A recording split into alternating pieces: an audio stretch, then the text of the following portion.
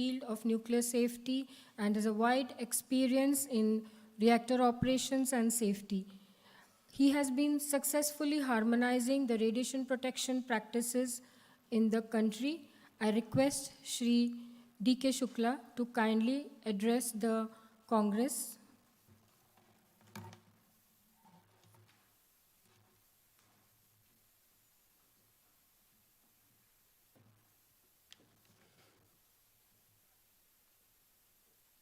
Thank you.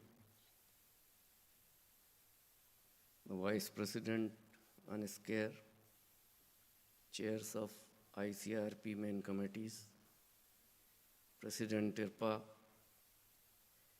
Chair, Convener, and Secretary AOCRP6, dear colleagues, Director Health and Safety Group, BRC, Dr. Aswal, a pleasant good morning and namaskar from the land of spirituality and science, India. It's my pleasure to address this august gathering of experts from various fields of radiation protection in this 6th Asian and Oceanic Congress for Radiation Protection, AOCRP6, being held for the first time in Mumbai, India. The selection of the venue for the Congress is very appropriate to its stature, as it is being held at Nehru Center, which is a living testament and monument of faith in India's former Prime Minister, Jawaharlal Nehru's vision and encouragement in the field of science and technology. The time selected is also not only ideal from the city weather, but also coinciding with our celebration of Azadi Ka Amrit Mahotsav.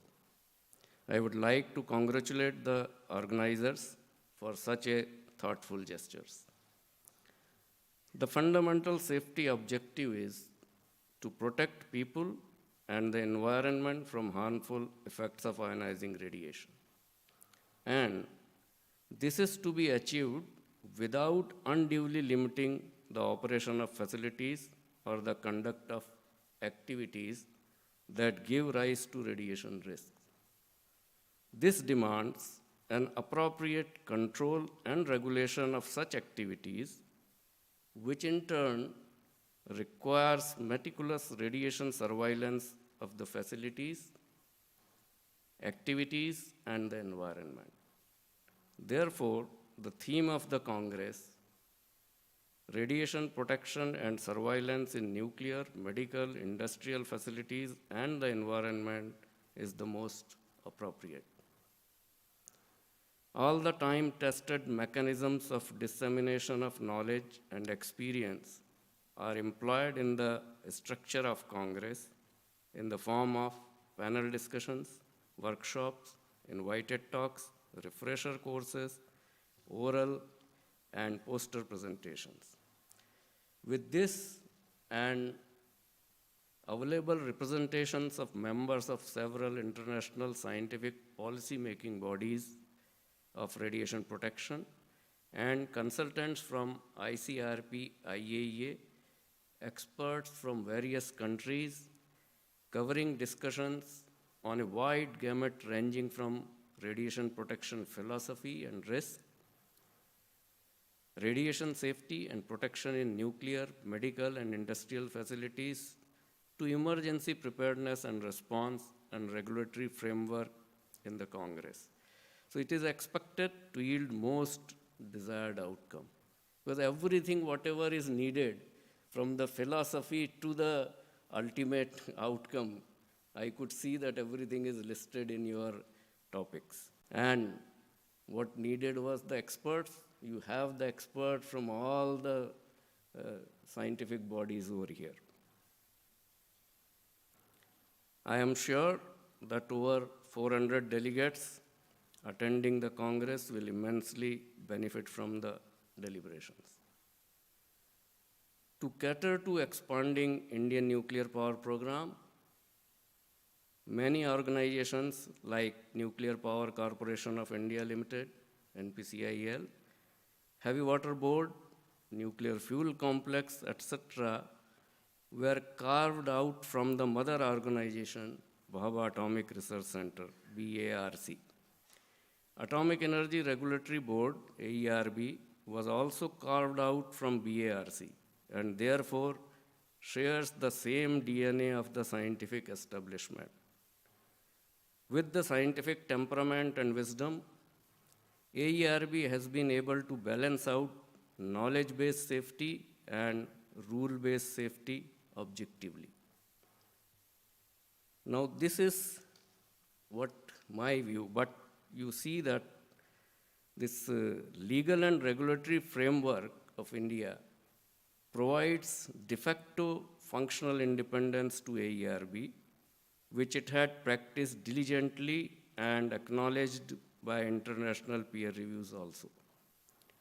The arrangement provides functional independence without isolation. This is very important.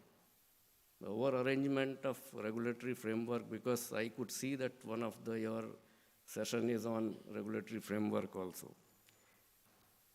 So this independence without isolation is very important. De jure independence on the cost of isolation, you may have to debate out in your session. Hence, now here I quote the observations of IAEA IRRS mission to India, because what I said it is, you may simply reject that being chairman of AERB I am boasting, but now let us see what the independent peer review, international peer review says. So in 2015, we had the first IAEA IRRS peer review. What did they observe? The AERB has implemented the measures to obtain the technical expertise and capability which may be required to support delivery of the AERB mandate. This is what was their outcome. And again, there was a follow-up mission, the 12-day follow-up IRS mission just concluded last year in 2022 with extended scope of radiation sources included in that extended scope. The mission concluded, India's regulator showed a strong commitment and professionalism to ensure nuclear and radiation safety in the country. So this is what the testament for what I said, that competence and professionalism of Atomic Energy Regulatory Board, primarily being the DNA, that scientific DNA of parent organization, Bhabha Atomic Research Center. Now, the judgment of what is due and what is undue in context of diverse nuclear installations and associated activities involves a system of control with application of safety requirements commensurate with their safety significance. To address this, AERB has evolved detailed guidance of graded approach and implemented an integrated management system governing its functioning. During regulation, AERB emphasizes influencing over enforcement. Consequently, majority of the enforcement actions are self-inflicted by the licensees. This is very important part, that we have never taken any direct enforcement, shutting down of any plant or penalizing any plant. What we used to do is we used to put back the ball in the court of management of the licensee, that please look and consider whether continuation is justified. And invariably we have found the desired outcome, that they themselves have shut down the plant, because they are themselves, they have the primary responsibility of safety. And we are only trying to make them again aware periodically that you have the prime responsibility for safety. And I think all talking about safety culture, this is the safety culture. You put it back to the licensees and they will take care of this. And since safety culture term has come, then I just recollected one thing, because Bhopal that gas accident has been mentioned twice in earlier addresses. So let me add one more thing, which is related to that Bhopal gas accident. Majority of the people think that this safety culture term has come after the Chernobyl accident, which is not correct. The safety culture term was first coined when that Bhopal gas accident took place and its reviews were done. So many people have this belief that, and many of the international articles, it is being put as if that post-Chernobyl safety culture has come. No, it had come, that term was coined after the post-Bhopal gas accident. At this juncture, I would like to mention certain global challenges. Already one has been repeated, but still I will put from my perspective. So the first one is the time gap in the deployment of technological advancement in medical application of radiation and establishment of standards for the safe performance. This is very important. You see, the advancement in the medical side of radiation application is very rapid phenomena, and the technology gets deployed, but there are no standards available to judge the safety performance. The second one is, which has been talked already 2-3 times earlier this morning, that is the risk associated with low and very low level radiation doses. Now, this is a debatable issue because of uncertainties involved and the notional effects which are being taken into account. So here it is a very debatable issue, and this is a major concern for the public acceptance of nuclear technology. So if you see that one side, it is the overall nuclear technologies to get widely accepted, this risk concern, if this is not addressed, then I think it is very difficult to propagate nuclear technologies. And you may wonder, as Dr. Aswal brought out, that avenues are available. How to dispel the uncertainties? For dispelling uncertainties, you need the transparent way of fact-finding and putting it to the public scrutiny. Automatically things will vanish. All uncertainties can be dispelled out. Like for darkness, if you bring the light, darkness goes. So you have to bring in the transparent way, facts, and that, again you will wonder. In world, there are multiple places where the already, by natural thing itself, you have the radiation doses of that order which you want to investigate. Then why it is not being done?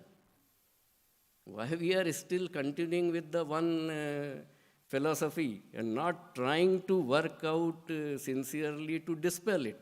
Why it is not happening? This is what is my perspective. Why it is not happening? I simply say that it is the, I will just quote a simple example. Many of you might have seen this television show, I Love Lucy. Now you may say what Lucy has to do with this radiation protection. I will make that connection over here. In one of the episodes of that TV show, the Lucy's husband enters the house and finds Lucy on her floor searching here and there something in the drawing room. And he asks, what are you searching? She says, I am searching my earring. I have lost my earring. And he asks, have you lost your earring here? Then she says, no. But you see, light is so good over here. So, message is, she knows that she has not lost it over there, but is still searching there because light is very good, so she can search. This is the answer what I was trying to bring in. Why the things are available, but we are not going out and looking for or doing those investigations is simply experts do not want to come out of their comfort zone. This is the simple thing. This is the lack of willingness and leaving their comfort zone and get into the other issue. This is what looks to me. And whatever I could put, it is my perspective because it is a international congress. I had the opportunity, so I spoke my heart out, and it is left to the experts to look into the merit of this during their deliberations. The third one, now challenges I was listing out. So third one is accounting socioeconomic factors. This everywhere, every international thing, whether it is ICRP or it is IAEA, everywhere at the end there will be a rider taking socioeconomic factors into account. So this needs a elaborate guidance. The reason being is when you apply it to the justification, I think there is no issue. Everybody understands that at the justification stage, you can deploy that socioeconomic factors very well. It is accepted and well understood. But its application to optimization needs guidance because it is quite subjective. So some objective guidance is needed when you apply socioeconomic factors to optimization. And the fourth one is, this was also talked a bit in earlier addresses, existing exposure situations. Now this control of existing exposure situations, multiple things are built in. So I'm not going into detail, but I'm talking about the overall encompassing situation, that is existing exposure situations. Because here multiple agencies for control and safety regulation are involved. So it is really a challenge for making policy and active ultimate long-term control over such situations. So that also could be one of the point which can be deliberated during this Congress. The next one is the certain challenges with respect to the transport of radioactive material by road. Now this is internal movement I am talking about, for which SSR6 is quite, it doesn't say much. Within the nation, when you move that radioactive material through road, then there are issues that, well, what sort of packages do need the exclusive package, or it can go through the courier. That clarity is not over there. And locally, if you try to impose certain things, it doesn't get well with the public. So here again, that internationally accepted practices would help the public acceptance. So internationally harmonized, agreed solutions, if they come out, then definitely it will go very well with the public. The last one, which I could jot down, is the returning back of the disused sources back to their country of origin. And primarily the issue comes because of the long time gap between the receipt and the return. There's almost 30, 40 years, almost 30 years goes from receipt of this long half-life sources. So by that time you may have that company may vanish, that supplier is no more available.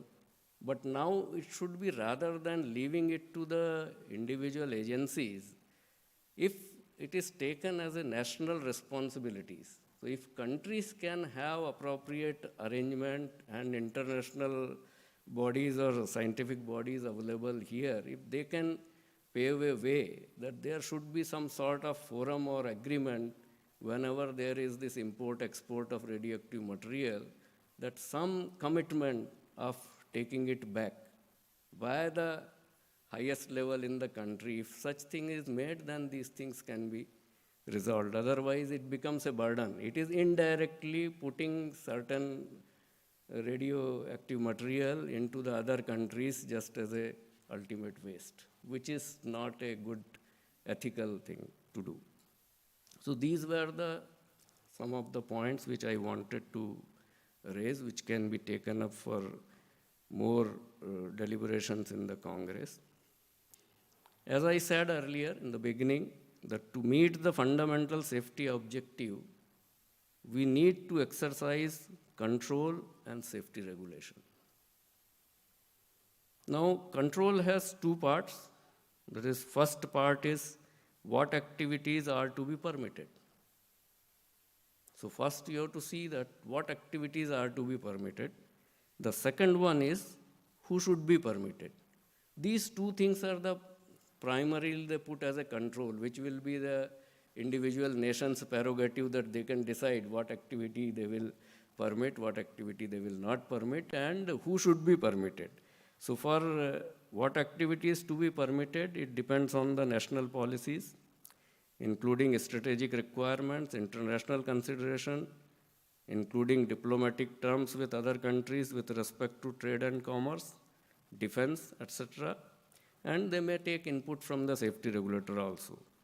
While who should be permitted, that depends on the capability, that is the organizational plus financial plus safety of workers and security of sources, etc. So these two things have to be decided first. Where you see that safety issues are not coming, they're primarily, these are the national policies where, so control has to be decided. Then who will exercise that control? Agency is to be fixed. And once control aspects are addressed, then only comes the safety in permitted activities. Now, whatever is permitted, how it should be carried out safely, there comes the safety regulation, and that is through the safety authorities. So, AERB's role as far as the India is concerned comes at the end where it is the safety regulation, while control parts are with various government bodies and line ministries. So multiple agencies are there. Now I will try to bring out why did I talk about all these things.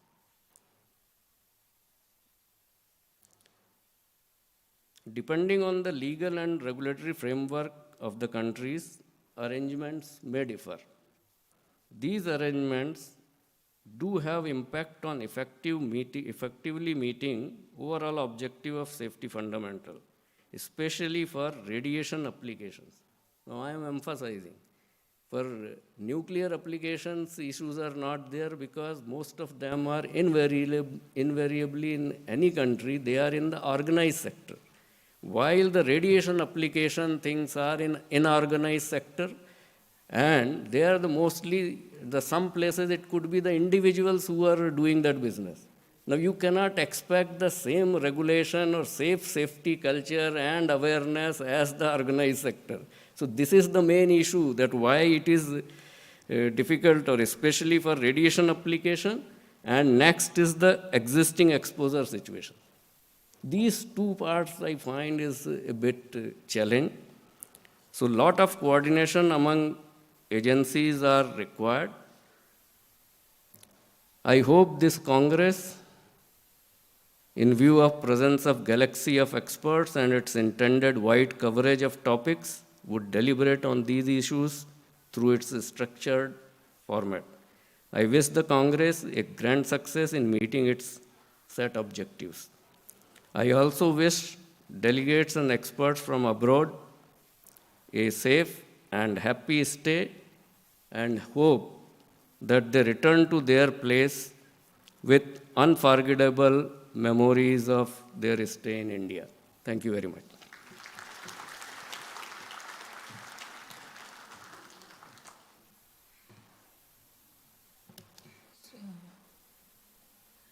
Thank you very much, sir.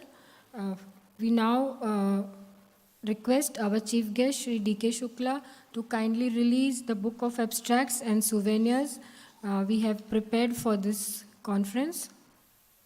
And we have archived all the abstracts submitted during for presentation in the conference, as well as some advertisements by our sponsors in the souvenir.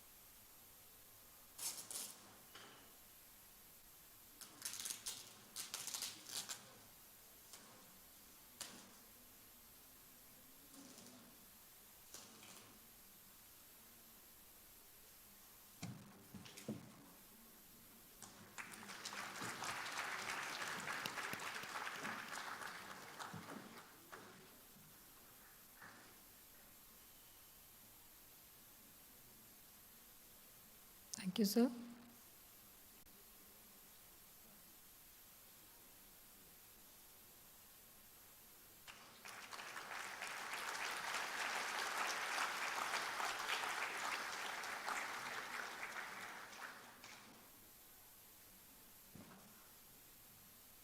I now request Dr. Murli to to announce the awards for the which have been constituted by the IARP.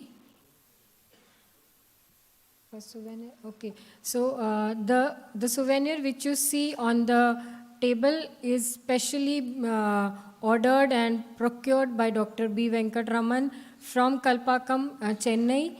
So I will request, I think, first him to please present the souvenir to our chief guest.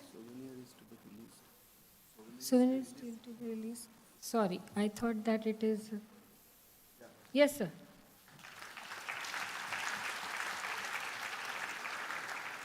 And also to our guest of honor, sir.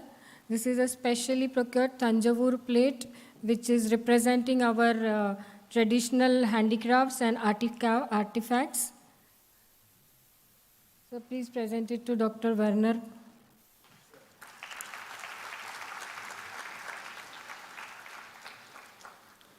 And also to Dr. Bernard Lagoon.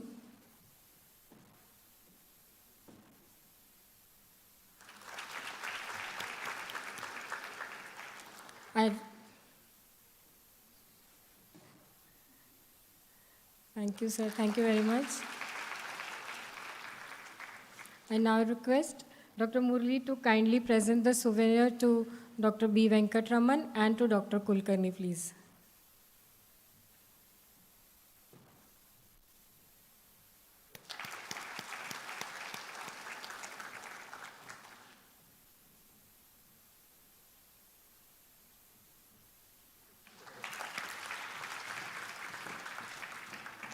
Just a word about this souvenir.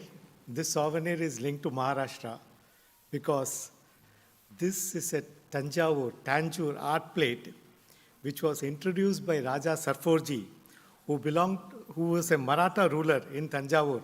He introduced this art in Tanjore way back in the 17th century, and today this is cherished across the nation and internationally also as one of the art pieces. So this has a linkage with AOCRP6 and also Maharashtra. So the book of souvenirs, which contains the invited talks by our honored invitee speakers, and also some of the advertisements contributed by our companies and who are supporting us in this Congress. I request Dr. Werner Room to kindly release the book of souvenirs which has been prepared for this Congress.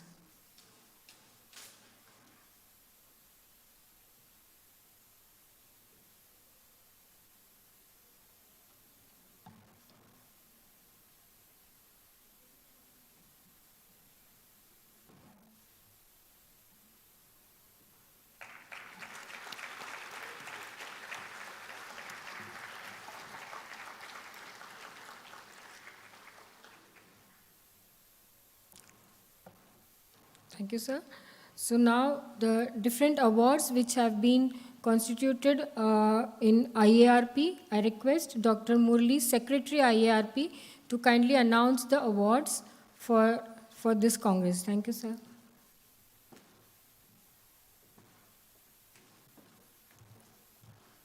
Good morning. Indian Association for Radiation Protection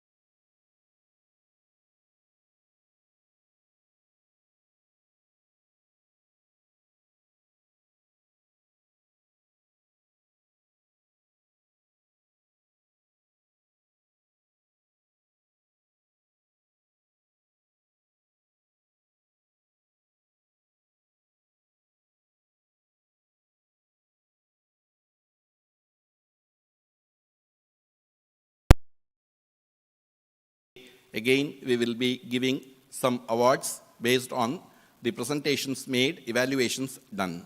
Thank you.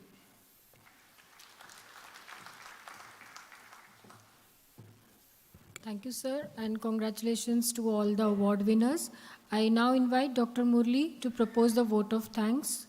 Murli, Secretary IARP. Dr. Murli, please.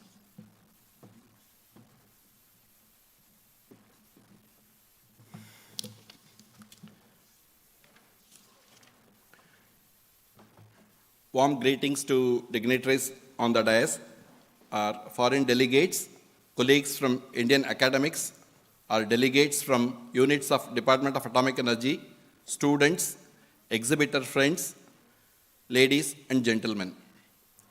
I am humbled and representing the team AOCRP6. We are happy to propose this vote of thanks on their behalf during this inaugural function of AOCRP6.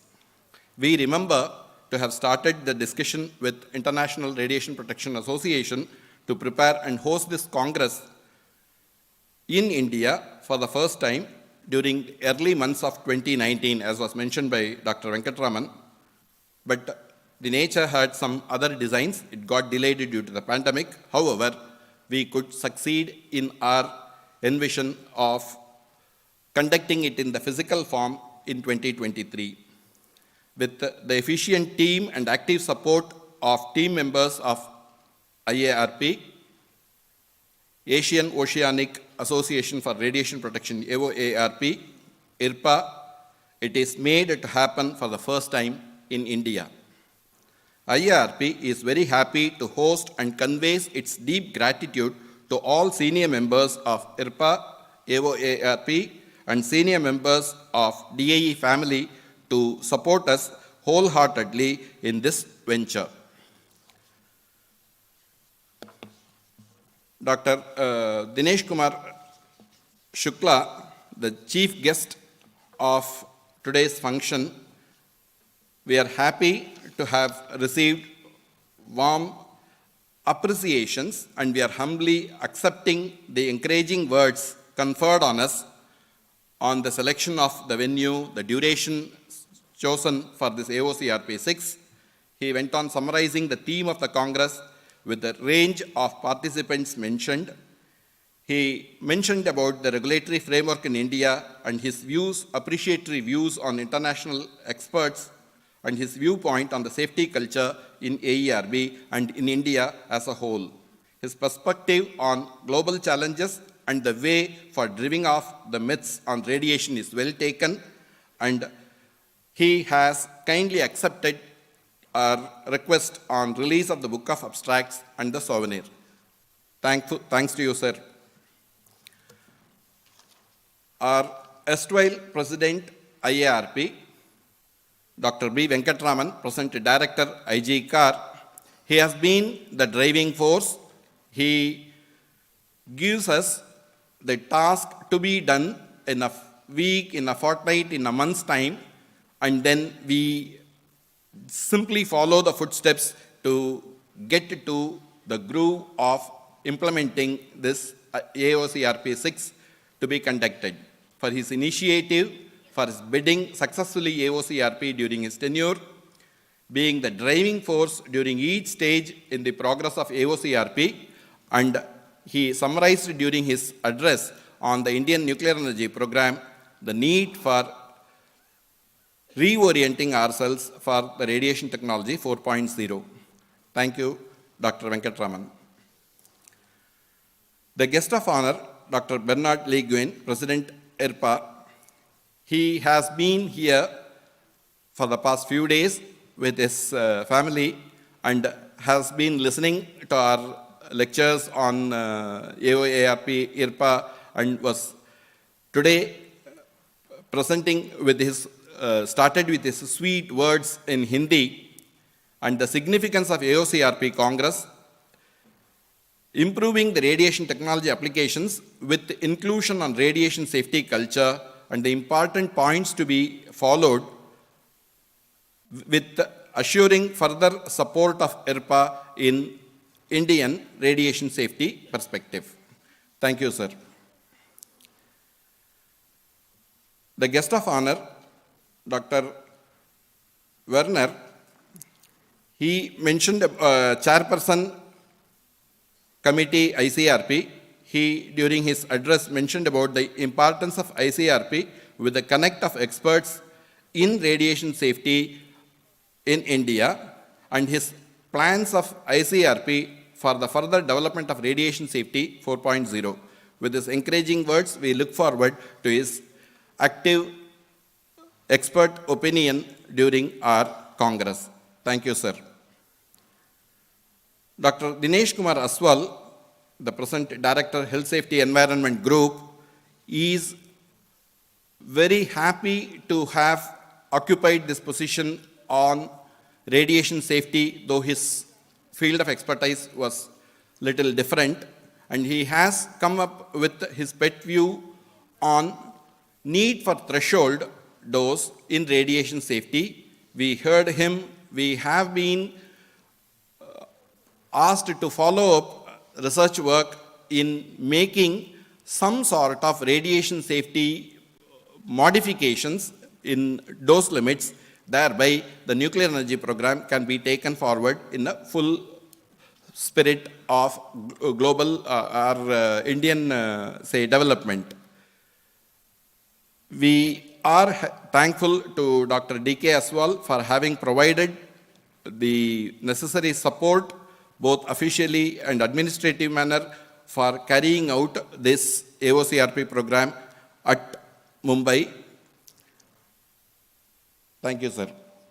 Dr. Mukund Srinivas Kulkarni, convener AOCRP6, has been the field-oriented person, has been giving instructions in carrying out the advances in steps to be taken for carrying out AOCRP6. With his active inputs, we could partly, I do not know whether we have completely fulfilled his viewpoints, expectations. We could partly manage to carry out this AOCRP program in this manner. We are thankful to Dr. Kulkarni to be the driving force on field to carry out our work program in AOCRP6. Exhibitors, units of DAE, Director BARC, senior members have rendered support both financially, human resource-wise, providing logistics. Team AOCRP6 acknowledges and conveys its gratitude to all these senior members. Our foreign delegates, Dr. Christopher Clement, Dr. Mrs. Hirako from Japan, Brad Castles, Dr. Jeffreys, members from Asian Oceanic Association on Radiation Protection. They have been here conducting few of these programs since yesterday and is part of the conduct of this AOCRP6 for the first time in India. Local organizing committee acknowledges with gratitude their help, support and moral support in guiding us to carry out this AOCRP6 in Mumbai for the first time in India.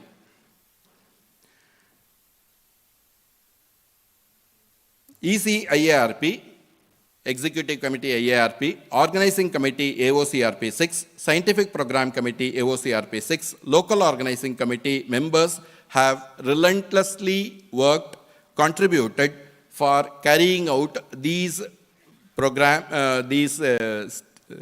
steps to be carried out for AOCRP6, and it is kindly acknowledged, though it will be self-appreciating. Authorities of Nehru Center, the catering facility at Nehru Center, the event management agency employed by us for carrying out along with its team members, their role is acknowledged.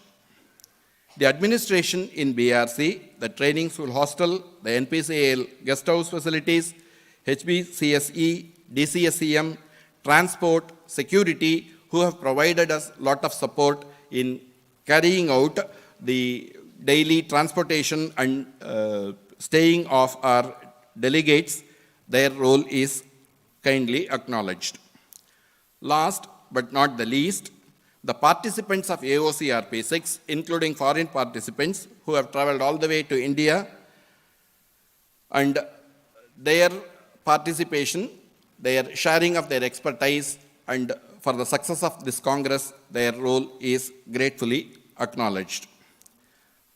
Inadvertently, if we have missed out on mentioning some of the members, please accept our gratitude in your role in the success of AOCRP6. With this, we have the inaugural session to its end. We would have the national anthem and then disperse for high tea. We will have the national anthem, sir. Take that.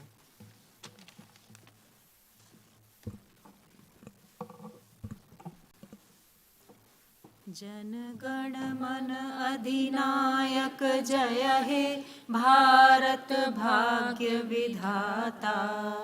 Punjab Sindh Gujarat Maratha Dravida Utkal बंगा। विंध्य हिमाचल यमुना गंगा उच्छल जलधि तरंगा। तव शुभ नामे जागे तव शुभ आशीष मागे। गाहे तव जय गाथा। जन गण मंगलदायक जय हे भारत भाग्य विधाता। जय हे जय हे जय हे जय जय जय जय हे। भारत माता की Vande Mataram Vande Mataram Vande Mataram. Thank you. I just have an announcement that during tea, the exhibition by the trade exhibition is arranged in the adjacent building. So the dignitaries will be inaugurating the trade exhibition, but all the delegates can visit it after later on whenever they are free. And also as an initiative of our government towards promoting the handicrafts and articrafts of the local artisans and endeavor towards women empowerment, there is an exhibition of handicrafts by tribal women, which is organized by the Women's Welfare Organization. Do visit the stall and encourage them. Thank you. Thank you all. We meet in another 15 minutes for the next session.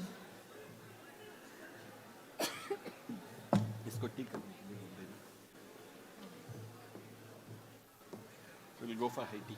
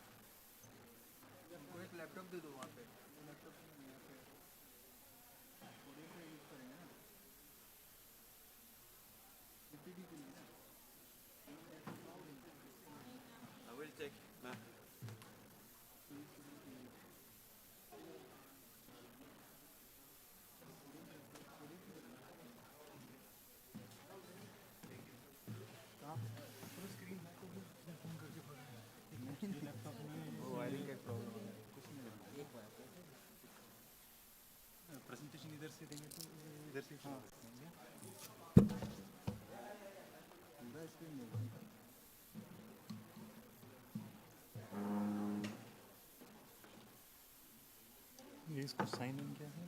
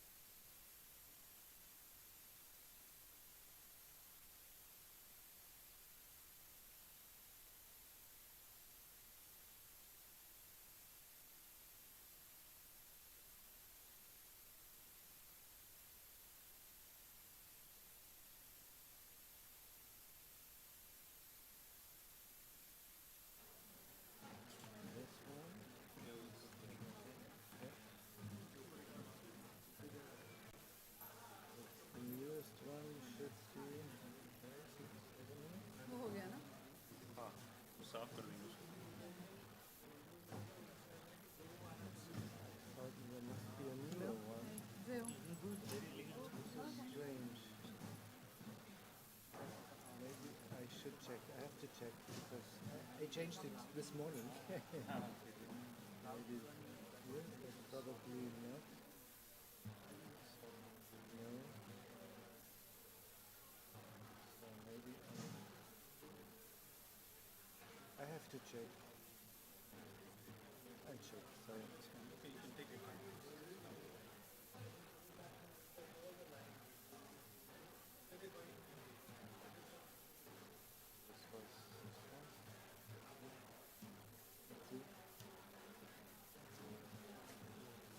निकाल दिया क्या? ये लेकिन ये हमारा है। इसमें क्या है? नहीं, this is the dongle for that. ये डोंगल है सर, उसके साथ ही। अच्छा दिस रिक्वायर्स ब्लूटूथ। इसको इस तरफ लगा सकते हैं हाँ हाँ, लगा सकते हैं। कि वो यूजर्स को आना है से लगा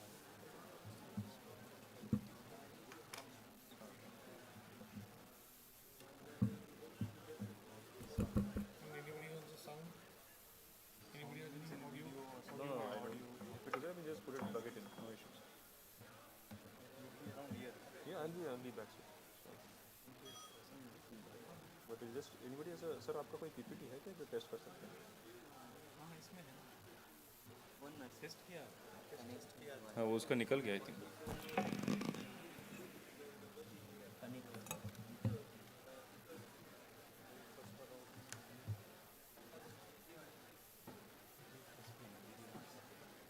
नहीं, वो चीज़ है, वो डिस्प्ले करना, स्प्लिट करना है। हाँ, आ गया। हाँ, ठीक है। नहीं सर, वो क्या है कि अब देखिए ना, वापस उधर चला जाता है। Click on that, no sir, I don't think so.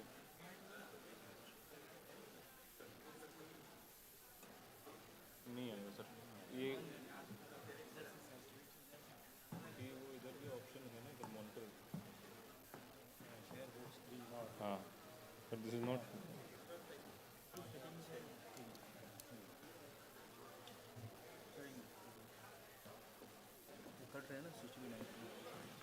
आप उसका रेजोल्यूशन चेंज कर दीजिए।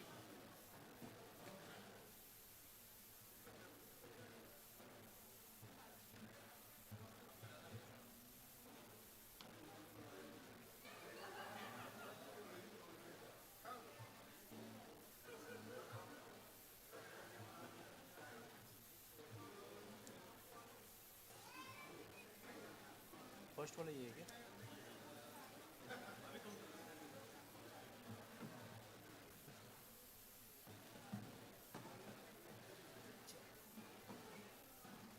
इसमें इनका भी लोग I have a presentation. Can I put it on the? It's for the first thing after lunch.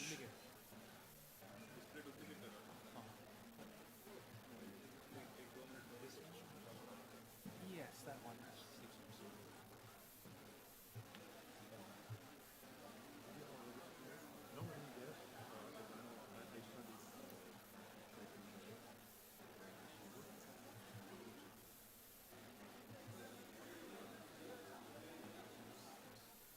Thank you.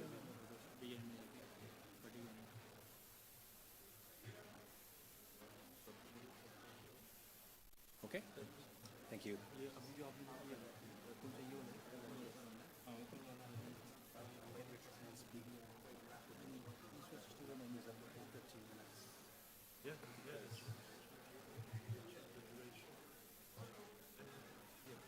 next try. Next.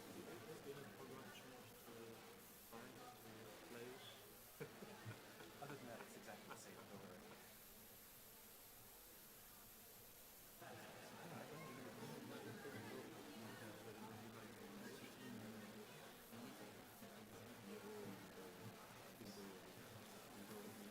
Okay.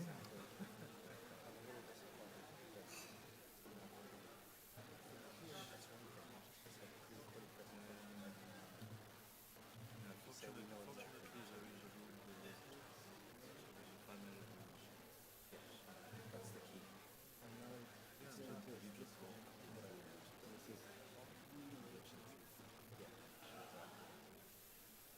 For me, One is enough.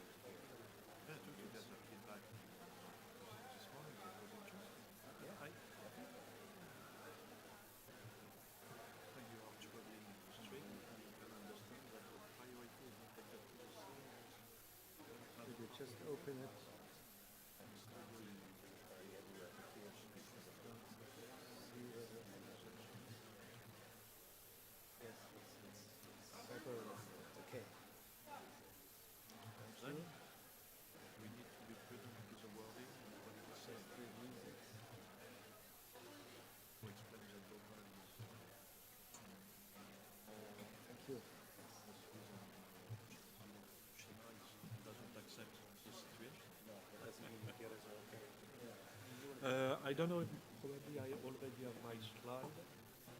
If you can check. My name is Schneider. No, I already have, but I sent already. I can. If you can go to. Okay. Okay.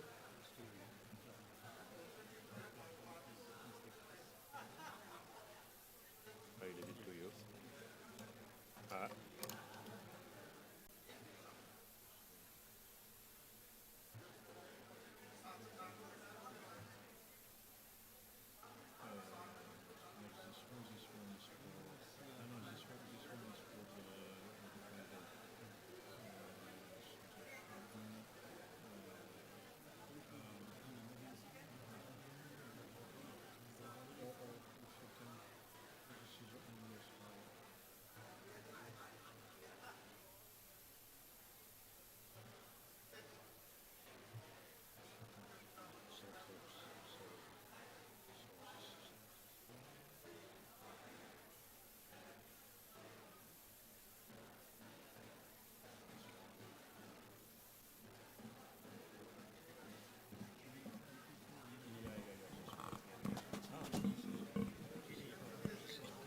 All the delegates are requested to kindly come to the hall for the next session.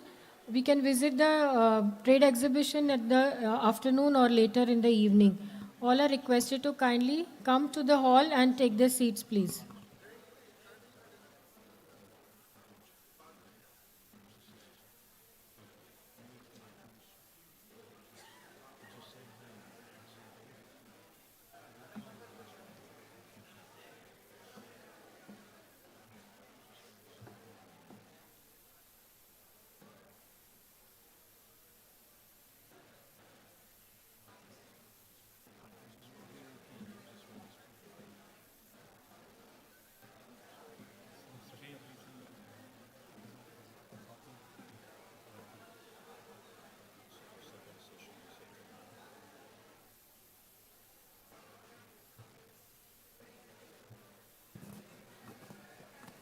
All the delegates are requested to kindly come to the hall for the next session and kindly take your seats.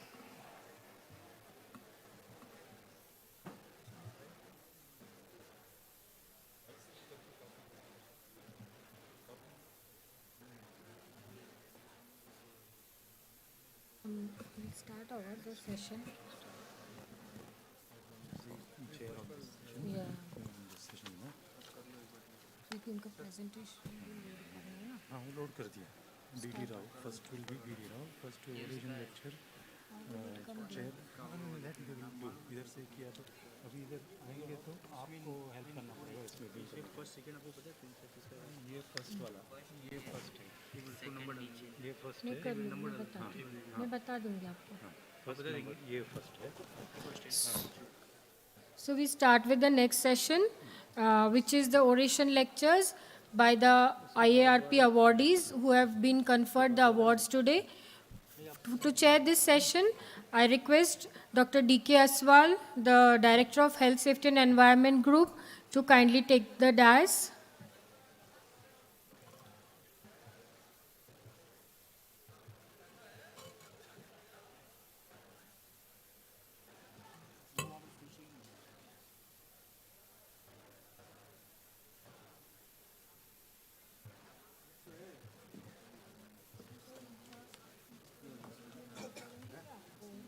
Madam को बुलाना है या राव मैं बोल रहा हूँ time से. हाँ कह दीजिए इंट्रोडक्शन तो सबका हो गया.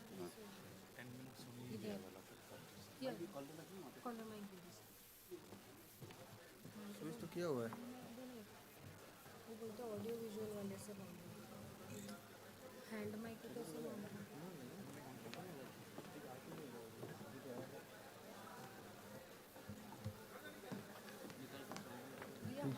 माइक है और एक माइक प्रेजेंट सर आप ला रहे सर इसको स्टार्ट करिए.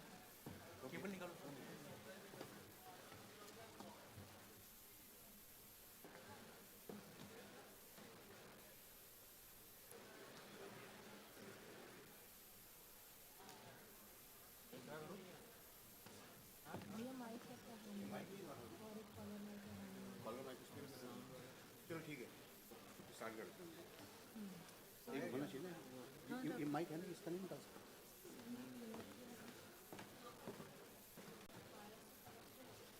क्या कर रहे हो? One.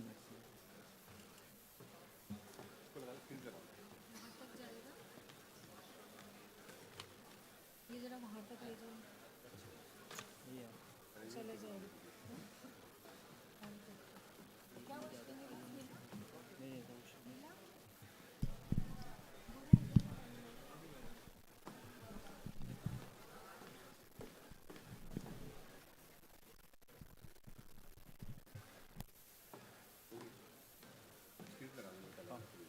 चल रहा है सब में?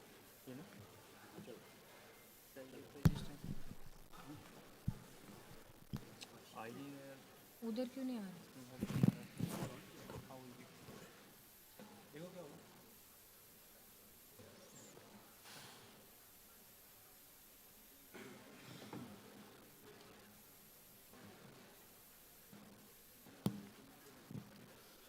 So, very good afternoon to all of you,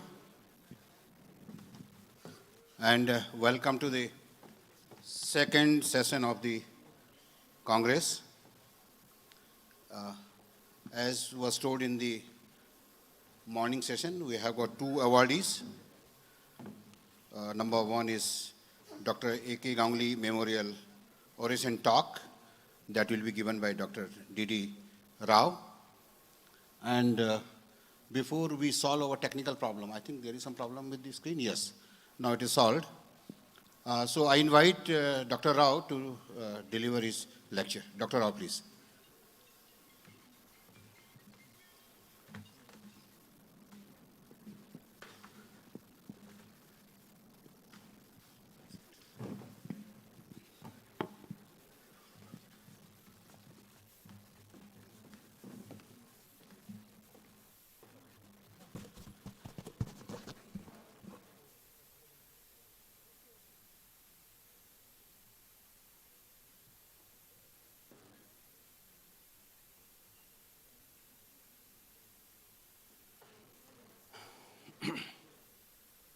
Good afternoon. I can say now good afternoon, I think. This is actually Dr. A.K. Ganguly Memorial Oration Award talk. There is a book, Dr. Anil Kumar Ganguly and the Evolution of Health Physics Science in India, a compendium of memoirs of all his students, or rather all his colleagues. So they have summed up their experiences with Dr. A.K. Ganguly. To tell you all of you, probably I am the first person to receive this award without working under him. I have not worked under him. He has superannuated before I joined the department. So that way I feel it is my privilege. Now,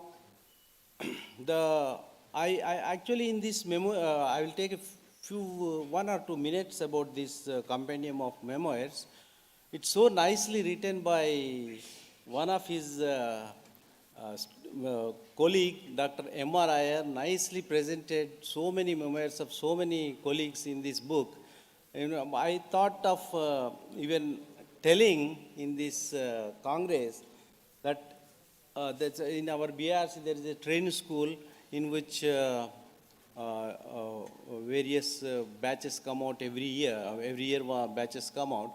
So there is one discipline called radiological engineering, radiological safety engineering, engineering group is there. At least this book, it is the first chapter during their curriculum, they can be made to go through, so nicely written. It's not that, it's not to know what is done by them in those years, but at least it will be beneficial for the personality development of the person. So it's so nicely written. So at least 1 or 2, which I like more in this book. I had gone through entire book during its publication in 2018. And I liked a few in this most, which I liked. Many other people may like something else in that, but it's a good. So before going to those attributes which I liked in this book and about Dr. A.K. Ganguly ji, the topic of this talk is environmental radioactivity monitoring strategies and challenges. People may wonder what are the challenges now after 6-7 decades in this. So there are not many challenges to worry. So, but still I will pick up one or two difficult things in this activity of environmental monitoring and then try to point out those things. So before that, his students, the students of Dr. Ganguly, A.K. Ganguly, they have summarized him in so many, with so many attributes, like they say he was a teacher, he was a scientist, he was a chemist, he was a physicist, he was a health physicist, he was a regulator, he was an environmentalist. So there was nothing that he has not touched. He was expert in all. His ideas were very brilliant as per those memoirs.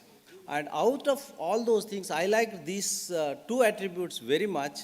So when somebody goes with a research project, he puts 5 W's. He asks the students, you think of these 5 W's. What, why, where, which, when. That's what is the research you are going to do, and why is that topic is important to you, why it should be chosen, and where you are going to do that, or where it is relevant, where you are going to apply it, and then which place it is relevant to, and which methodology you are going to select for that, and then finally, this is the more important one in those 5 W's is, when are you going to complete? What is your timeline? Sometimes it goes 5 years, sometimes it goes 7 years. So it's very, very important, these 5 W's. And then one more I liked in that memoirs is, so whenever there are, in the discussions, whenever there are problems, people will say more of things, this cannot be done. There will be so many reasons, or there will be so many discussions. So it seems he used to tell, give me one reason why you can do it and not 99 reasons why you cannot do it. So it's very important. So I liked it so much. So I put this slide here. So before going further on my this presentation, I would like to pay my respectful tributes to Dr. A.K. Ganguly, who is guru of my gurus, rather. He was a teacher of my teachers in the department, at least. So, environmental radioactivity measurements and the assessment of dose to the public in a nuclear facility, at a nuclear facility, is one of the primary functions of our health and safety and environment group. So this is an important function, and then there actually in the presentation, whatever I am going to talk, there is nothing that was not not put in place by Dr. Ganguly. So he was having all the ideas, and which are only improvements in the present technological advances. Otherwise, all the ideas were there at that time itself. But still, there are some challenges or difficulties in the environmental measurements. So there are, for those who are, actually there will be one more talk on this, full-fledged talk, invited talk on environmental monitoring at nuclear power, nuclear facilities. But that will be, I think, in one of the parallel sessions. So to sum it up here in the plenary session, so environmental survey laboratories are set up with advanced infrastructure, complete infrastructure at every power station, nuclear power station, and if it's not a power station, there could be others like mining, etc. There will be at least a health physics unit, where they are also equipped to carry out the environmental monitoring. So basically, they perform all the 3 types of monitorings, like pre-operational monitoring, where they generate baseline environmental radioactivity, both natural and the man-made radionuclides they evaluate, and then they see the dilution studies at that site, and then demographic survey they carry out. So all sorts of environmental monitoring is done during pre-operational stage, and to say the laboratory is set up much before the plant comes into operational, so that a comprehensive pre-operational survey is carried out there and the relevant data is generated. So much before, in the sense, I can say nowadays it can be of 7, 8 or 1 decade earlier to the power station. The planning goes like that. The site is selected, and then by the time it comes, it will take almost 10 years. So a decade previous to the power station comes into the operation, the pre-operation survey is carried out. And then later on, of course, the operational environmental monitoring is carried out, where low-level radioactive element or low-level measurements are carried out and then used for assessing the doses. And then also the laboratories are very well equipped to carry out the emergency environmental monitoring. And you see the various types of environmental samples they collect range from the samples which are relevant to the dose assessment, that is those samples or those matrices which are consumed by the public, be it food, crop, air or water, whatever. All those things are collected in enormous number they collect. And then very importantly, they also collect the markers, that is those matrices which accumulate radionuclides to a larger extent. So those are also collected and analyzed. And of course, another important is trend indicators like sediment or seawater, soil. These are also collected to see the trends, though they are not directly relevant to the assessment of dose, but they give a trend how over a period of, over the decades rather, in 2, 3, 4, 5 decades, what is the status of radioactivity in that particular environment. So these kind of measurements and assessments are carried out at every power station, around every power station. Now you see the power station environment is divided into zones, particularly like 1.6 kilometer, 5 kilometers, and then 10, 15, like the zones are divided and 16 sectors are divided. Accordingly, the sampling program is done, and the samples are collected, so that it gives when to go, where to go, how to go, all those details are put into place based on this. Now, the concept of 1.6 kilometers zone, where we call it as exclusion zone around the power station, power plant, where the outside habitation is outside, when the general habitation is not allowed to, it's under the completely under the control of the department, that particular area. Rest all it is useful, it can be used by the public, all other zones. Only in the 1.6 kilometers, the exclusion zone, there activities, general activities are not allowed to carry out. So this zone of 1.6 kilometers was put in place by Dr. A.K. Ganguly that time itself. So it's nothing latest in that. So it was there right from the beginning of our atomic energy department in India. So strategies are, of course, the samples are collected, as I said, in the different places based on the wind directions, the predominant wind direction, second predominant wind directions, because all samples always you cannot get out all the places. So the population centers are selected. So at that places they collect, the marketplaces they select. So from the marketplaces they collect, and along the aquatic line, so they collect all the directions along the aquatic side at different distances. And where the population centers are high, there also more samples are collected. And the frequency, of course, the sampling frequency, if you look at, the 1.6 kilometers is an exclusion zone where normally samples are collected more. So as the distance increases from the plant, the frequency is also reduced, the number of samples go on getting reduced. But the more probability of, if at all there is a probability of measuring radioactivity, that's only possible in the, it's expected to be possible in the 1.6 kilometer or the next zone. So the later zones are primarily selected to see that what is the natural fallout levels of radioactivity and then compare with the inside zones. So that is how you can see the amount of work that is, the number of samples and the amount of work that is done at environmental survey laboratories and the power stations. So all types of samples are listed out. It's a just typical table where about 3,000 samples are collected, in which trend indicators are there, in which the matrices which are consumed by the public are there, and then markers are there, and some of them are not applicable for assessment of dose, but they act as trend indicators or particularly for that. But that's also very important. Trend indicators are also very important. You will see one or two slides on that, how important they are. So here, as you see that number of samples are very high, 3,000 samples are very high for a given laboratory. You can imagine how many people are required to analyze those samples for all the various types of radionuclides. So the analysis takes huge amount of time.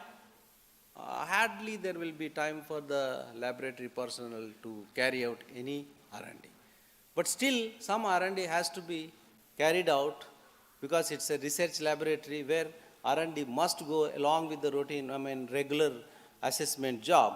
So I feel instead of carrying out so-called R&Ds, or let us do some R&D, or let us do some bits and pieces of research where we can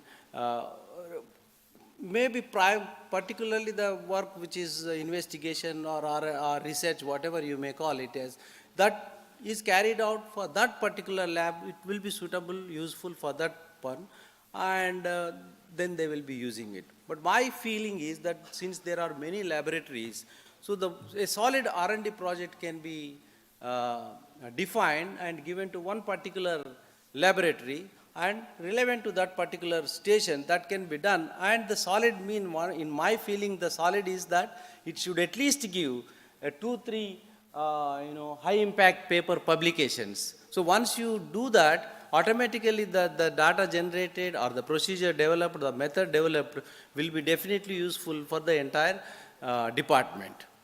In addition to the benefits of, even of course, in addition to the benefits of going it in the international level, which will be useful. But this kind of definition of an R&D project, if you focusly don't do it, such results will not come. And we will be continuously doing some kind of investigations which are relevant to that particular lab and also will be useful to that local lab only. It will not be, at least national level, it will not be useful if you don't take up projects in a serious, in a expansive way, which will be useful for the entire department. So this is one of the, required need. In addition to of course, those number of samples are needed to be done, because in that, if you see, there will be many samples which will not take much time, but the number of those samples are required to get a good trend over a period of decades. You need to have some kind of data. So that is also required, and this is also required. So you can see that this, by collecting those many number of samples relevant to the dose assessment, what is the dose, just in a typical year of 2020, the dose to a representative person near that site will only be very, very minuscule. Rather, you can see in the exclusion zone, at the point of exclusion zone itself, the dose at a given site like Tarapur, it's 1.57 microsieverts. That's both inclusive of external as well as internal. Both together, it's 1.57 microsievert compared to 1,000 microsieverts of our dose limit, annual dose limit to the member of public or the representative person we may call. Out of this 1.57, you can take it that the internal dose is only 10%, roughly, approximately for any given site, it will be only 10%. Rest all will be external due to the passage of FPNGs or argon gases. So that's the dose which they are measuring.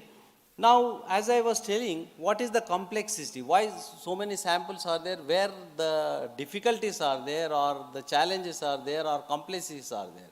So, for all of you know that gamma emitters like 134 cesium, 137, etc., etc., they can all be measured by the gamma spectrometers, which are very convenient, non-destructive, easy to do, no complex. So they are very, very easy.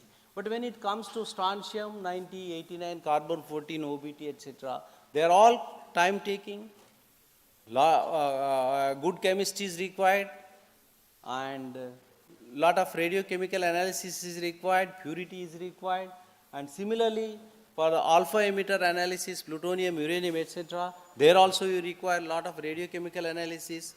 Here, you require so much of time, at least this is only, I have said that only separation of that nuclide, specific nuclide in second and third rows, only to separate that particular radionuclide from the, okay sir.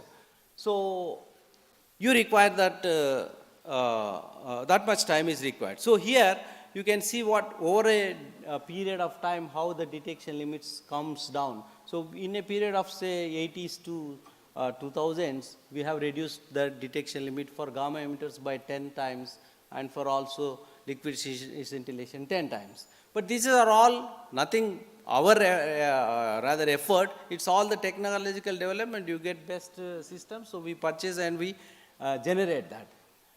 So what is this complexity? How much the 2 days it takes for analysis, and it lot of complexing, I mean lot of difficulties are involved. Even though if difficulties are involved, lot of time is there, complexity is there, but still I found that the recoveries that are obtained by using the conventional existing methods is varying. It varies from chemist to chemist. One person gets, I mean rather the consistent recoveries are not possible with this kind of measurement. So there is a need to develop some kind of materials or discs using nanomaterials or whatever it is that should give a consistent, say above 80% means at least 80 to 90, always it should come. Whether I do, or a chemist of A, B, C, whoever does, that kind of results should come. I mean that I found that they are still missing, that kind of consistency is missing. And there are some developments in uranium measurement. Recently, a few months back, I have seen uranium, somebody is developing a coloring mechanism already existing, but they have used the latest technology of taking the color of that using a mobile camera and then processing the photos and then generate some number which will give the ppb levels of uranium, which I found was very quick, but then does not meet even the requirements of 50 to 60 ppb consistently. There also the consistency is missing. In the sense, sometimes it gives 50 and then again next time when you measure it is going to give you 80. So that kind of things, it's not yet published, but that kind of material I have seen recently. But then still not convinced with the thing, with the results. So this is a trend indicator, how over the period, how the, it's a gross beta activity, over the period, how the trend looks like. You can see based on the dust load, the activity varies. In rainy season, usually the dust load is low, so the activity is also low. And you can see the trend indicator, how important is the trend. Pre-operational cesium-137, you can see some 10 becquerel like thing, and then comes down to 2000, 3.6. So such a reduction is there, and the ecological half-life we have evaluated for cesium-137 is something like 10 years. And similarly for strontium. So this is how the trending indicator values will be very useful. Here, one more challenge here I would like to specify, that at any given power station, are we able to attribute this much of radionuclide, this much of concentration of radionuclide to the releases of power station in a year, be it the most predominant wind direction? It is not possible to evaluate that small minuscule amount of quantity of radionuclide, say cesium-137, in any particular direction due to the releases by measurements. It's going to be so much wide variation that you can't attribute to the, unless you do modeling and then evaluate the cesium-137. So that is also one real challenge. Are we able to estimate concentration of a given radionuclide, the most famous cesium-137, in any most predominant direction? I think it's still not possible with the most advanced equipments available even today. And there is one more challenge in the radioactivity. Nowadays, of late, now private radio analytical laboratories are coming up to carry out gross alpha and gross beta in waters. So there also some improvements are required. So since time is not there, those details I will not go, but then I will share it later with the concerned people. Then there is one more important activity, proficiency testing in food matrix. So this proficiency now presently IAEA probably is the only organization which gives the materials, PT materials for analysis, and DAE are fortunate enough to get those samples from them. So this area is also requires some focus where the central BRC can conduct frequent number of PTs, frequent in the sense at least once in a year or once in 2 years they can conduct. And one of the challenge here I found is, even in these proficiency tests, IEA assigns the bias level something like 20%, 30%, and for gross alpha, gross beta is 50%, the acceptable values. So this indicates that what is the uncertainty in our way. See, if you compare with the say conventional measurements of like any stable elements, where in any food matrix, where the levels, they expect it to be 5-10% within that. But in our radioactivity, they give this large amount of variation. It's acceptable with a 50% in gross alpha beta, and acceptable even if 30% little bit of complex radionuclides. For little bit of complex radionuclides, they assign 30%. So if you come within 30%, also it is acceptable. Even then, few labs, some labs get failure with this kind of margins available also. That means there is still lot of scope in either regular calibrations or the perfect PT materials or whatever it is. So there is a lot of scope in this also to come, because IAEA is prescribing, that means they also know that this much variations are there. So there also one can reduce those, precision can be increased. So then, I think I'm finishing, sir. So reference materials, particularly, we don't have. So there is a good scope for production of reference materials in India, particularly at least for some food products. These are also now,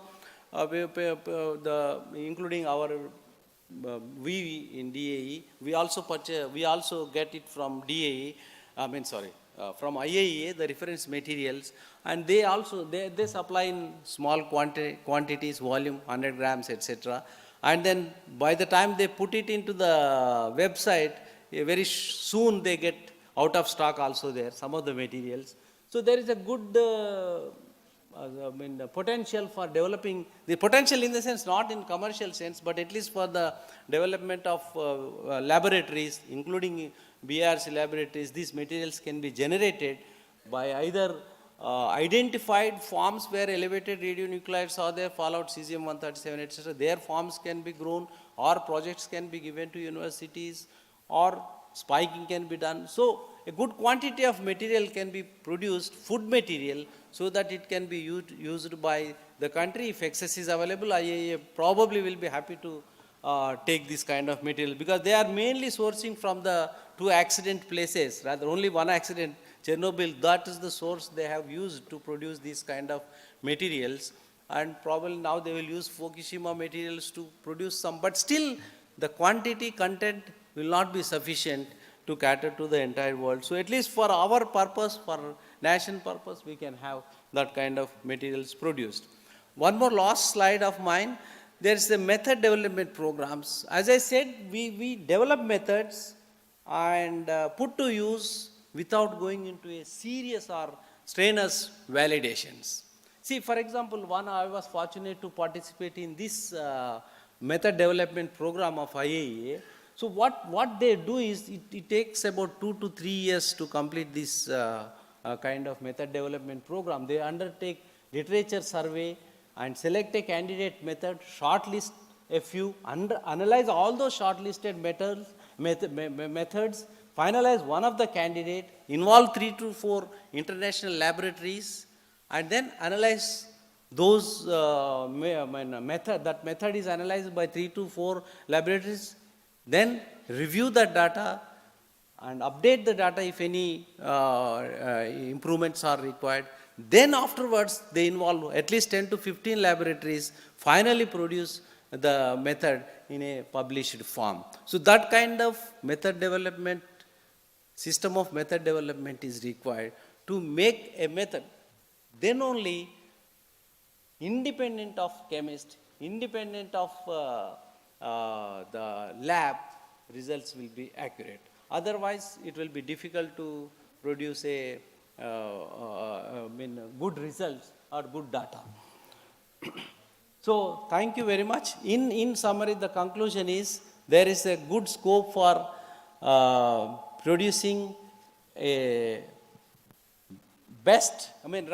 improved radiochemical method to produce consistent recoveries where you get always above 90%, whoever does. So there one, and also reduce the time also is important.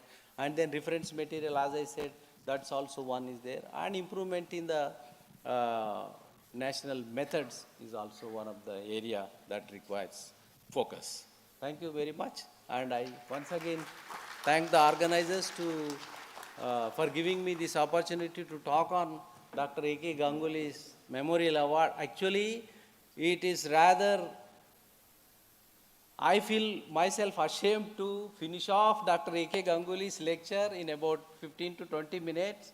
It at least requires 30 minutes, but I know in conferences this is the time it takes and this is the time lag it will happen, and that is how I prepared only 20 slides and finished my talk. Thank you. Yeah.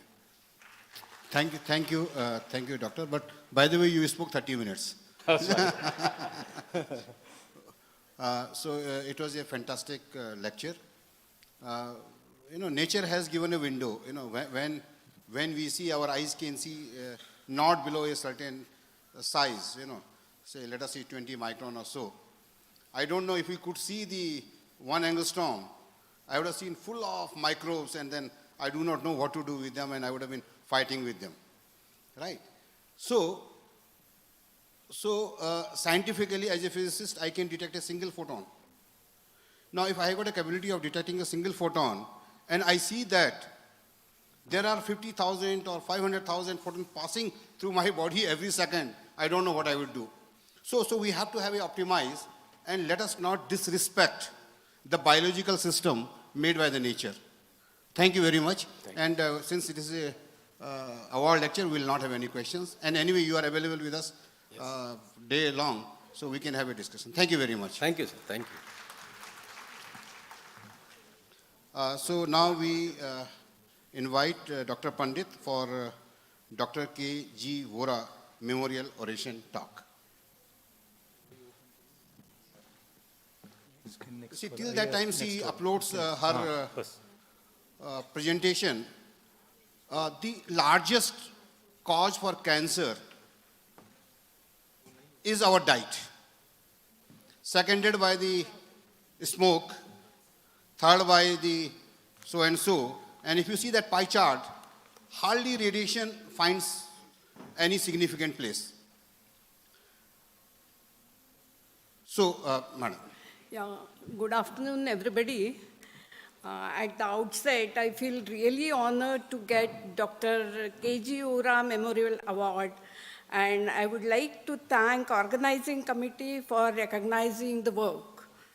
And there's a coincidence that when I joined BRC, my research journey started along with Dr. K.G. Vora. Actually, I joined Health and Safety Group, and I joined Dr. K.G. Vora's group itself. And he was so much enthusiastic about the research, and the way he used to encourage and motivate me as well as others around him to carry out the research in the field of environment. And that left an everlasting impact on me. I could work with him.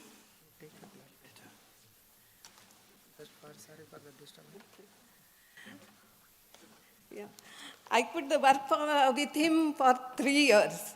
Actually, after that, he left for, he joined IAEA. However, in the short span of 3 years, we could publish many papers along with him. And he had given the really right directions at right time, and I would like to thank him for the bottom of my heart that I could do the very nice work in his direction. And I will have this K.G. Ora Memorial Oration talk on here. इसके लगे थे ना? नहीं आ रहा है।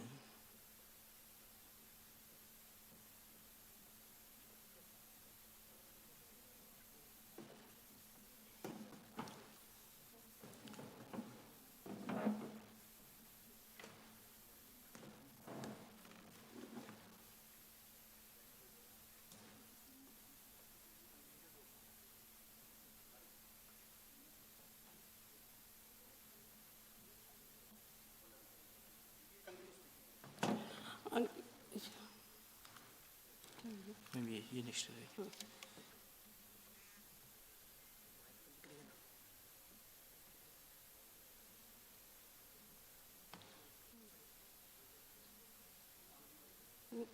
काम नहीं करता क्या? ये यहाँ से next हो जाएगा। नहीं हो रहा है ना?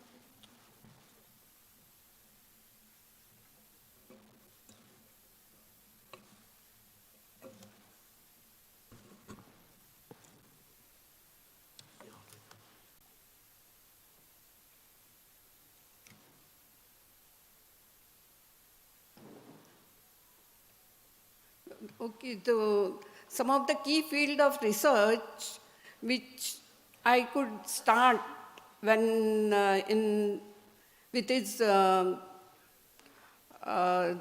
with him, that is a comprehensive environmental impact risk assessment of nuclear power plant, thermal power plant, and pollutants from other industries.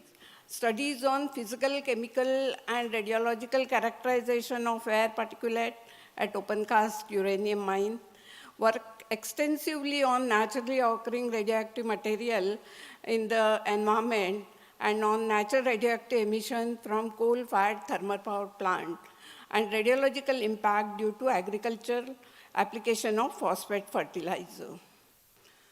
Then estimation of distribution coefficient for natural nuclides around uranium mining sites, and managing and coordinating continuous environmental gamma radiation monitoring around all nuclear installation using environmental thermoluminescence dosimeters.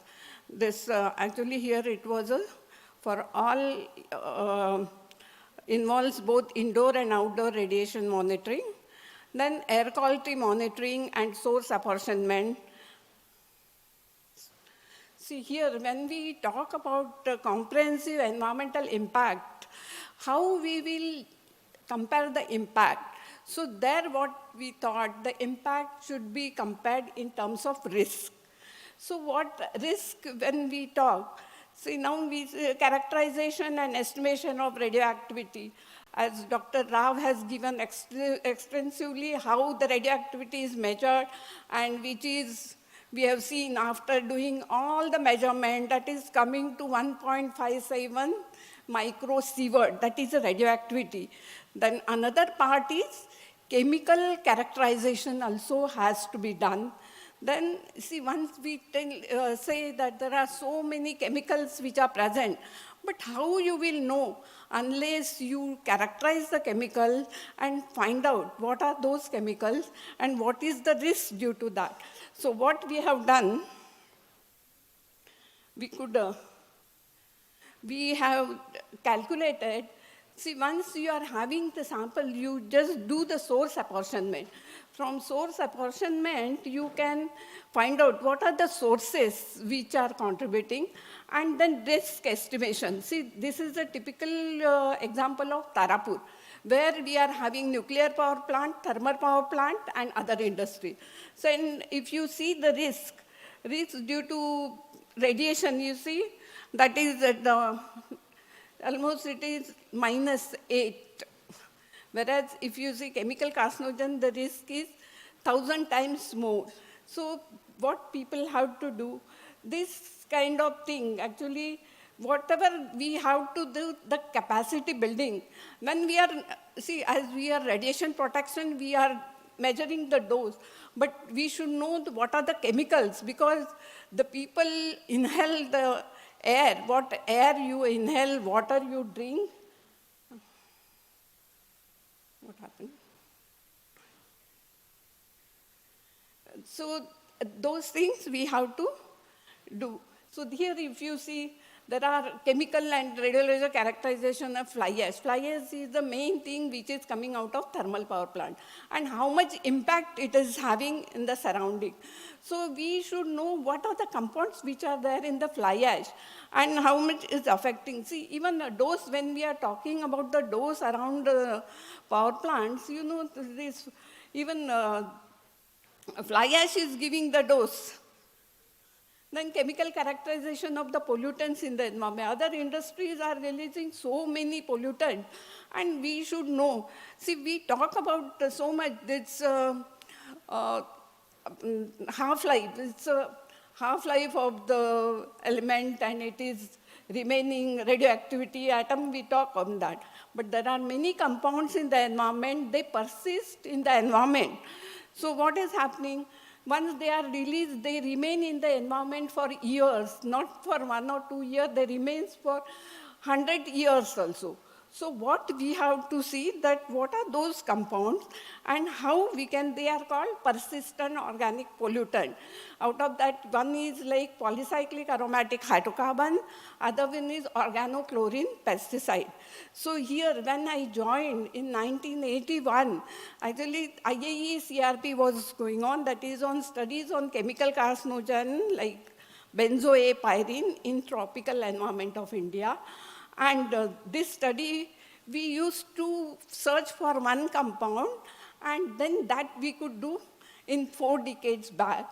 And then there was the thing that we could identify hundreds of these compounds in the environment. So these are such kind of compounds which are present. These are the methodologies which later we have developed, and we could identify by chromatography. These are the type of distribution we found in the Mumbai. Then organochlorine pesticides. Here, see, we were having ICRP on distribution, fate, and effects of pesticides on biota in tropical environment of India. Study has been carried out using breakdown and transformation of radio-labeled pesticides. We have done these radio-labeled pesticides in the marine environment. We have generated in the laboratory, and we could study this. So these are the OCPs, and this kind of distribution we got. So further, actually we have done characterization, quantification of radiological and chemical content in fly ash. So these are the, you know, that is norms and technologically enhanced natural radiation, where, see here, if you see, when you see coal, bottom ash, and fly ash, how the radioactivity is getting enriched. So in this, you can just see enrichment factor. And not only radioactivity, there are several metals which are toxic, they are present, that you can just see that how they are getting enriched. There are so many other elements which are present in the fly ash. And see, when you are talking about this nanogram, and there is identification and estimation is very difficult. So this identification we could do by mass spectrometry. And these are the pH and PCB's concentrations. And what we have done, it's the inhalation risk we have calculated by fly ash. So you just see radiological component, pH, PCBs, toxic metal, and total inhalation risk we could calculate. These are the other chemicals. And here you just see how these chemical carcinogens are distributed. And there are other things, bioaccumulation factor, all those things. Yeah. So in addition to that, measurement of environmental gamma radiation levels at DAE site. This actually, I think Dr. Vora had started with this TLD phosphor.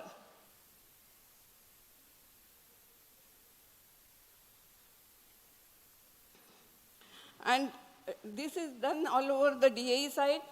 And now then we have done the nationwide gamma radiation monitoring in the collaboration with the different universities. These are the universities, and we have covered 9 states. This analysis mapping has been done. So in addition to that, there is estimation of distribution coefficient for natural radionuclides around uranium telling point. See what happened, if you take a literature value of distribution coefficient, whatever calculation you are doing, there is a lot of uncertainty. So in that, what we have done, we have worked out on realistic value at those places at telling spot, and those values has been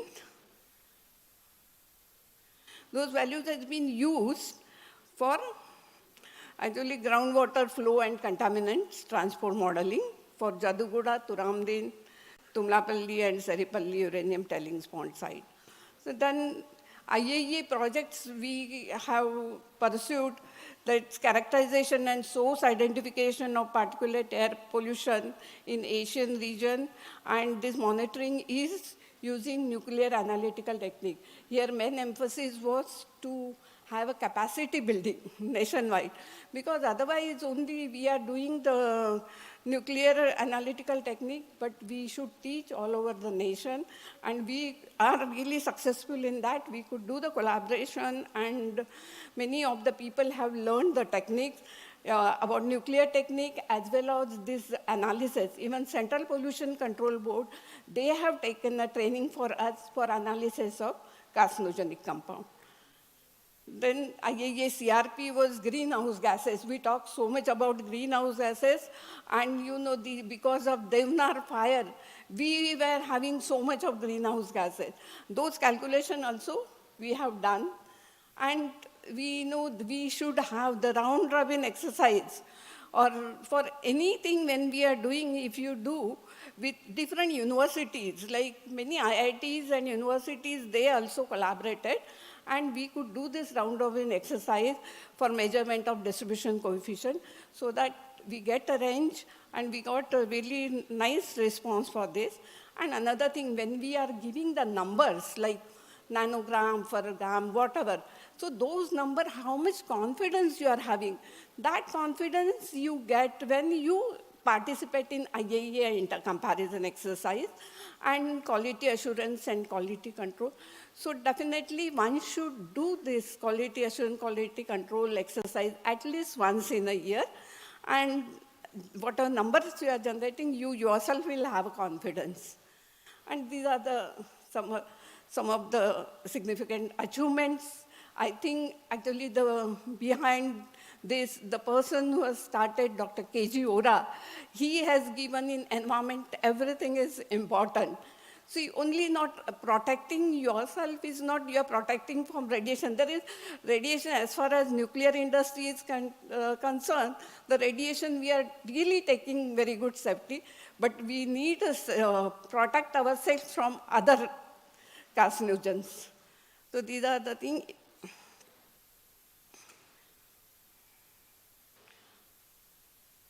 Thank you for your attention. Yeah, thank you, madam, for finishing well in time. And her point is very well taken, that the chemicals are more carcinogen than the radiation. And I don't know whether you have read the recent scientific report published by Nature's, in which they have analyzed all the astronauts and cosmonauts. They have traveled to space. And they have analyzed their profile, and they have found nothing abnormal, cancer-wise or any otherwise, with respect to the common profile which takes place on the Earth. So it means the radiation on the space travel didn't make any of the problem. And you might also heard about the Buzz Aldrin, who got married at the age of 93. So we can clap for him for his good health. And thank you, madam. Okay, thank you very much. So with this, I think we close this session. Thank you very much.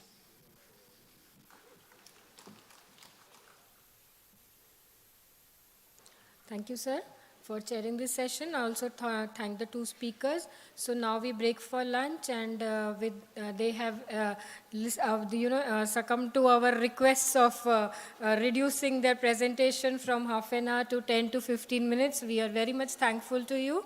And so we have enough time. I just hope that we all will be back by 2:45, 14:45, half an hour lunch break. The lunch is arranged in the Jade Hall, behind the auditorium. You have to go out of the auditorium and then to your left. Jade Hall, that's all, Jade Hall. So please assemble here definitely by 2:45. Thank you.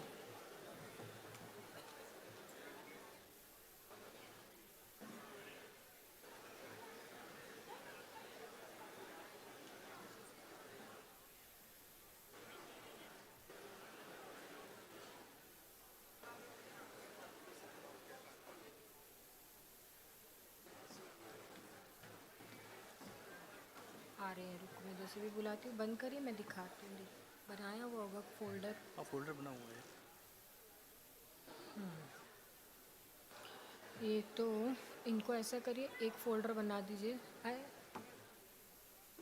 ठीक, आने दीजिए फिर, अभी है ना। कौन से हैं मैं खड़े होके बताती हूँ। ये दोनों, ये दो हो गए, ये हो गए, ये हो गए। हाँ हाँ, इनको एक फोल्डर में डाल दीजिए, या बाकी तीन अभी सारे आए ही नहीं है। कौन सा पहला, मुझे भी प्रोग्राम शुरू देखना पड़ेगा।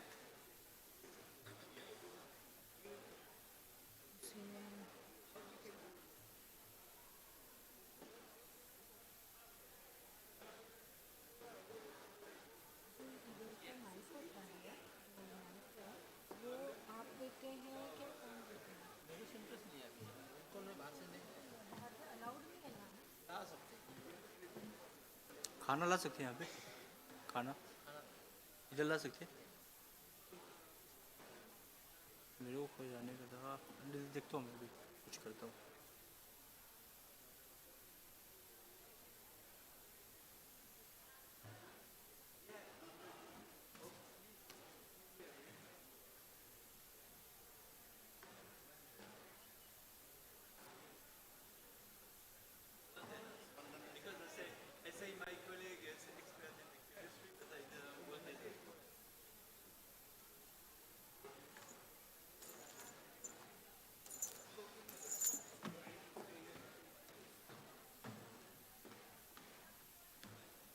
So, not for the next session, but after we have, you remember, we have a round table, Yes. and this is my presentation. Shall I load it here? Yes, please. Bye.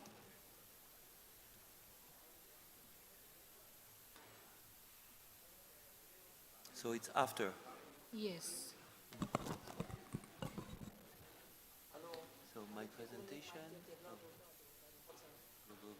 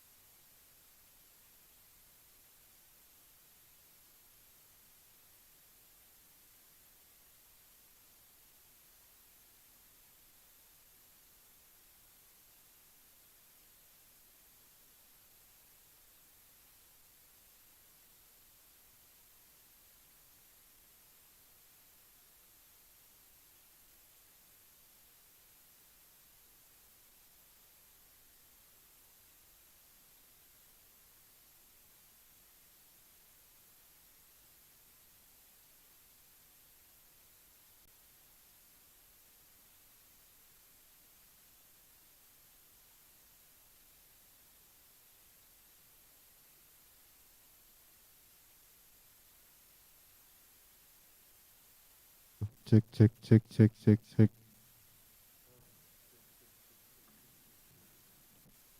Hello दूसरा चालू करना hello check check check check hello check check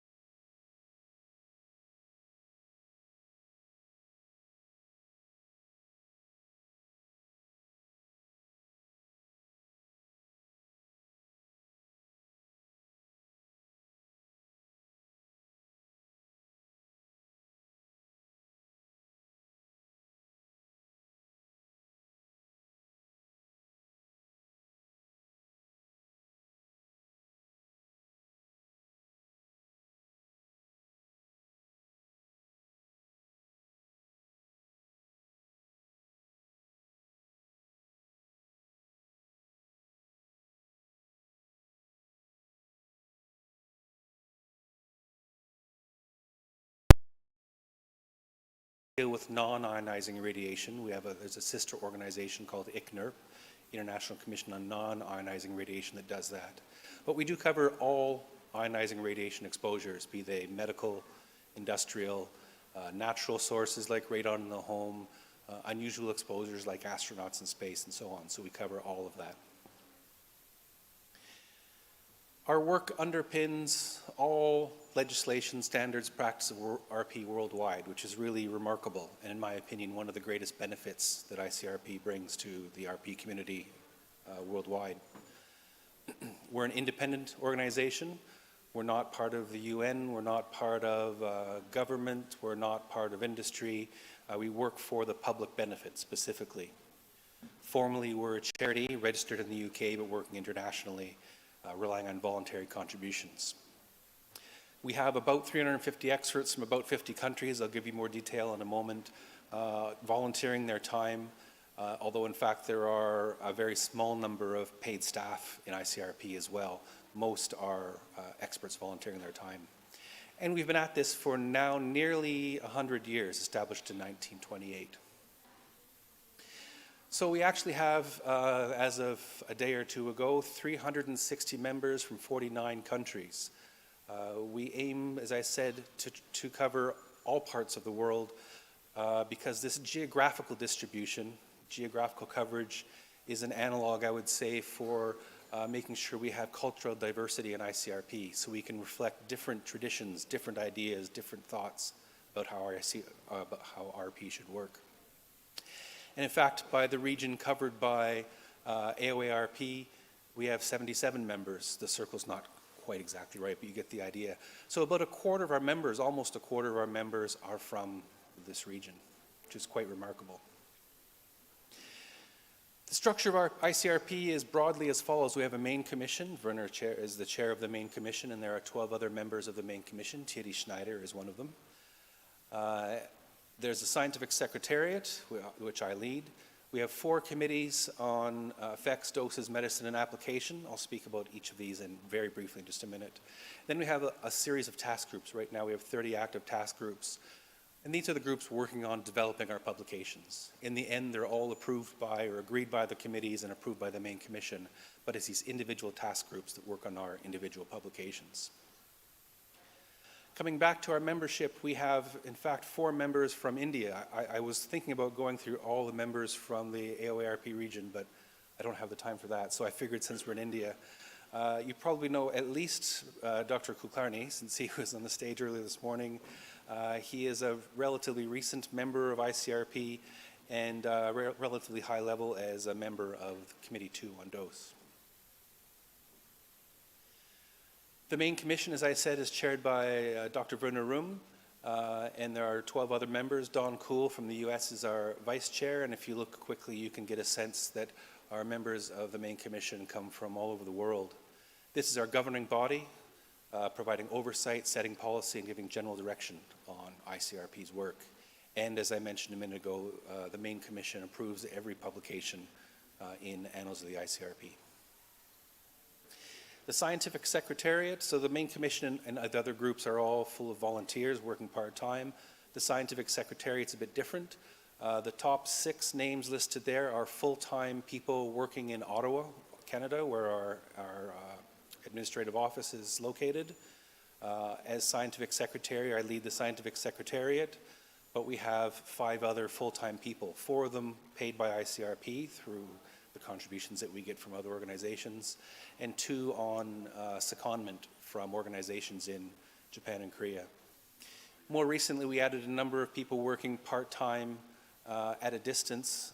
This is sort of a product of learning through COVID that work at a distance is possible. A series of technical secretaries and technical writers that are helping us on some of our projects, including Surya Kanta, who is from India. And we also have a part-time historian. Our 4 committees cover the 4 broad areas of radiological protection: Committee 1 on effects, Committee 2 on doses, Committee 3 on medicine, and Committee 4 on application. I won't go through this in detail, but I think you get the general idea, except to mention that Thierry Schneider, who will be talking not so long from now, is a main commission member, but also chair of Committee 4 on Application. In fact, all of the committee chairs are main commission members. I mentioned already the ICRP task groups, and normally we have a few less than this. 20, 25 is a more normal number, but because we've embarked on this review and revision of the system of protection that you'll hear more about soon, that number is really increasing as we try and tackle a lot of key questions in radiological protection. Again, I don't have the time to go through this in extreme detail, but you can see the wide variety of topics covering everything from dose coefficients to operational aspects like how to handle radiological protection for mobile high activity sources, to technical or scientific reports, for instance, on RBE, quality factor, radiation weighting factor, and so on. The 6 listed at the end of there, these are the numbering is chronological order of when they were established. So these were the last few established. Unusually, we established 6 over the last year. All of these related to the review and revision of the system of protection. So about our publications, I think most people that know ICRP know us mainly through our publications, although now we have regular symposia, which makes us more visible as well. I think it's been a great addition for ICRP. We have 4, really 5 kinds of publications. We have the general recommendations that don't come out very often. The current general recommendations are in publication 103 from 2007. We have publications on specific aspects of RP. You could consider, for instance, radiological protection for radon or deep geological disposal or whatever, a specific application. We have publications that provide tools needed to actually implement radiological protection. Most notably are the dose coefficients, which is a huge effort and almost the entirety of the work of ICRP Committee 2. And we have publications that assess impacts of new scientific or other findings, for instance, cancer risks from uranium, and so on. The 5th category, which I didn't list here because it's quite different, we also have proceedings issues from some of our major meetings. Just to give you a sense about the general recommendations, probably most of you know publication 103. Many of you will have at least heard of publications 60 and 26, going back to 1990 and 1977. These are the most recent general recommendations, but they go back right to 1928, when the first general recommendations were developed by ICRP's predecessor. And in fact, those general recommendations were only 12 pages long, but that's in 3 languages, so really it was only 4 pages long for each language. There was rapid evolution over the early years as we were learning more, or they were learning more about how radiological protection works. A pause during World War II, not surprisingly, and then further rapid evolution following World War II, mainly because of improved understanding about cancer induction from exposure to radiation, linked primarily, but not exclusively, to A-bomb survivors. But interestingly, over the last almost 100 years, you see, I think there's 13 general recommendations here, but only 3 in the last 50 years. So it's becoming much more stable. Since publication 26, 1977, we've had roughly the same structure of the system of protection. It hasn't radically changed since then, but we've made improvements as we go along. This is just some examples of not our very most recent publications, but pretty close, but it gives you an idea of the 3 of the kinds of publications. So publication 146 was about large nuclear accidents. So that's a specific case of radiological protection, a specific circumstance. Publication 150 is on cancer risk from exposure to plutonium and uranium, so a scientific review looking at the science in this question. And publication 151 is an excellent example of our publications on dose coefficients. Just wrapping up here before Verna comes on, the next time there'll be an opportunity to join ICRP and see what we're up to in much more detail is at our symposium at the end of this year, November, in Tokyo. It's not so far from here, but it's also not so close. Maybe some of you can come, I hope. But even if you can't, there will be ample opportunity. We're planning ample opportunity for people to participate remotely. The core will be 3 days of live presentations supplemented by on-demand videos and a hybrid poster session. And people joining from a distance, in principle, should have access to all of this in one form or another. And we'll be welcoming presentations in terms of on-demand videos and posters, even from people who can't attend, as long as they register. This is, I think, a really important time to come to the ICRP symposia, which are normally only every 2 years. They don't happen very often, because we're right in the middle, right deep into the review and revision of the system of protection. So you can see in our preliminary program, which is not likely to change very much, maybe a small amount, a large number of topics that are critical to the next general recommendations. Again, I won't list them all here, but you can see on the left-hand side, we'll have a series of 9 plenary presentations, plenary sessions focusing on broader topics or key topics in the system of protection, and another 9 sessions focusing on work that task groups are working on now or will still be working on, because we really want to get input on our work as we do it. As I'm sure Werner will explain in a few minutes, this review and revision of the system of protection is not something that ICRP is doing alone by any means. We're managing it. It's our job to manage the system of protection. We keep it up to date and fit for purpose, but we don't own it, and in fact, we don't use it. ICRP doesn't do radiological protection. We make recommendations. It's up to the practitioners, the regulators, to provide the advice on what we need to do in the coming years. With that, thank you very much for your attention. So please stay just 1 minute, because I said just 15 minutes ago to Chris, oh, we will wait the end of the 4th speaker before the question. But in fact, I have a question for you. A very short question. It's because I had this question many times. I know the answer, but I would prefer that you will explain the role of ETG, because people observe a large increase of ICRP publication during the last 2 decades. And they observe now a large number of TG. Does it mean that each TG must publish a new recommendation, or will help the process of the revision of RP? Yeah, it's a good question.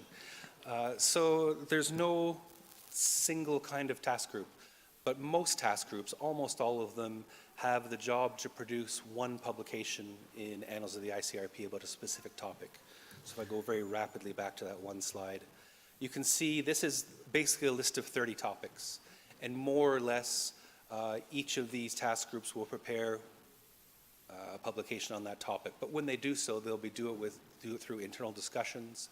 They'll also do it through, increasingly now, open workshops and webinars so people can provide input and hear what's going on. And perhaps one of the more important things ICRP has done recently is that when we establish a new task group, we don't just find the people around the world from those who know.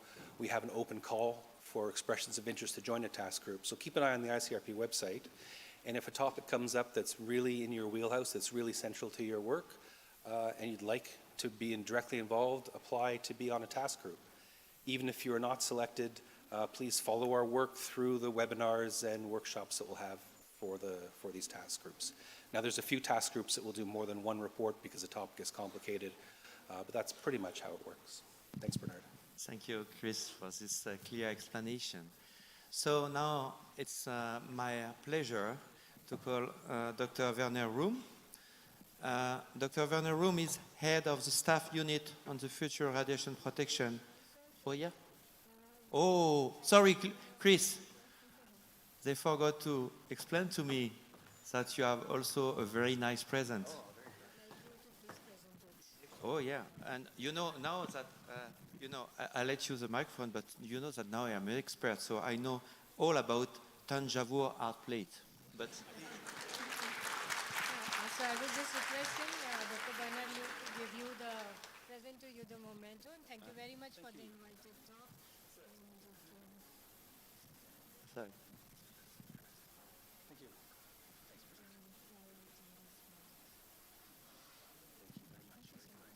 Thank you again. So don't worry, we will see nothing in the final cut of this session, I'm sure. So again, it's my pleasure to call Dr. Werner Room. As I mentioned just previously, Dr. Werner Room is head of the staff unit on the future of radiation protection at the Federal Office for Radiation Protection in Germany. In addition, he is professor at the medical faculty of the University of Munich In 2005, he joined Committee 1 on radiation risk of the International Commission on Radiological Protection, so of ICRP.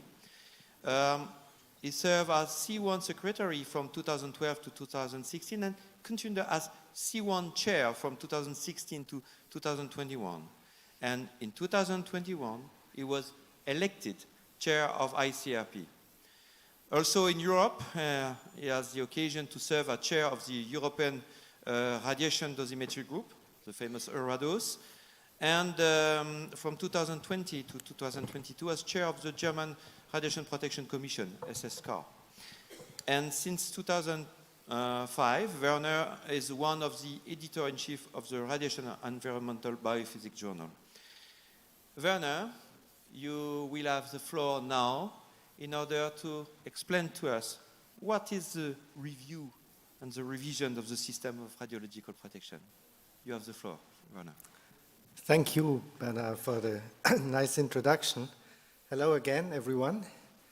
It's my pleasure now to introduce to you one of the big project of ICRP, current big project, and this is to review the system of radiological protection. I can quite quickly go to my first 3 slides because you already saw most of them by Chris. I just want to emphasize that the mission of ICRP is, and this is important, to contribute to an appropriate level of protection against the detrimental effects of ionizing radiation exposure, and we know that there are detrimental effects depending on dose, but at the same time, without unduly limiting the benefits associated with the use of radiation. And we also know that there are a lot of benefits in using radiation. So ICRP is always trying to find the proper balance between the both sides of the coin. And this is sometimes not so easy and requires a lot of discussions, and that's why I'm also happy that we are here now, because we can discuss. We heard that already about membership. I once again want to emphasize that practically all of them, except for the staff in Canada, are unpaid volunteers. So they are selected on the basis of their expertise. They do not represent their country, they do not represent their employer, just they join ICRP as individuals. And I will come to the organizations a bit later. You already saw this picture here. This is the membership. And as mentioned by Chris, we would really like to have input from all over the world, because in the end, the system of radiological protection should be used all over the world. And we have also, I see 3 members from India. You showed already, we have 4. 3, Preetha is an American, yeah, somehow. 3.5 maybe. So this is the basis behind, and I skipped this because we will come to that later. Now this is now important. This is a reminder to Chris' talk. These are the basic general recommendations of ICRP. You saw, in the meantime, ICRP has produced more than 150 publications, but some of them were really general. And the most recent one is publication 103. This is somehow called this almost like a Bible, at least for radiological protection people. So this sets the foundation of our system as it is used and applied all over the world today. And I think there is no country in the world where RP, radiological protection, is practiced, which is not based, which does not use the ICRP recommendations. But still keep in mind, these are just recommendations. So ICRP doesn't formulate standards, for example.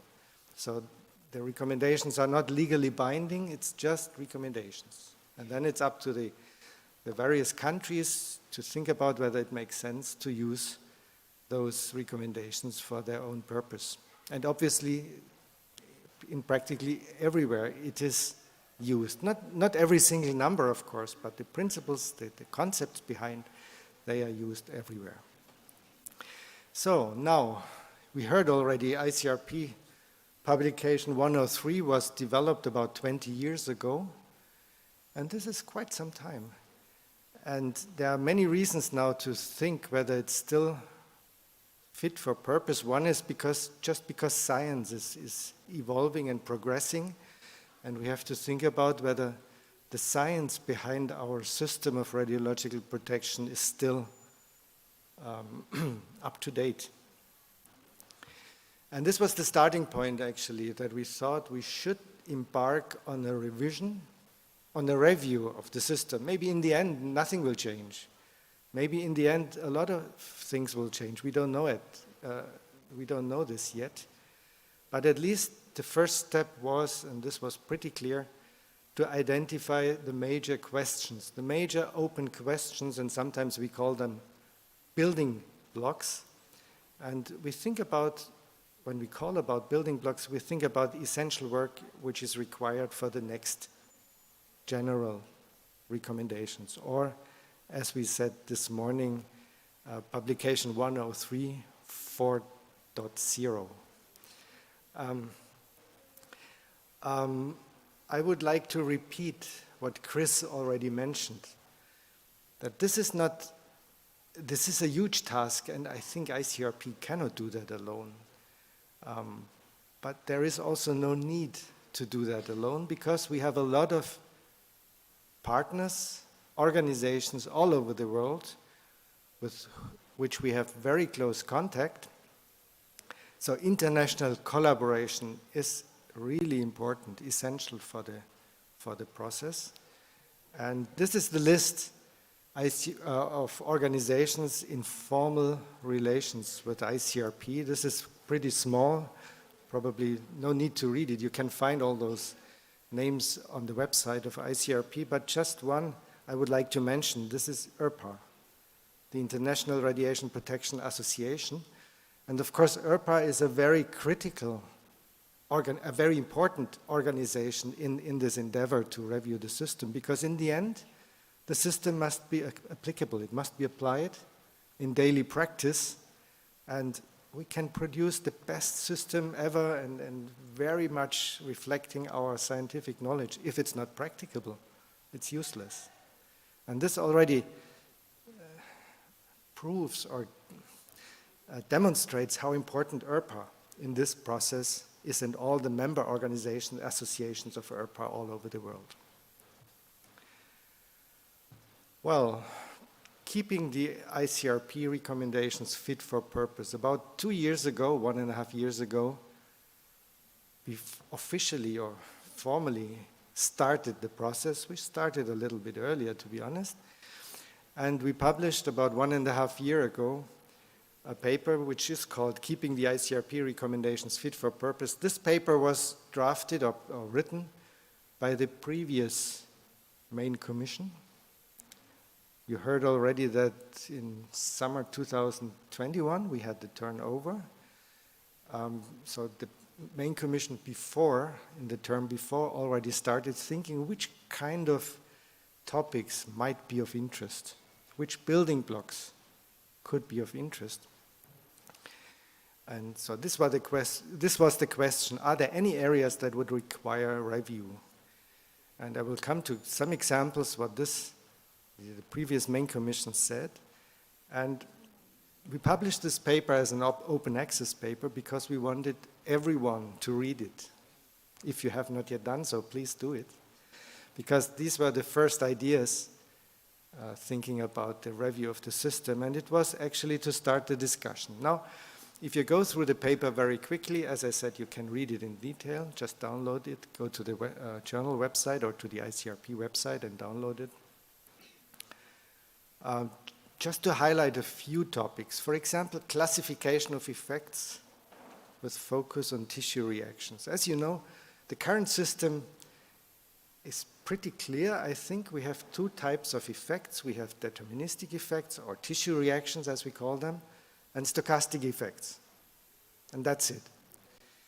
And the idea was, well, maybe we have to look whether new scientific evidence supports this classification or not. And there are some examples where it may become a bit difficult to justify, to classify such an effect under one classification or the other one. reformulation of detriment. Detriment is a concept which we are using, which ICRP has developed, let's say 50 years ago, a very useful concept, but we have to think about it, whether it's still up to date.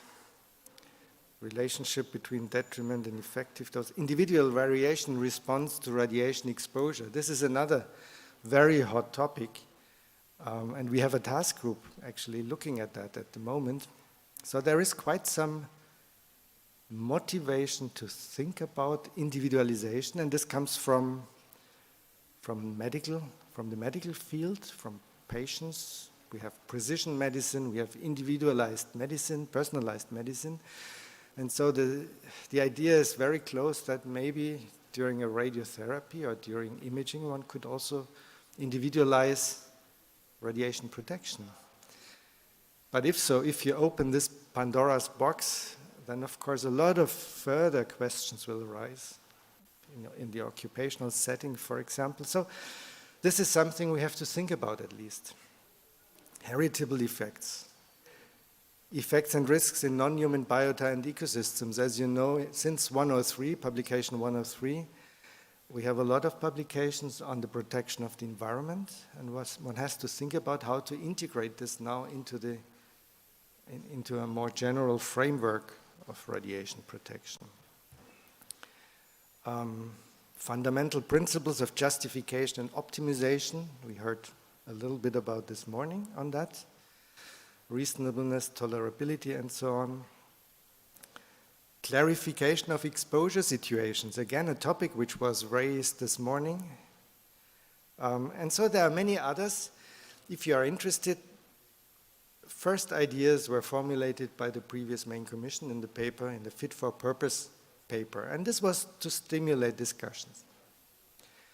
Now last year, we decided to develop and publish a twin paper, a second paper, and this is on areas of research to support the system of radiological protection. So if we have identified in the first paper topics which require attention, so maybe this could be supported by research, short midterm research, but also even beyond the review of the system as we are thinking about it at the moment, even beyond that on a longer term.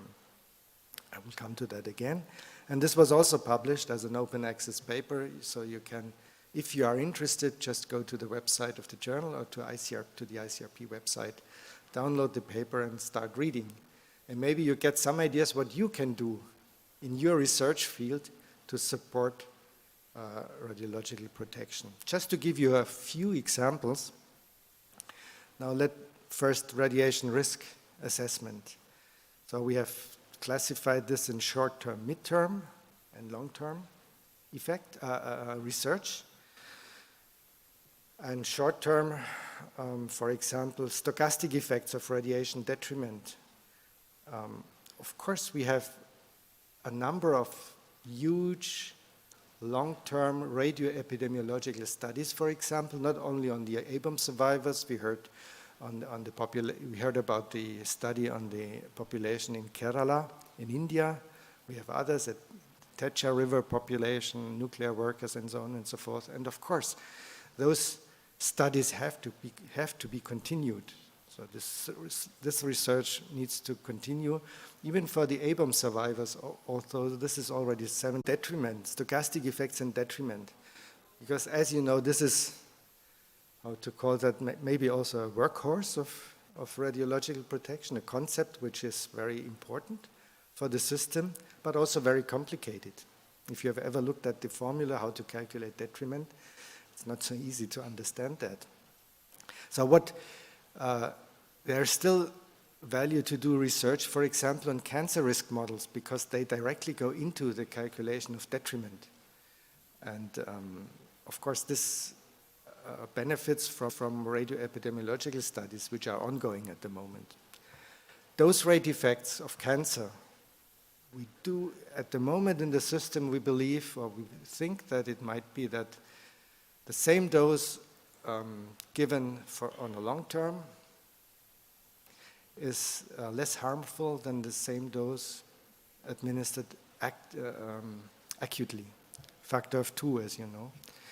And we have to think about whether this is still the case, and if research is continued on, for example, the cohorts of nuclear workers, which were exposed to low dose rate exposures, then we can compare to the A-bomb survivors, and then we get an idea on this. Impact on non-radiation factors in detriment calculation, quality of life, years of life lost goes into the calculation. We have to look at the basis of the data, which were used in publication 103, and we have also to think about whether it's needed to have more research to get a better basis for those factors. Another hot topic is radiation-related diseases of the circulatory system. Detriment so far basically includes cancer. There is now growing evidence, scientific evidence, that, let's call it medium levels of doses, several hundred milligray, 500 milligray, may also induce diseases of the circulatory system. And it's pretty clear that the question will come up, should we include this in the future in the detriment? But so far, it's totally unclear, for example, what the dose, how the shape of the dose response would look like. And so this is an area of examples. I have no time to go into detail. Heritable effects, of course, we have to review the data available, and probably there is not so much available, and maybe there is more research. Biological effectiveness, quality factor, and radiation, quite a bit about that. But still, I mean, if I think on cosmic rays and exposure to heavy ions, I'm not so sure whether all the science is already there to calculate RBE values and quality factors and finally radiation weighting factors for all the various ions relevant for space exposures, for example. This is just an example. You will find more in the paper. And on the long term, just one example, biokinetic models in human tissues.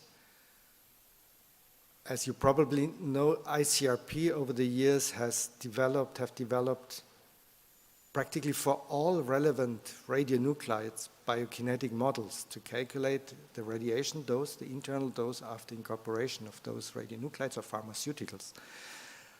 But what if an individual example, and this goes a bit towards individualization, if you like. Just examples. I mean, this was brainstorming of the ICRP areas of research.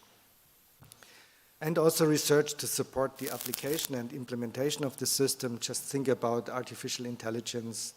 What is the meaning? We have to really do research. What does this mean in terms of radiological protection or those new, the rapidly evolving technology in medical applications? So there is a lot to be done here as well. And again, this paper was just to stimulate discussions. We may have overlooked many important things.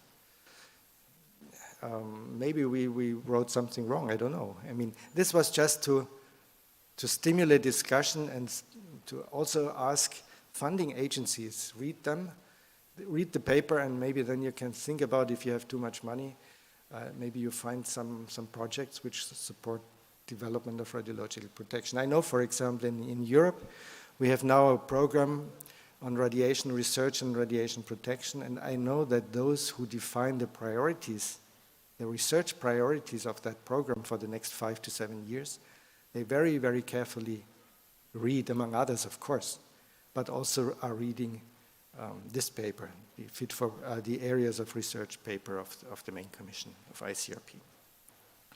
Well, so this was how the process started, and then as we are a very modern organization, we are learning, and this was another example of what we learned from the pandemic. Last year we organized a workshop, it was 2021, end of 2021, a digital workshop. It was supposed to be the symposium in Vancouver, but we couldn't do it because of the pandemic, so we decided to do it completely digitally. It was a great experience, I mean, a learning opportunity as well. My personal view is, I'm biased of course, it was attractive. We had 20 live presentations and about 50 on-demand presentations, and it was on the system, on the review of the system. And we asked for feedback from the community all over the world. And in this case, we really reached the whole world. We had more than 1,500 registrations from almost 100 countries, really all over the world. And the presentations were visited more than 7,000 times. It was also, the platform allowed for an individual exchange of information, of opinions. There was a chat function. You could call any other participant through a video call option. So altogether, it was quite helpful, I think, very, very helpful for us. And we tried to summarize what we learned from this feedback. And the summary is again an open access paper. If you are interested, what the lessons we learned as ICRP from this workshop, from the international community, just download this paper and read it. This was basically feedback of the first paper, the Fit for Purpose paper, which was already out at the time. And yeah, so the feedback we got related to the scientific basis of the system, application of radiation technologies, communication of the benefits and risks. We also touched this briefly this morning already, communication, role of ethics, uncertainties, but also the role of ICRP as an international organization and the role how to ICRP deals with other international organizations like ICRP, for example. So this was the status a couple of 3 or 4 months ago. We had the Fit for Purpose paper, paper 1, this areas of research paper, paper 2, and we had the third paper which summarized our feedback on the first paper which we got during the digital workshop. But of course, the story continued. For example, we didn't get feedback on the second paper, on the areas of research paper. And this, we took opportunity of the European Radiation Protection Week, which took place in October last year. And we organized a workshop. We also had the opportunity to organize a workshop on the occasion of this Radiation Protection Week. And we organized a workshop on the review and revision of the system with focus on the research priorities mentioned in our second paper.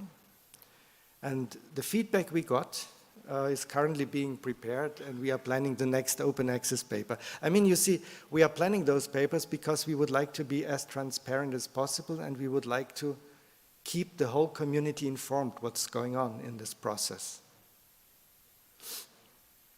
So this is basically feedback on this paper. At this Radiation Protection Week, we also organized, as we always do, by the way, almost every year, I think, a meeting with the organizations in special relationship with ICRP. And at this meeting, a couple of months ago in Portugal, we discussed the priorities we felt we should, the building blocks we have already identified together with the international community to review the system. And we asked all the organizations, including ICRP, whether we have forgotten anything. And it seemed to us that, well, 1 or 2 topics came up, but altogether, I think most of the topics we had identified in the first 2 papers were already there. So we didn't really forget any major issue, so any topic. So the last big event before we came to India was the Vancouver Symposium, already mentioned by Chris. This is the series of symposia by ICRP. We started this in 2011. And they take place every second year. And 2021, it actually took place in Vancouver in Canada. And the motto at that time was Radiology Next Generation. And of course, this referred to our include the young, the next generation of radiation protection colleagues, to keep them into the boat. You do that the same here. I saw that on Saturday, I think, with the young generation session. And very, very briefly, I will not go into details. So the topic was, of course, for example, review and refinement of the fundamentals of the system, emerging domains, ethical considerations, dosimetry, RP and the public, and so on. But we also had a number of sessions specifically addressing the young, the next generation, the young professionals. And this was the second and fourth day. I don't want to go into detail, but we are currently planning also to write a summary, what we learned during this symposium, and again it will be published hopefully soon, Chris, I guess. So the statistics was we had about 400 on-site registrations, so almost as large as we are, as the conference here, the Congress here. From more than 60 like here from that. For research all over the world, not in every country, but in many, many countries all over the world. And this concerned us as ICRP as well. And when you look at statements, papers of organizations which addressed the issue in the past, let's say 5 or 10 years, so almost practically all come to the same conclusions, that we have the danger that we lose expertise in radiation research and radiological protection. And this is a danger which we have to find something to do against it. And that's why we have written this, what we call the ICRP Vancouver Call for Action. ICRP calls for action to strengthen expertise in radiological protection worldwide.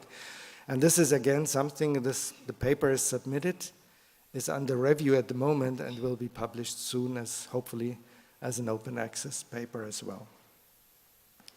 Okay, so plan for the future now. Well, and this was our conclusion from the Vancouver symposium. It appears that with this, together with the key topics raised at the symposium in Vancouver, that the first phase of the journey towards the review and revision of the RP system is coming to an end. That is to publish ideas of the ICRP, to stimulate discussions, to collect feedback, and so on and so forth. And so this is coming to an end now. It does not mean that we stop listening. So if there are any bright ideas, if you have any interesting or bright idea, just let us know. But at least on a broader picture, I think we have now listened 2 years to the international community. We discussed, not just listened, we discussed, we got feedback, and I think we pretty much know now what to do. At least we believe so. And this is the result, and you saw this picture already. These are the active currently. At the end of this effort, we reported the outcome of the kickoff and the workshop to the IRPA members at the end of the IRPA conference. And this shows you another example how we are now operating. Chris already mentioned that. We try to engage with all organizations interested around the world. We try to go there. That's why we are so happy that we could come here, come to you, and would like to get feedback, but would also like to be transparent, to be open, so everyone could join. And then we informed the IRPA, the European IRPA community at the end of the workshop. That's just an example. I don't want to go into detail on what the task group is supposed to do. You can find this on the website of the ICRP, so the basic ideas, the terms of reference of this. And another example is already mentioned by Chris, Task Group 127, which is the most recent one, which was decided by the main commission, I think in Rome. Was it in Rome in autumn or so? On exposure situations and categories of exposure. So we heard this morning, exposure situations, yeah? So there is obviously some need for guidance. They were introduced in publication 103. Now we got 15 years of experience. So we have to analyze what was the experience. And I'm showing you this also because, already emphasized by Chris, we are looking now for membership through open calls. Since last year, we started this last year, I think. So when a new task group, and there will be more to come, is announced, then there will be an open call, and if anyone thinks that he or she can contribute to the topic, then please feel free. You are really encouraged to submit your proposal, and then based on the applications coming in, we will decide about the membership of any new task group in the future. So this is really serious. I mean this seriously.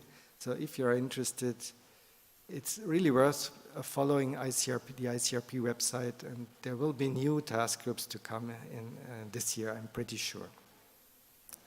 So with this, what's next? That's almost my last slide, and it's the same slide as Chris. So what is the next opportunity to engage with ICRP, to discuss with ICRP, to provide ideas? As I mentioned, if you have bright ideas, they will not be lost. Also, we are now more in the phase to do the work on the building blocks, and this will be in Tokyo later this year, in Japan. And you are invited to join us there to discuss and to join us on our path, on our journey towards reviewing the system. And with this, I would like to thank you for your attention. Thank you very much.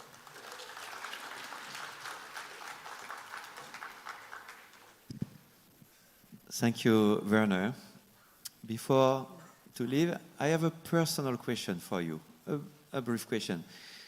You have well explained the long process until 2029 for the revision of the ERP system.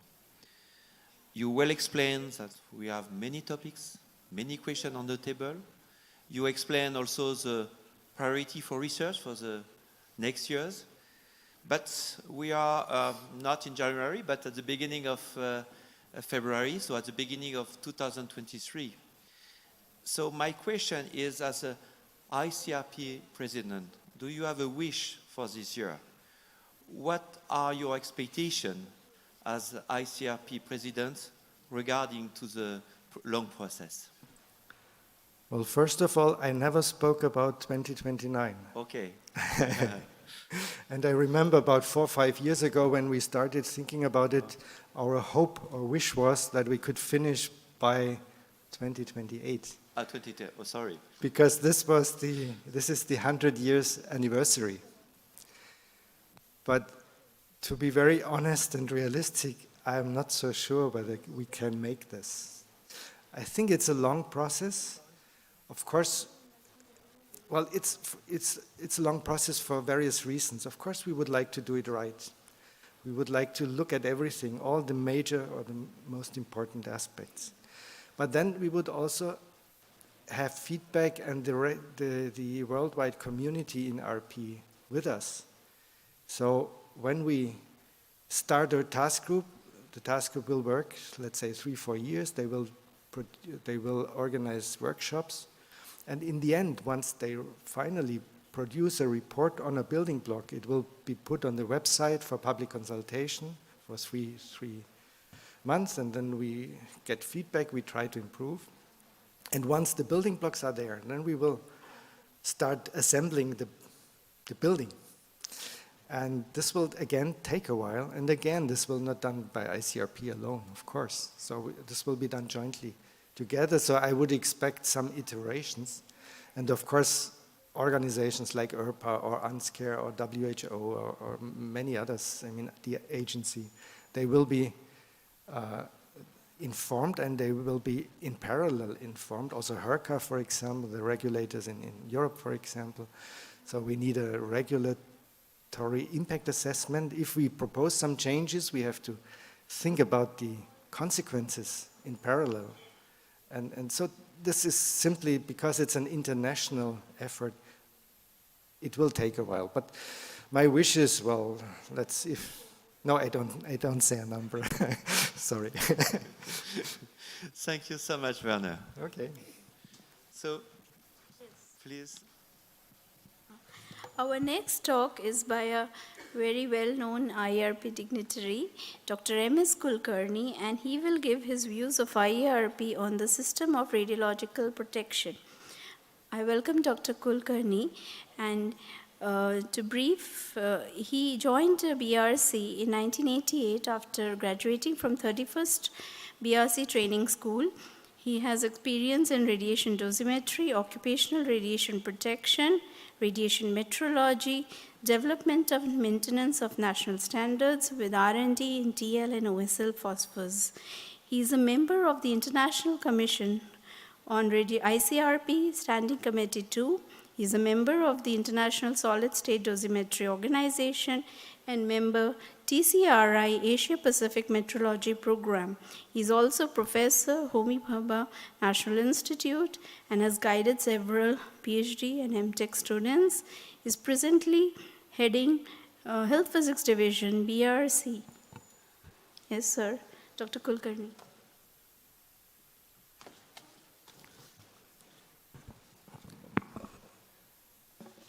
Thank you.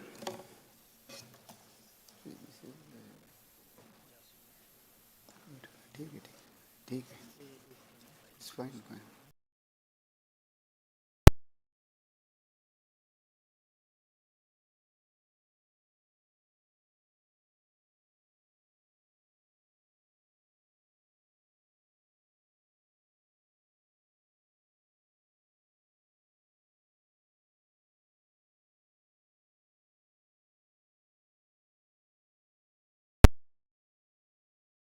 Is not getting okay. Good afternoon.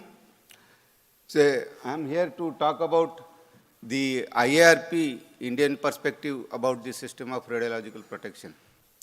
At the outset, I would like to thank my ICRP colleagues who have come here and have arranged this workshop on system of radiological protection, and it is quite evident that ICRP is looking forward to see what are our viewpoints from this part of Asia Pacific region or Asia Pacific region.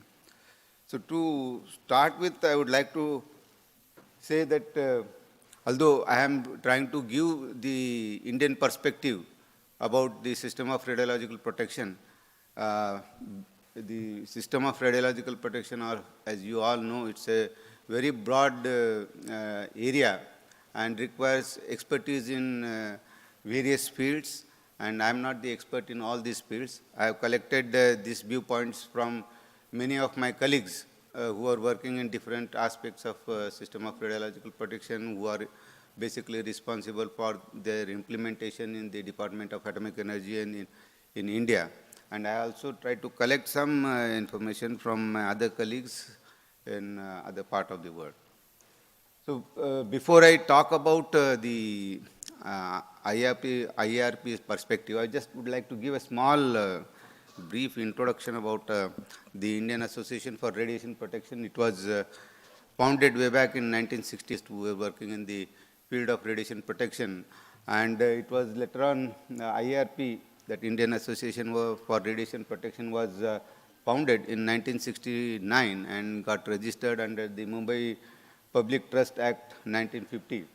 And the association has a large membership, although people who joined in way back in 1969 or 1970s or 80s, most of them have retired, and they are no more very active in this field. But still, we have a good number of membership who are working with us and who are actively participating in many of our workshops and symposia which we conduct annually, biannually. The association was admitted in 1970 as the affiliate of the IRPA. And I'm happy that IRPA president is here to see this means the IRP's activities. And it has played a major role in promoting radiological safety in nuclear fuel cycle facilities, industry, medical, and agricultural sectors in India. And it has also strengthened the radiation protection aspects in a countrywide manner by spreading the knowledge of radiation protection in universities, colleges, research institutes, and other areas. And it is also conducting a lot of regular training programs for the benefit of students in different universities. What happened? Okay. So this is the brief overview of my presentation. I will now coming back to the system of radiological protection. I would like to talk a brief introduction of the ICRP and the research of research carried out in high radiation background areas. As you all know, India is having a high radiation background area in Kerala, and incorporation of updated epidemiological and radiological data and additional studies that may be required. I will try to bring out those things. Lifestyle and other factors affecting the cancer risk factors that I would like to touch upon. Sex and age-specific dose conversion factors for various scenarios for Indian reference man, which is where we look forward. The number of generations to be considered for heritable risk by incorporating latest generic information that I will slightly try to touch upon, and various other aspects, particularly harmonization of radiation and chemical exposure is one of the areas which I would like to talk about. So coming to the ICRP scheme of radiation protection, we all know that the basic studies are carried out by UNSCARE and BEIR and other such organizations, and which is the data is collected by ICRP, and which is the ICRP recommendations are then followed by various international bodies like IAEA and regional bodies and the industry standard ISO and other organizations. And later on, those recommendations are followed by the national regulatory body like AERB in India. And the implementation part comes to us, where we are working in the institute like BARC and other IGCRP. So we try to implement, means we try to demonstrate the compliance of the recommendations by the regulatory body. So coming to the evolution of ICRP recommendations, ICRP, as you say, that it has given recommendations since the beginning, since 1929, from the Second International Congress of Radiology held in way back in 1929. And the most important one was the 1991 recommendation in ICRP 60, which was mostly focused on practices and intervention and dose limits, and which was further upgraded in and still in practice is ICRP 103, published in 2007, and that is mostly based on exposure situation, constraints, and reference level risk estimate. These are the focus areas which is still followed in most of the world for implementation in the radiation protection facilities. So the biological aspects of radiation protection, we all know that biological effects are deterministic effect and the stochastic effects. And the most of the stochastic effects are still based on the LNT model, that is scientifically possible, but still not unambiguous. That is what we have heard in the morning also by many of the speakers in the morning inaugural session. So what we have seen that we require some additional studies in the high radiation background areas, and more epidemiological or radiological studies are required to be carried out, because using the latest monitoring data of radiation workers, animals, as well as epidemiological data of high background areas and latest research, following aspects of this, what aspects have been given, they need to be studied further to bring more clarity in the exposure situations between 1 to 100 millisievert, because the LNT theory works here, and we see that more studies needs to be carried out in the area where a critical review is required in the scientific results on the shape of dose-risk relationship, whether linear or non-linear, and radiobiological studies on the mechanisms of cancer development, considering repair at low doses as well as bystander effects, are now being studied very well. So the data is available, and we need to give a critical look at these aspects in the ICRP recommendations. And the influence of dose rate at low doses and low dose rate exposures for radiological protection purpose may be updated, because if you see that DDRE is still not changed, because with the availability of fresh data over the years, because earlier it was not available, but DDRE, a lot of good data is now available. Whether we can give a, whether we can review it, that is what is one of the aspects we look forward from ICRP. Research is important, as we all know, with the focus on epidemiological studies among human cohorts, because most of the data is based on animal data. So this latest data, if available, may be added in the ICRP recommendations, may be considered while recommending the different aspects. And dependence of cancer risk on demographic and population-based factors for Asia-Pacific region, because the sensitivity of a group of demographic people or group of people in different areas is different.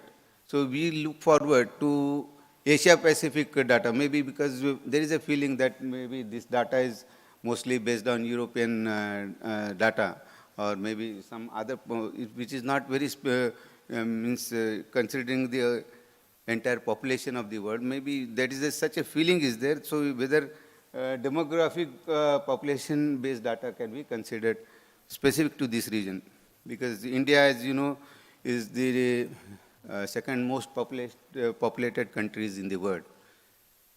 So ICRP may look into this. Coming back to the high background radiation area, as I was telling, India is having one of the known high radiation background areas in the world, in place of Kerala, in Manwal, Kurchi, and some other areas. You can see that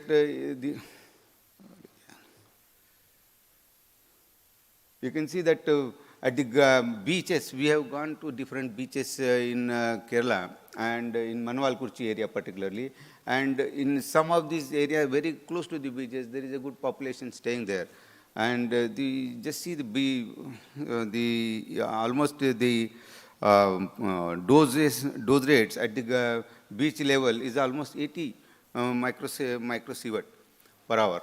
So on the ground, and at the chest level, you can see I am holding one this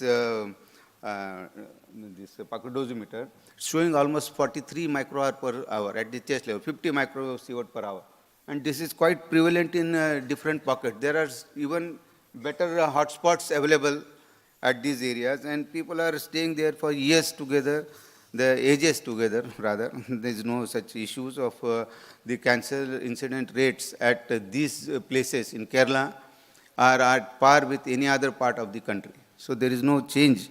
So these studies will be helpful to ICRP. In fact, we wanted the ICRP members to take to this area, but because of the time was very short, so we did not plan it. Otherwise, next time we'll definitely plan that ICRP members can visit these areas, high radiation background areas. So if you see the dose rates here, it will easily amount to more than 40 to 50 millisievert per annum to the public itself. So coming back to this biological aspect of radiation protection, see, for the heritable diseases, the nominal probability coefficient is taken for 2 generations. And as per UNSCARE, there is no change for 2 generations. So, and for 2 to 10 generation, it is further very, very negligible. So, this needs to be seen in the future recommendations.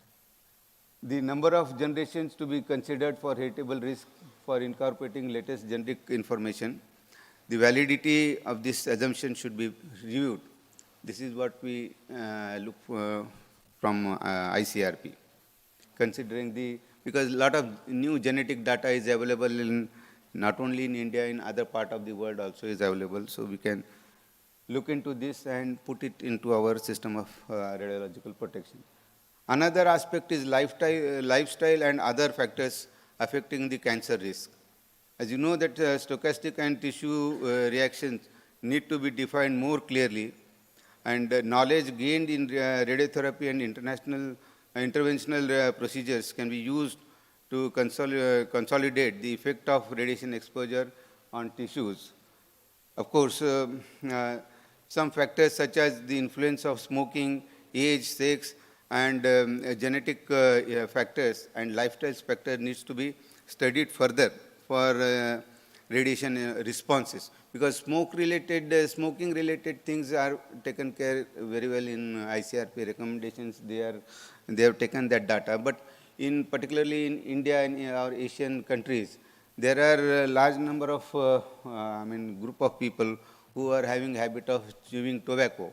So that data may be useful in considering this type of, carrying out these type of studies.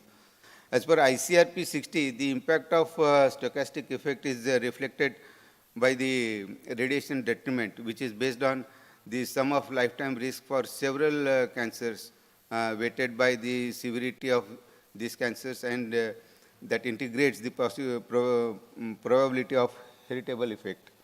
And this deterministic concept was subsequently improved in ICRP 103, and the concept needs to be further revised and updated further to reflect the evolution of scientific knowledge of risk and expert judgment concerning lethality, quality of life, and year of life lost, and monetary aspects.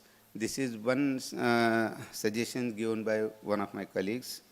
And it should be recognized that while low doses may be measured or estimated with the reasonable reliability, the associated risk for stochastic health effects is uncertain.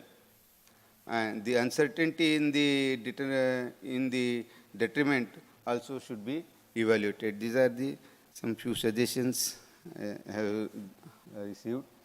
And coming to the variation in RB values for different type of cancer, there is limited evidence that low energy photons and electrons show greater effectiveness per gray than reference cobalt-60 gamma rays by a factor of around 2 to 3 while considering cancer-related endpoints.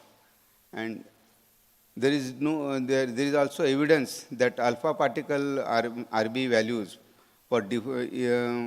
differ for different type of cancers, because RB for alpha is different, and with a low value for leukemia and high value for lung and liver cancers. So this is already been known, but the WR values judgment based on factors depending on RB, which itself has range of values. So further guidelines is therefore required to have better understanding of tissue responses, their variation between individuals, and the relationship between dose and the probability of occurrences or the severity of effects, which form the foundation of determination of threshold doses. So basically, these areas may be ICRP may be interested to look into, and we'll see that maybe ICRP will come out with their recommendations, modified recommendations. The nominal probability coefficients for detriment adjusted cancer risk, this just shows that the comparison between ICRP 60 and ICRP 103. for cancer and heritable effects, and the total, if you see that there is hardly any change, say 7.3 for ICRP 60 and ICRP 103 is hardly, there's not much difference. So it's a 5.7. And for adult, it is 5.6 and 4.2. So there is not much change. So the most significant changes for publication 60 is 6 to 8-fold reduction in the nominal risk coefficient for heritable effects.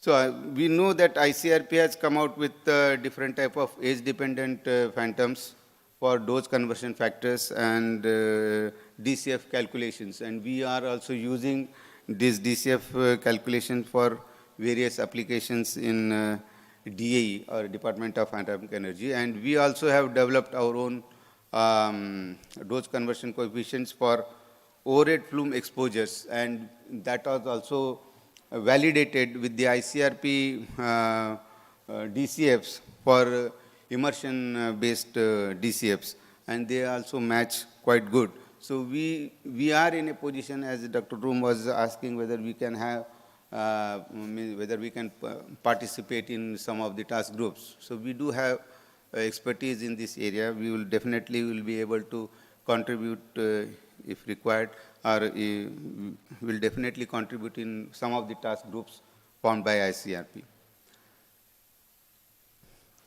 So these are some of the dose conversion coefficients used in different exposure scenarios.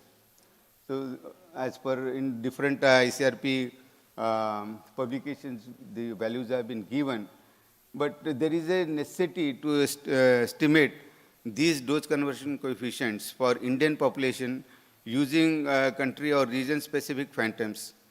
And in this aspect, we look forward to develop the phantoms for Monte Carlo code calculations and estimation of DCFs. So this is one of the requirements what we look forward to ICRP.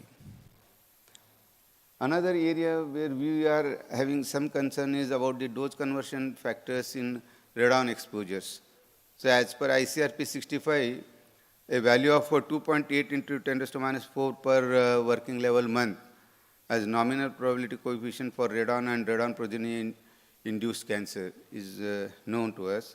And this was subsequently, the review was a review of epidemiological studies of underground miners, a detriment adjusted nominal risk coefficient of 5 into 10 raised to minus 4 per working level month is adopted for the lung detriment per working level month for occupational workers and 4 millisievert per working level for public.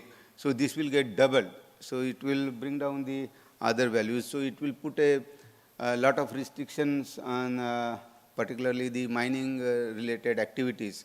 So we look forward to, we request ICRP to look into these areas and provide us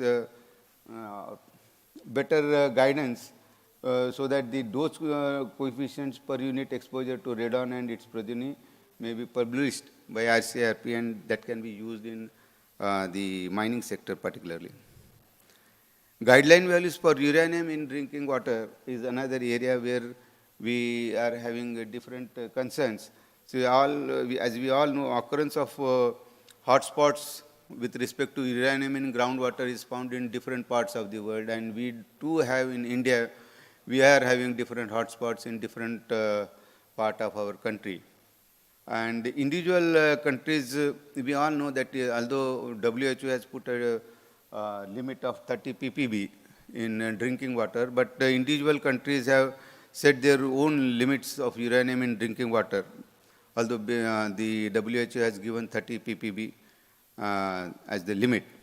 So there is an inconsistency of WHO guideline values and divergence among the limit promulgated by countries that warrant a unified limit considering the regional socioeconomic factors. So we look forward to ICRP to provide better guidance or recommendations on this particular aspect on uranium in drinking water. Another area where we see that chemical versus radiation risk, considering the large number of chemicals used within the nuclear industry itself. Of course, there is a huge industry, chemical industry, and within the nuclear industry also we use a lot of chemicals for different purpose, and it is required to evolve an integrated approach for nuclear radiation and chemicals used in the industry. Because formulation of such integrated approach would help the regulatory bodies to assess the overall risk and detriment from considering both nuclear radiation and chemicals. Because now large number of chemical data is available on the responses of chemicals over the years, and that need to be integrated with chemical risk information for the risk assessment. A new system of units is required to clearly quantify and compare the risk arising from radiation and chemical exposures. Current regulatory approach for radiation involves application of ALARA over and above the compliance with regulatory limits. Such ALARA analysis to quantify small levels of residual impacts becomes meaningful only when considered along with the co-occurring chemical impacts from the same source on target population. This new line of approach efforts of, if incorporated by ICRP, would help us in proper harmonization of regulatory approach followed for nuclear radiation and chemicals and expand the overall perspective by the industry, because there is a lot of disparity between the chemical risks of chemicals agents is been taken from ICRP 45, only it has been plotted here. You can see that the risk is almost 2.4% per annum for some chemicals. Of course, for different chemicals it is different. And whereas we are having 4% sievert for the entire lifespan of the person. So if you divide by 50 years, then it will be further less. So if you compare that and this, it's a very big disparity, but no one talks about it. So that also should be seen by ICRP. So this is just the comparison of radiation and chemical risk risk at their respective occupational exposure limits set by international bodies. So if you see that the risk comparison, if you just see that here radiation is 20 millisievert, and for different chemicals which are being used in industry, maybe in nuclear industry or other industry, the equivalent risk is almost going up to 220 millisievert per annum. So this disparity, if you see, sometimes we feel that why the limits have been brought down so less in terms of, for the nuclear radiation, that is 20 millisievert per annum. So this aspect also, although ICRP had given some thought, but it has been discontinued, and we would like to participate if ICRP makes a task group on this area. So basically, as Dr. Werner was saying, that there were so many task groups made by ICRP, and they are working on different aspects. So there could be one more task group. Of course, there is a move that they can take up this in TG 122, but still we need to have a focused approach on this. So we can provide support if new task groups are made in this area. So I would like to summarize my views on the system of radiological protection by Indian Association for Radiation Protection. There are challenges in radiation protection, maybe in the fundamental principles of protection in 3 exposure situation, like existing exposure situation. At times it becomes very difficult to say whether the existing exposure situation, whether we should take it as a background or whether over and above the background. So that is one aspect we need to look into this. And then exposure control is there are many challenges in exposure control, as all of us know.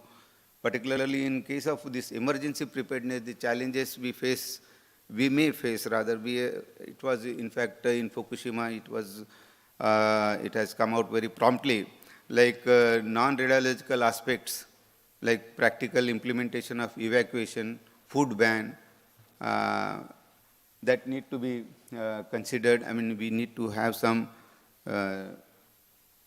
more deliberations on these aspects. And need for low dose research in India, that I have already talked about. We are having high radiation background areas where we need to do more studies so that we can get more insight into these aspects. Thank you.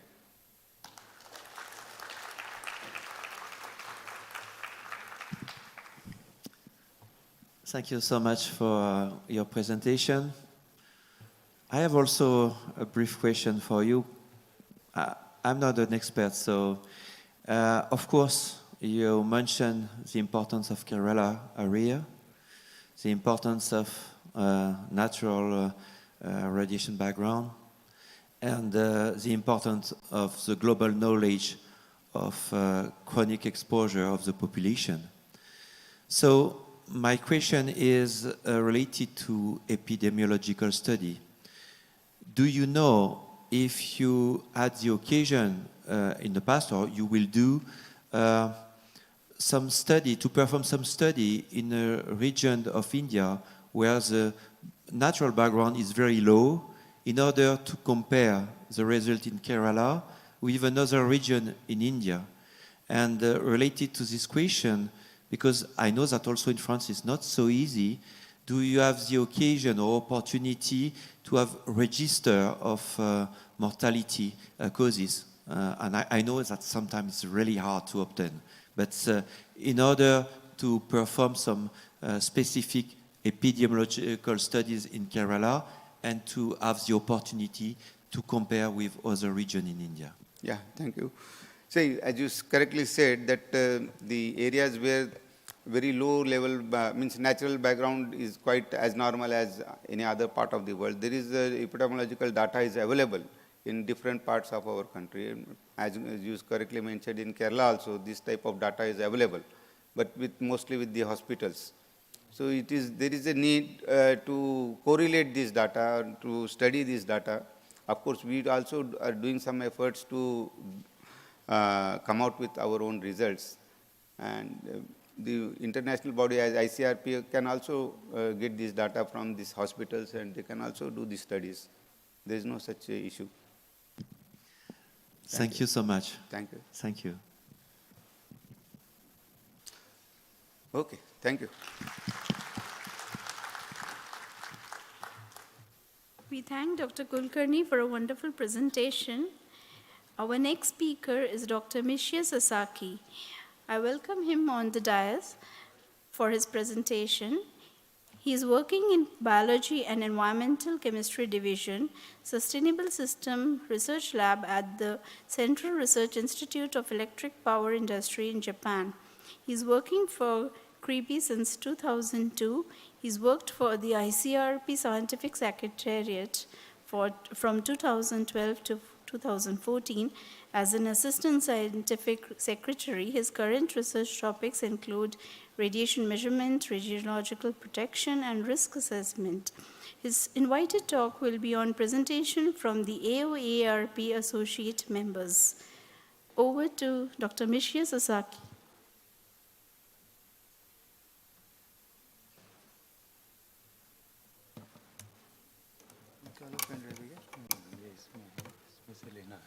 इसमें से लीजिए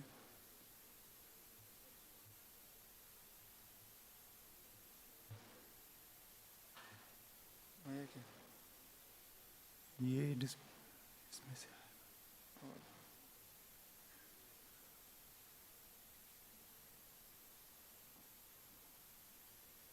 एक second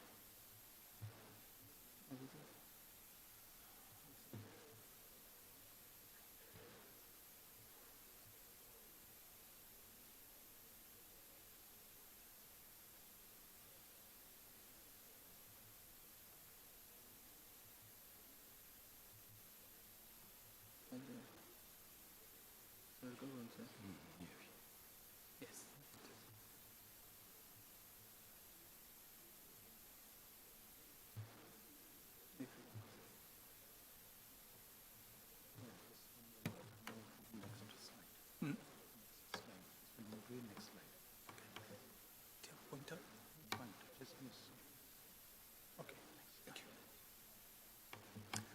Okay, thank you very much. Thank you for introduction, and also thank you for giving this opportunity to present the activity of JHPS for the next ICRP general recommendation. First, I'd like to introduce the Japan Health Physics Society. The Japan Health Physics Society, JHPS, was established in 1961 and joined the International Radiation Protection Association (APA) in 1965. And also, JHPS is a member of Asian and Oceanic Association for Radiation Protection since 2000. And we have a membership of about 700, including professors, medical professionals, research scientists, engineers, regulators, students, and citizens. In addition to the annual meeting and the symposia, other activities related to research, investigation, and establishing standards are carried out by our society.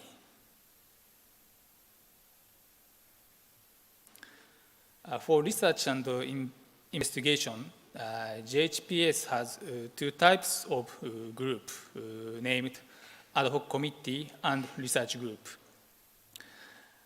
Ad hoc committee is led by a top-down approach, which is initiated by the board of directors to investigate and respond to a specific topic. On the other hand, research group, we sometimes say a task group, is led by a bottom-up approach initiated by JHPS members to investigate and respond to a specific topic. In July last year, an ad hoc committee regarding category of exposure and exposure situation has been launched.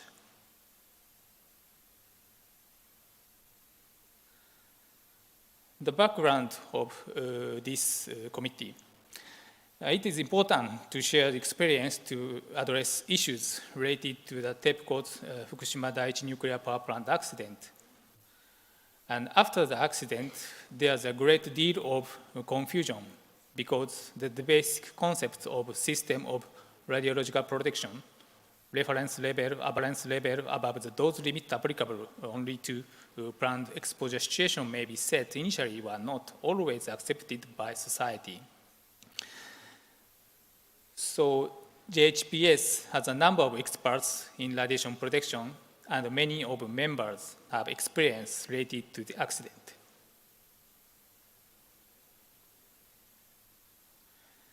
And the aim of this committee, in relation to the category of exposure and exposure situation, especially the classification of planned, emergency, and existing exposure situation, and radiation protection practices. The current status and the issues will be summarized with the cooperation of the wide range of experts, taking into account the experience after the Fukushima Daiichi nuclear power plant accident. And suggestions will be made to provide input into the revision of the ICRP general recommendation, which is currently underway.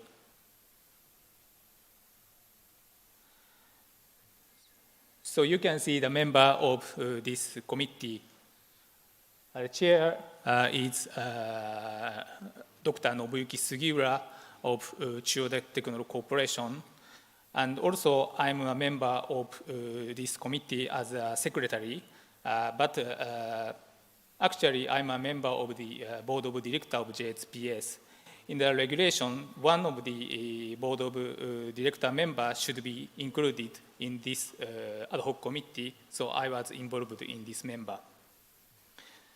And we have a lot of experts, and these experts have a lot of experience in during and after the Fukushima accident. I'd like to talk about there are two people from other than JHPS. One, Professor Michio Murakami, he's nominated from the Society for Risk Analysis, Japan.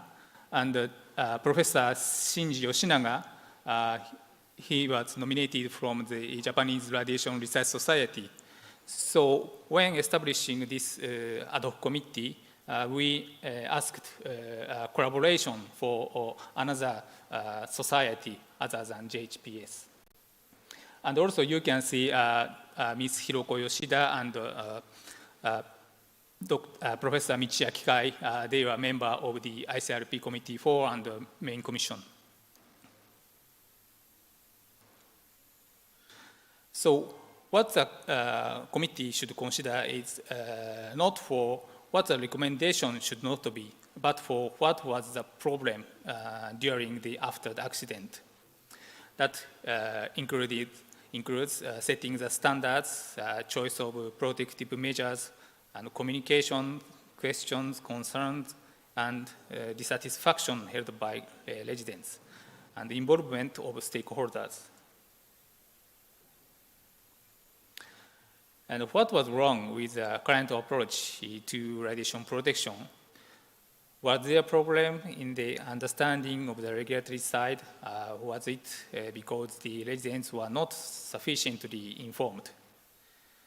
So the understanding of the existing exposure situation itself was insufficient. From the regulatory side, the exposure situation is determined by the magnitude of the radiation dose. On the other side, and next step, we will have another meetings, of course, in this year. And from the viewpoint of radiation dose, issues will be examined individually, such as evacuation orders and lifting of evacuation orders, provisional regulation values, and standard values for food, and so on. And including dosimetry and the use of the data, the committee will discuss using the concrete examples. So we will invite TEPCO people who has experience on the site during and after the accident, especially for the exposure situation and the regulations. So as I said, this committee will have 2 or 3 meetings in 2023, and we'll share the progress with other JHPS members at the symposium in July. And also the committee will make a presentation about our findings at the ICRP symposium in November in Tokyo. Thank you for your attention.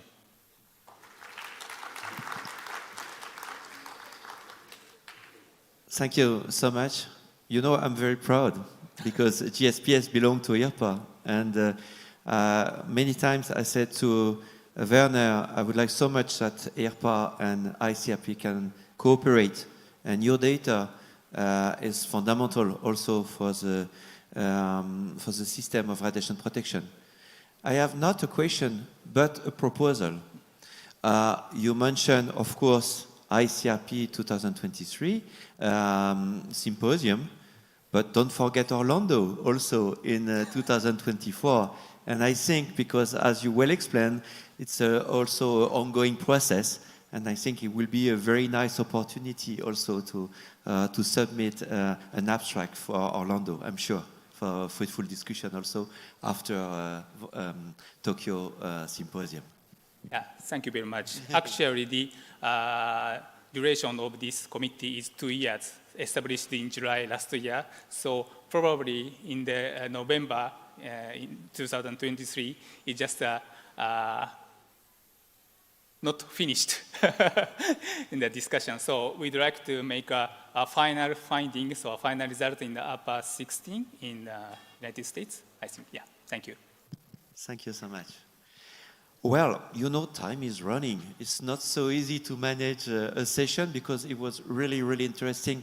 So I don't know how many times we will have a break, but if we can have only 15 minutes, probably would be better, no? I don't know. You are in charge of the program. Sure, we are breaking for it. Yeah. But before that, we would like to announce a memento for Dr. Mishia Sasaki. Please. So, Dr. Yeah. Bernard, kindly do the honors.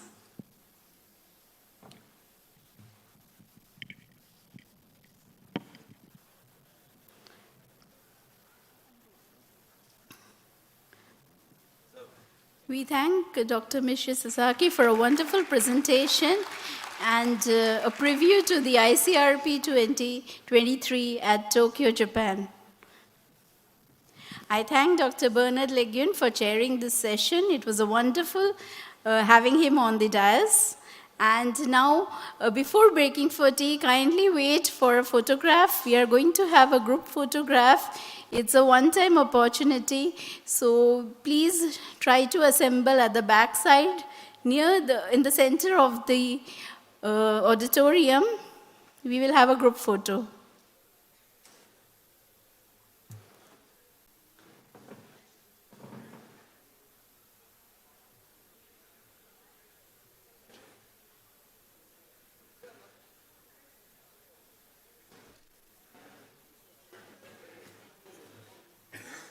We will take this group photo and then break for 15 minutes for a tea break, and we'll continue with the ICRP workshop session.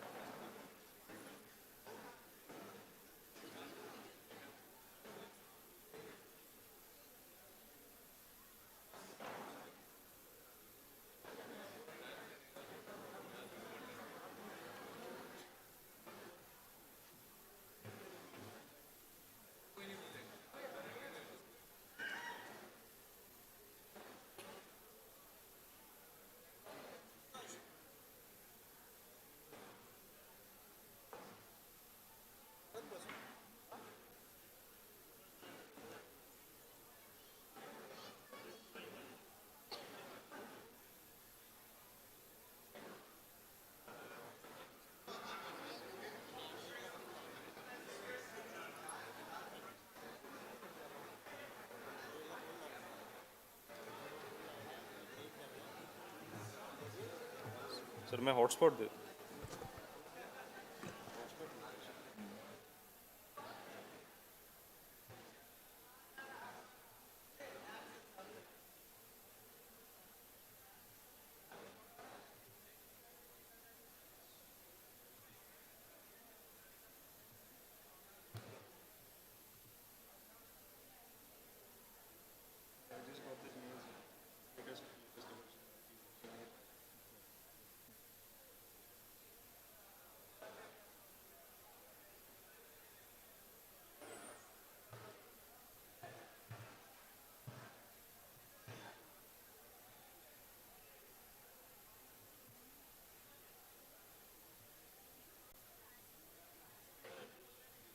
No, no. Only Japanese or only international. नहीं रोहा का तो हो गया हाँ ओला का दे सकते हैं या whoever ask only you give हाँ हाँ yeah I know अच्छा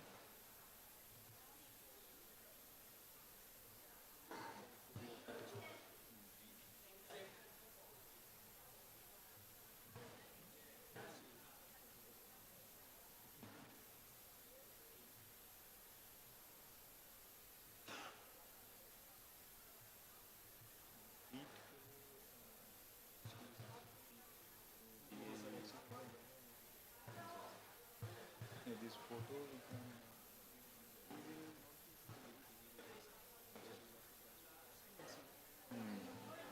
the chairman told through DAE Keaton that they asked so that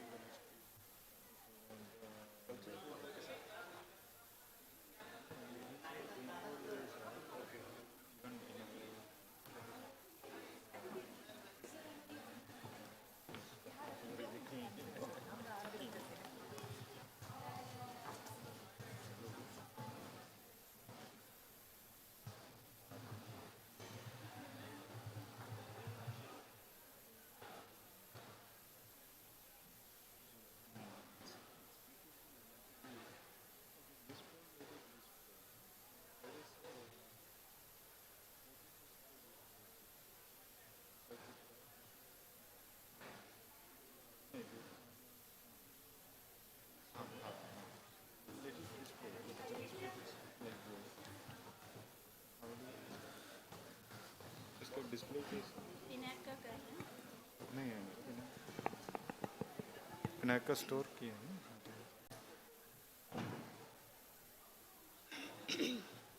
अभी क्या लगा रहे हैं नहीं दिस डिस्प्ले लेटेस्ट ये आ गया है आरपी जर्नल हाँ हाँ then you will say something nothing do you want to just put it on ये हाँ how do they put so people will see यार नहीं रहा है screen इसको शेयर कर दो स्क्रीन को this screen should come एक मिनट जिविन फैन किधर है मैडम चाय पी इधर ही है ना I don't know you have not seen him since I had seen तो बोलो ना उसको ओला होमवर्क के साथ बैठ जाएगा ये कहना बिकॉज आपने उसमें मेंशन नहीं किया नहीं बिकॉज रिटन चेयर्स आइए ये ICRP करके था हीरो को बुलाना है अच्छा तो मैं सोची जिविन फैन को बुलाते हैं इनका डिस्प्ले मोड में डाल दीजिए ना इंफॉर्मेशन पर्पस के लिए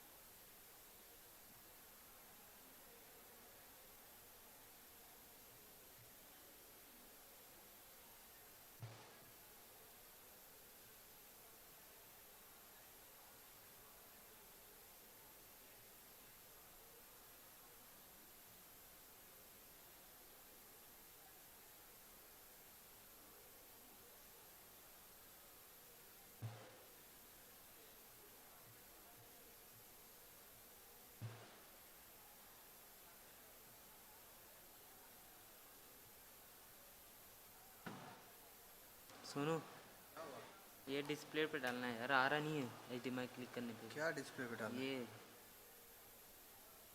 पेन ड्राइव दिया क्या उसने? नहीं,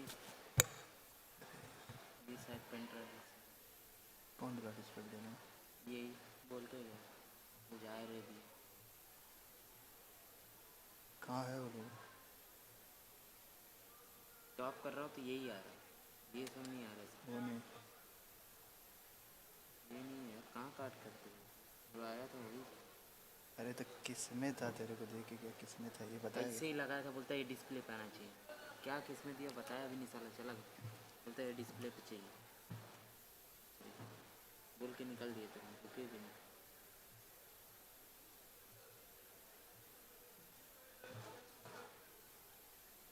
इधर दिया तो पता नहीं, डाउनलोड करके।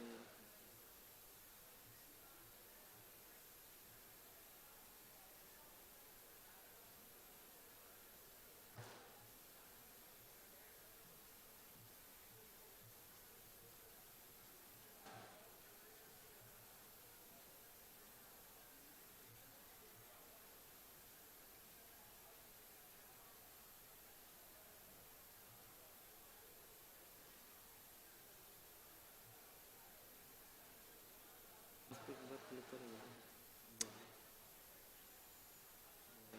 दिखा तो रहा था इसका। इसमें ही होगा, कौन से में होगा आएगा बताया आपको तो।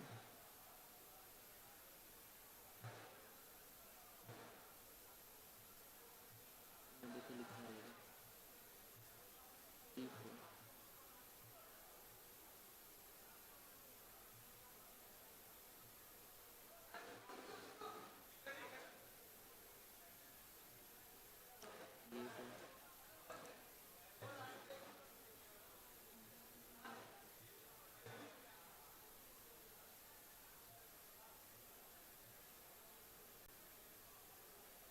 कौन था जो बता के गया, वो कौन था? चला लेडीज था, जेंट्स दोनों था।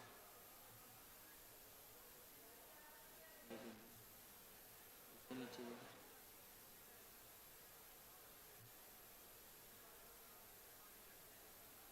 डाउनलोड किए भाई, मुझसे वो पूछ के गया कि मतलब इसमें नेट है, इसमें मगर सुन नहीं पाई। तो डाउनलोड पे देखो। डाउनलोड किया है? हाँ, डाउनलोड पे ही है।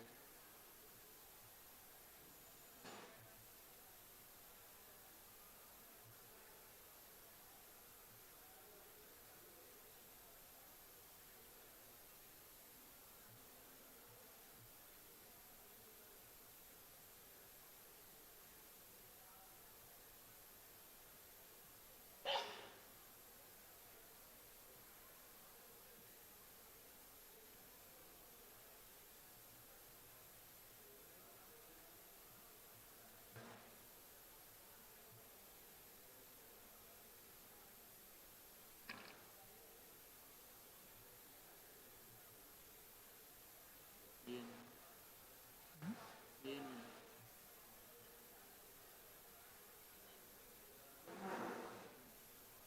अरे क्या देखे गया अभी बहुत ज़्यादा।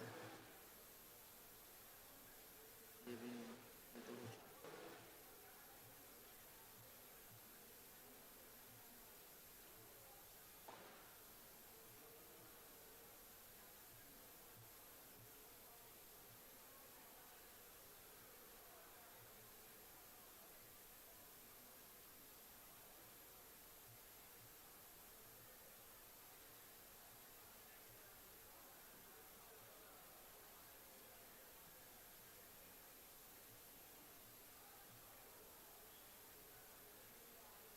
इस पे जाओ, इस पे देखो, इस पे बटन क्रोमी पे, और इधर से क्या रहेगा? क्रोम में लोड किया था उसने? हाँ, ऐसे ही तो दिख रहा था, ये ऐसे ही दिख रहा था, उसके अंदर फाइल था। देखो यार,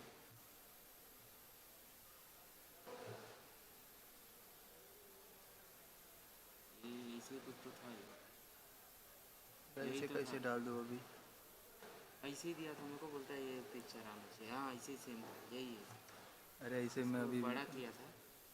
वो ठीक है, लेकिन अभी मैं ये है कि नहीं है अपनी मर्जी से डाल। वही है, सेम है। पे ही किया था।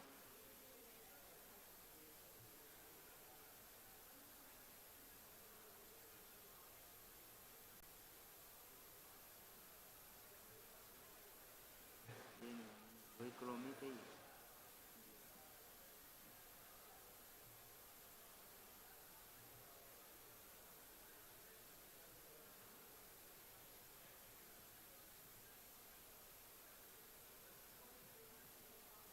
ये ब्रेक दिया था।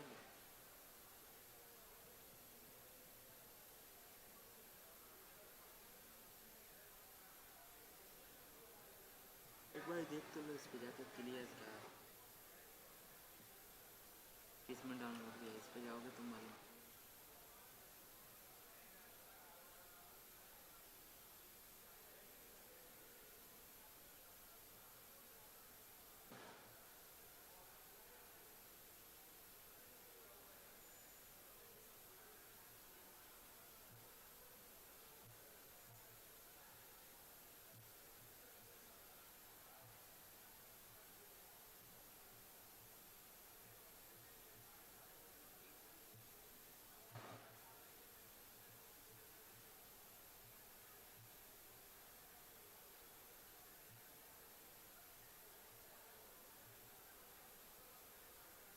लोडिंग में ये दिखा रहा है।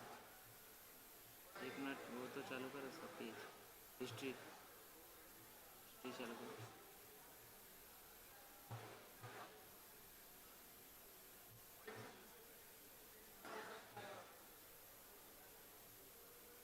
ये ऊपर वाला फिर गलत में ये जो दिखा रहा है ये नहीं था।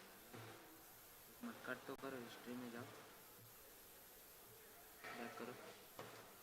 तो डिस्प्ले नहीं हो रहा है क्या? कौन सा था सर? वो एक वेब पेज को ओपन करके रखा था ये कौन सा है? नहीं दिखाई है। यार। एक बताया ना इसके पहले एक बार। एक सेकंड। वो वेब पेज ओपन करके कहाँ पे एक नहीं, डेस्कटॉप नहीं, वेब पेज था वो। डेस्कटॉप बंद कर दिया क्या? एक ही खुला है।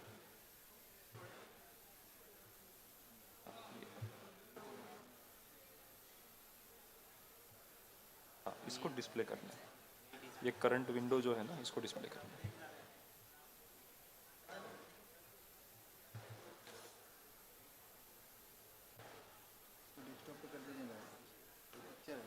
वो क्यों एक्सप्लोरर वो डिस्प्ले मतलब डुप्लीकेट नहीं होता है क्या? ना अभी तक तो पीपीटी सब तो हो रखा है। ये इतना छोटा पूरा पूरा क्या है? पीपीटी क्या है? पीपीटी नहीं है ये, एक्चुअली ब्राउज़र है। ब्राउज़र का जो है ना मैटर जो है उसको डिस्प्ले करना है। क्रोम में है, लाइव है अभी। कि नया ओपन कर दिया कि और दो टैब दो ब्राउज़र ओपन हुआ है शायद। सब बंद कर दिया क्या आपने? ठीक है, उसको दोबारा इधर एक बार URL में ना आर ये हिस्ट्री में रहेगा, कंट्रोल H में डाल के हिस्ट्री में चले जाइए। ये वाला दूसरा, हाँ तीसरा वाला, हाँ वही वो रख करेक्ट। हाँ ये पूरा उधर डिस्प्ले करना है। हाँ जैसा है वैसे डिस्प्ले कर दो। हाँ अभी कर दो ना।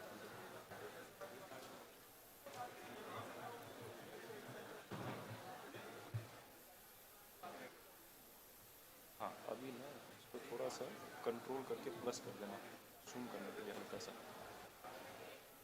कंट्रोल प्लस करके थोड़ा उसका जूम इन कर दीजिए।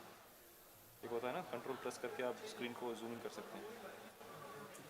कंट्रोल प्लस ये वाला शायद हो रहा है क्या?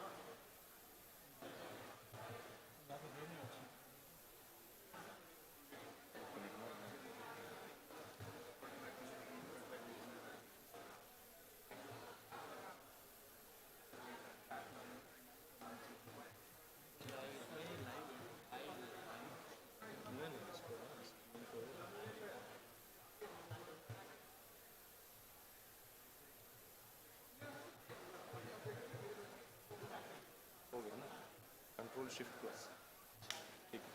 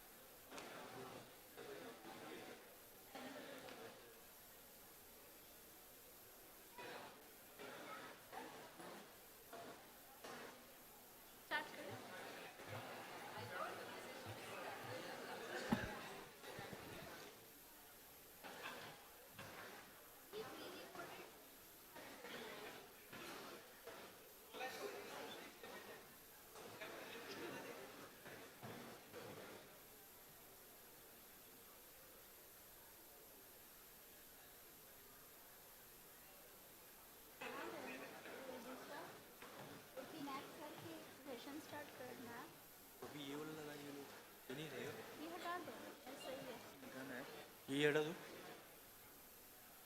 दूसरा अभी बाद में स्टार्ट करना। हाँ ठीक है।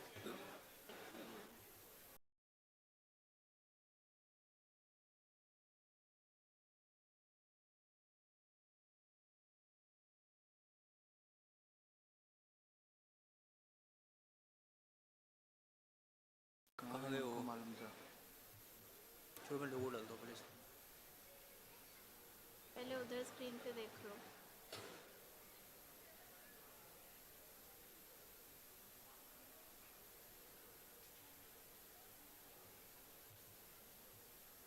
इसमें है?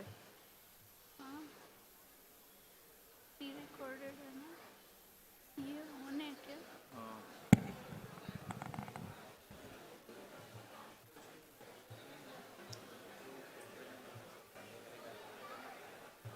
कहाँ है? सर श्रीनिवास पी श्रीनिवास वो पिनाक का प्रेजेंटेशन स्टार्ट करेंगे ना? उसका प्री रिकॉर्डेड है।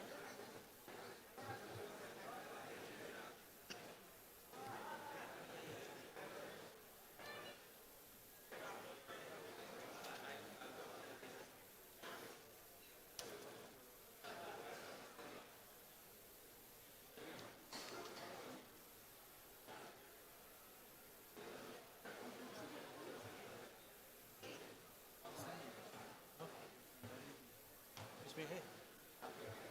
वो वाले ये तो उसका है ना?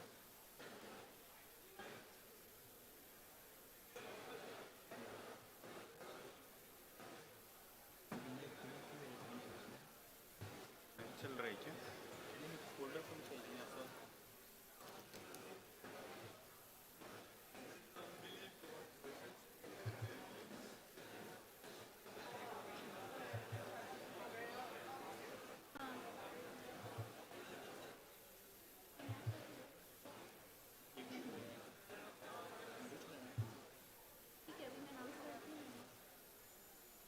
ये उधर स्क्रीन पर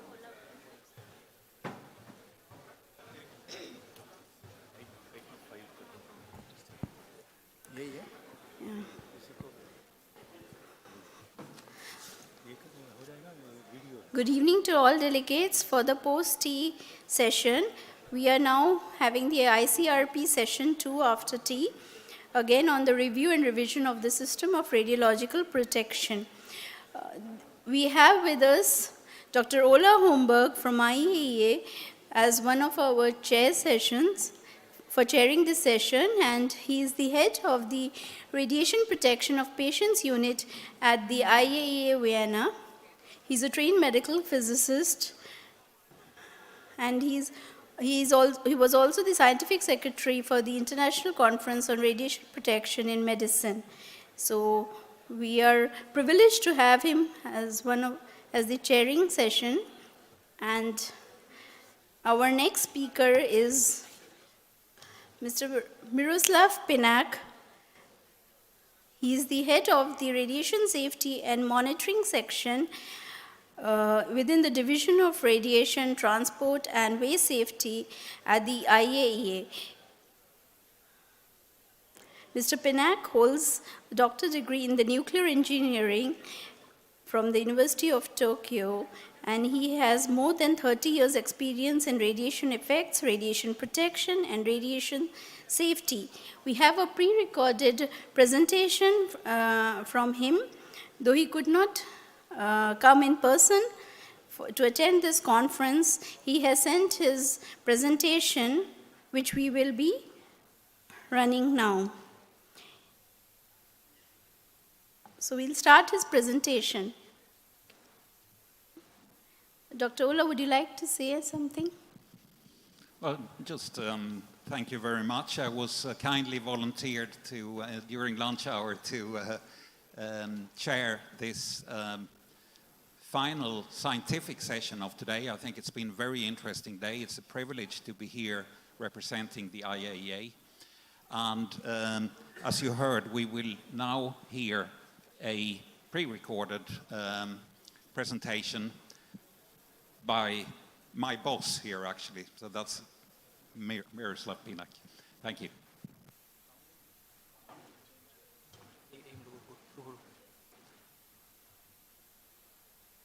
उठे साउंड यहाँ से यहाँ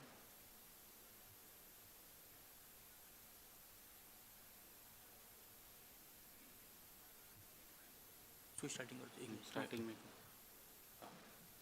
नहीं उसको बोलो साउंड देना पड़ेगा ना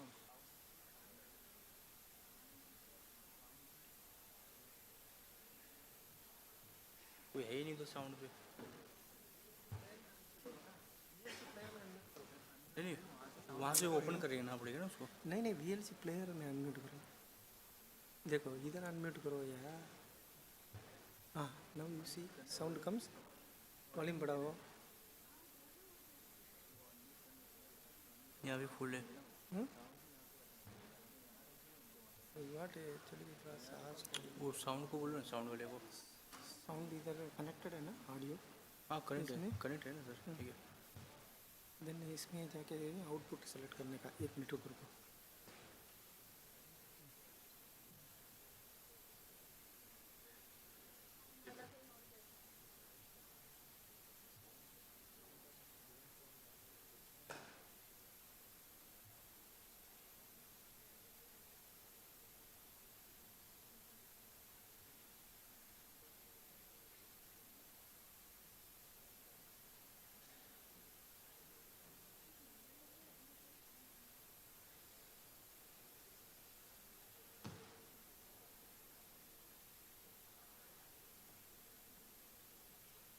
यहाँ से देखिए कुछ सेटिंग है क्या वहाँ से ऑफ किया होगा साउंड ऑफ किया होगा ना जो ऑपरेटर है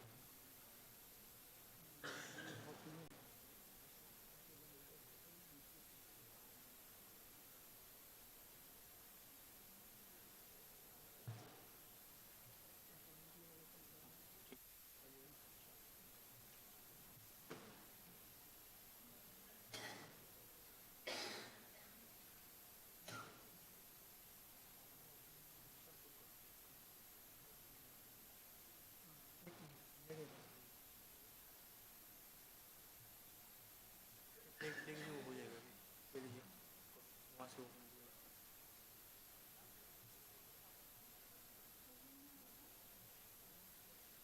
नहीं आएगा वो वहाँ से कर देगा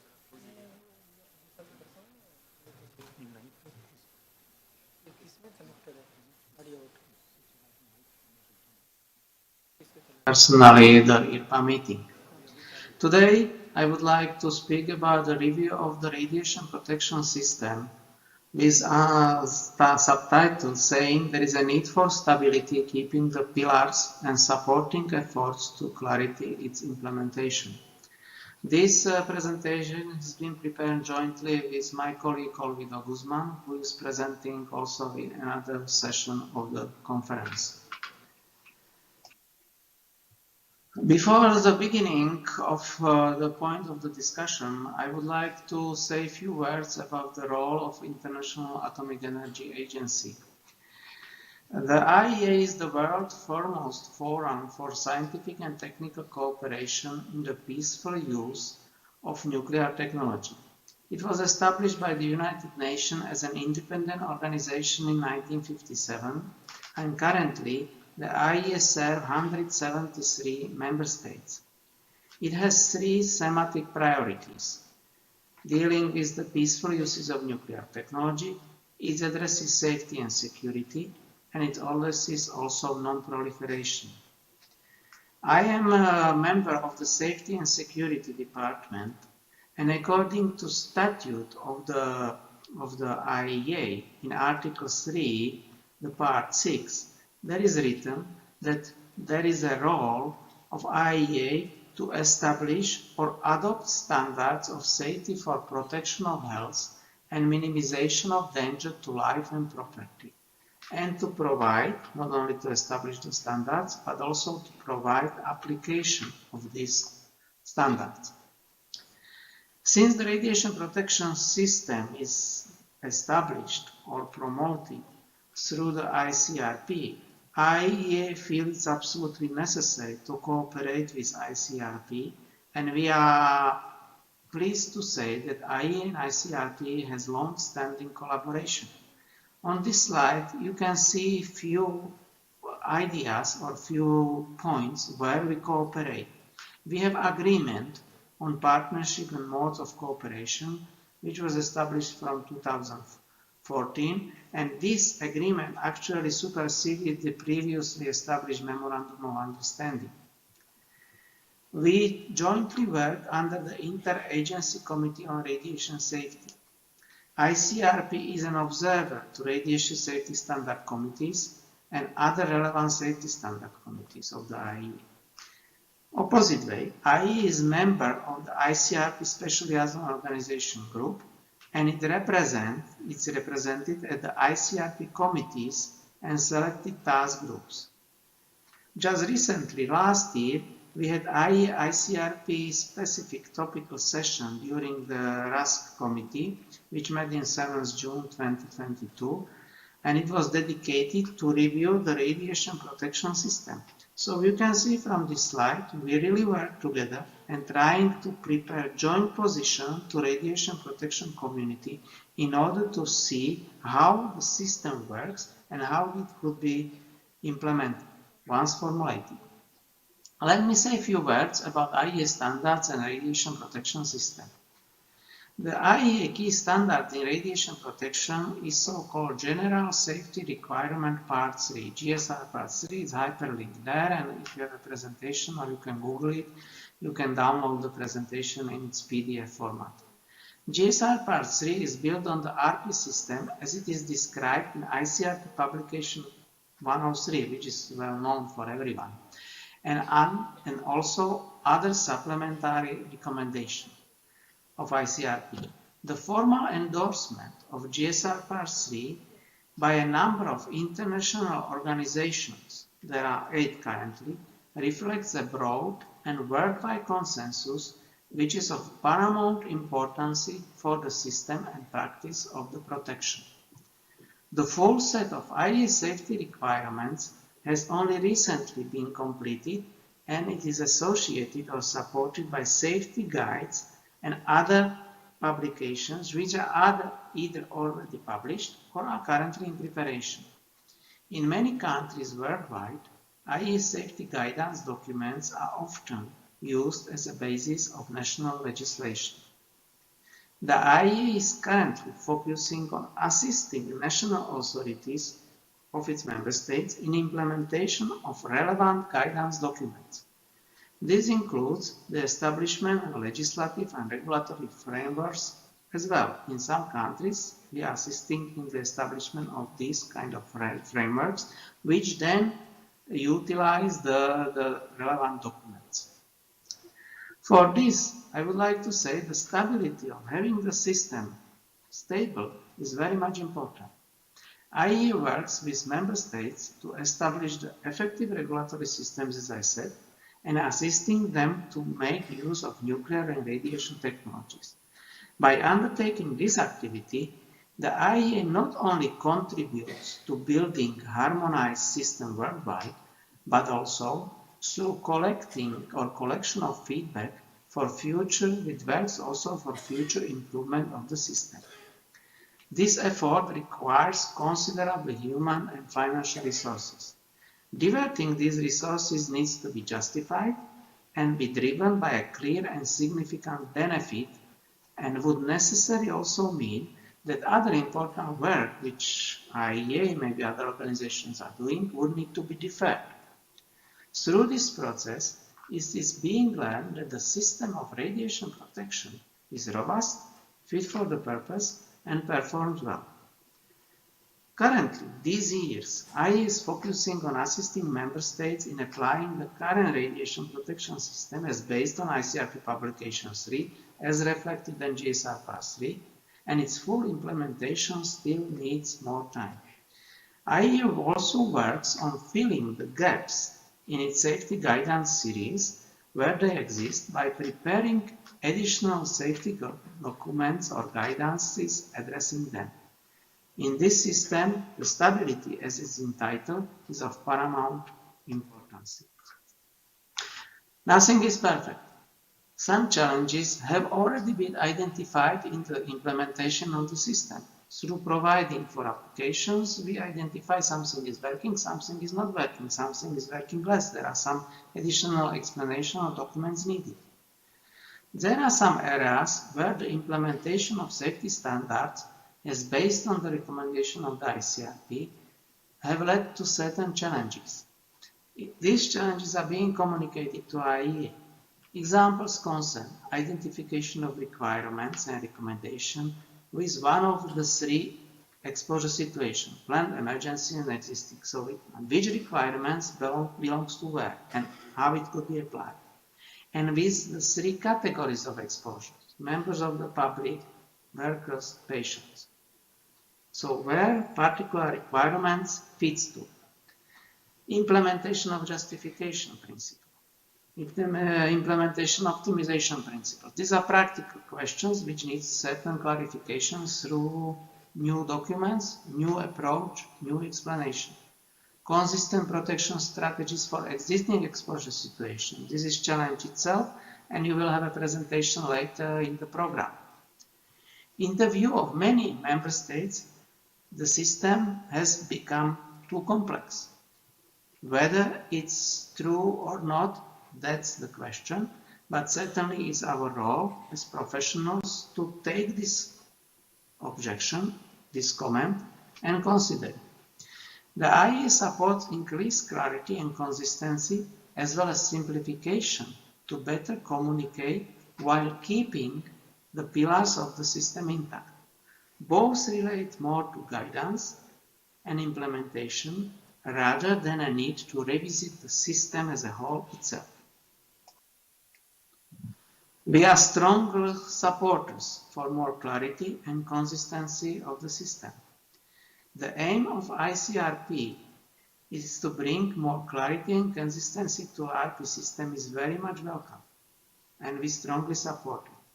However, through the discussion within the Secretariat and within the representative of Member States, some of the proposal as being formulated in ICRP publication or the paper which has been published some time ago might be seen as not consistent with the aim of bringing more clarity or simplicity to the system. While the scientific fundamentals of the contemporary ARP system are well formulated, some difficulties or misunderstanding in its implementation are more a matter of communication and explanation. While the changes in the current system are bringing more clarity, they should be also cautious not to cause more confusion. Current IEA actions and activities aim, among others, on enhancing involvement of the next generation of professionals, health physicists, regulators, who will then shape radiation protection fields for future, for the decades. I do believe many of these professionals are sitting in the audience. Such IE actions and activities includes also innovative communication, education, and preparation of information sharing tools. In summary, ladies and gentlemen, I would like to say that radiation protection is robust, fit for the purpose, and has been performing well so far. The full set of IEA safety requirements, as based on the ICRP publication 103, has only recently been completed. Current IEA focus is on implementation of these documents or standards or guidance documents. Many IEA member states are still implementing them. In this context, stability of the system is of paramount importance. IEA member state challenges are more with implementation or interpretation of radiation safety standards rather than with the radiation protection system itself. This experience is in support of more clarity and consistency, as well as an eventual simplification to be able to better communicate while keeping the pillars of the system intact. The stability of the safety standards and of the systems are based on its important for the credibility and also for public acceptance. And finally, any major changes to radiation protection system might lead to a need to change IEA safety standards. These eventual changes are not without consequences and need to be justified and optimized. If there is a significant change justified for safety, the IEA will not oppose, and contrary, will support such a change. But the impact of reduced stability must be carefully balanced against improvement in safety that are expected to ensure an overall net benefit. This is the main message that I would like to pass concerning the system which is currently existing, and we are discussing its future. At the end of my presentation, ladies and gentlemen, I would like to ask you to allow me to bring information about the upcoming IEA conference. It will be an international conference on the safety of radiation waste management, decommissioning, environmental protection and remediation, with subtitle Ensuring Safety and Enabling Sustainability. It will be held at IEA headquarters in Vienna, Austria, from 6 to 10 November this year. The purpose of the conference will be to provide a forum for exchanging information, experiences, and anticipated future developments, primarily for keeping the highest levels of safety and managing the interrelationship between safety and sustainable development. In the context of all these pillars are in the context of radioactive waste management, decommissioning, environmental protection, and remediation. On this slide, you can see the themes and the topics of the conference. There will be overall concept, relationship between policy, strategy, legislation, and regulations, relationship between safety and sustainability in decision making. This is also related to the previous part of my presentation concerning stability of the system, integrating the views of the society into decision making, practical experiences in integrating safety and sustainable development, building capacity for ensuring safety and enabling sustainability, and regional and international cooperation for ensuring safety and enabling sustainability.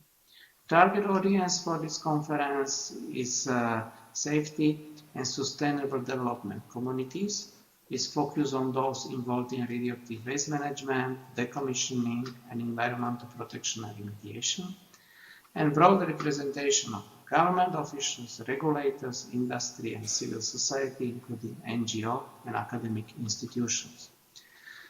Member states and those representatives of IRPA who are currently sitting on the audience are encouraged to extend the designation for this conference to bodies with specialized expertise in sustainability and sustainable development.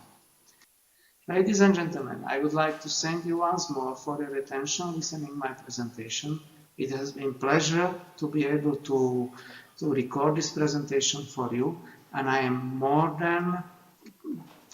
be more than happy if you address IEA with any concern or questions which you might have concerning our activities.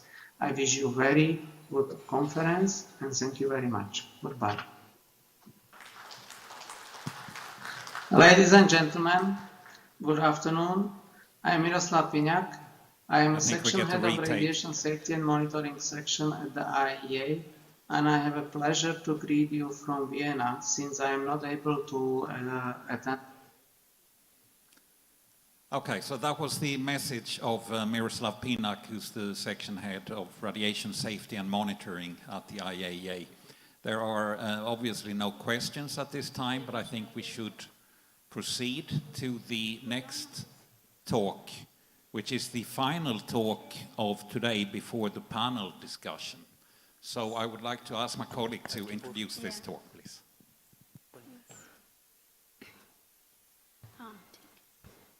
Our next speaker is Dr. Sherry Schneider.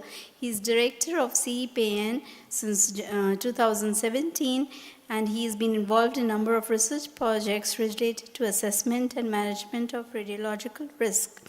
He's currently the chair of Committee 4 of ICRP and chair of Committee on Radiological Protection and Public Health. He's been involved in the number of research projects in the assessment and management of radiological risk, including societal and ethical issues.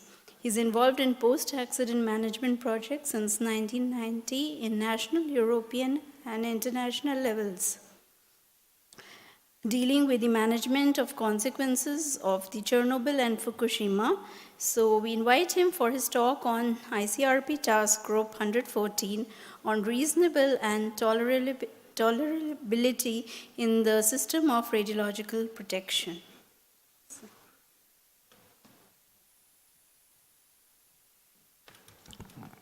Thank you, and good afternoon, ladies and gentlemen, and dear colleagues, and thank you, Chair, for the introduction of my speech.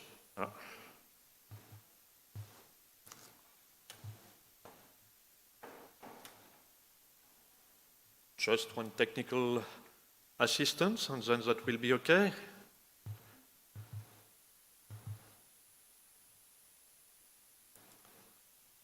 So I can just start because the schedule is very tricky and we will try to finish on time. My presentation, maybe you will see the slide in a few minutes.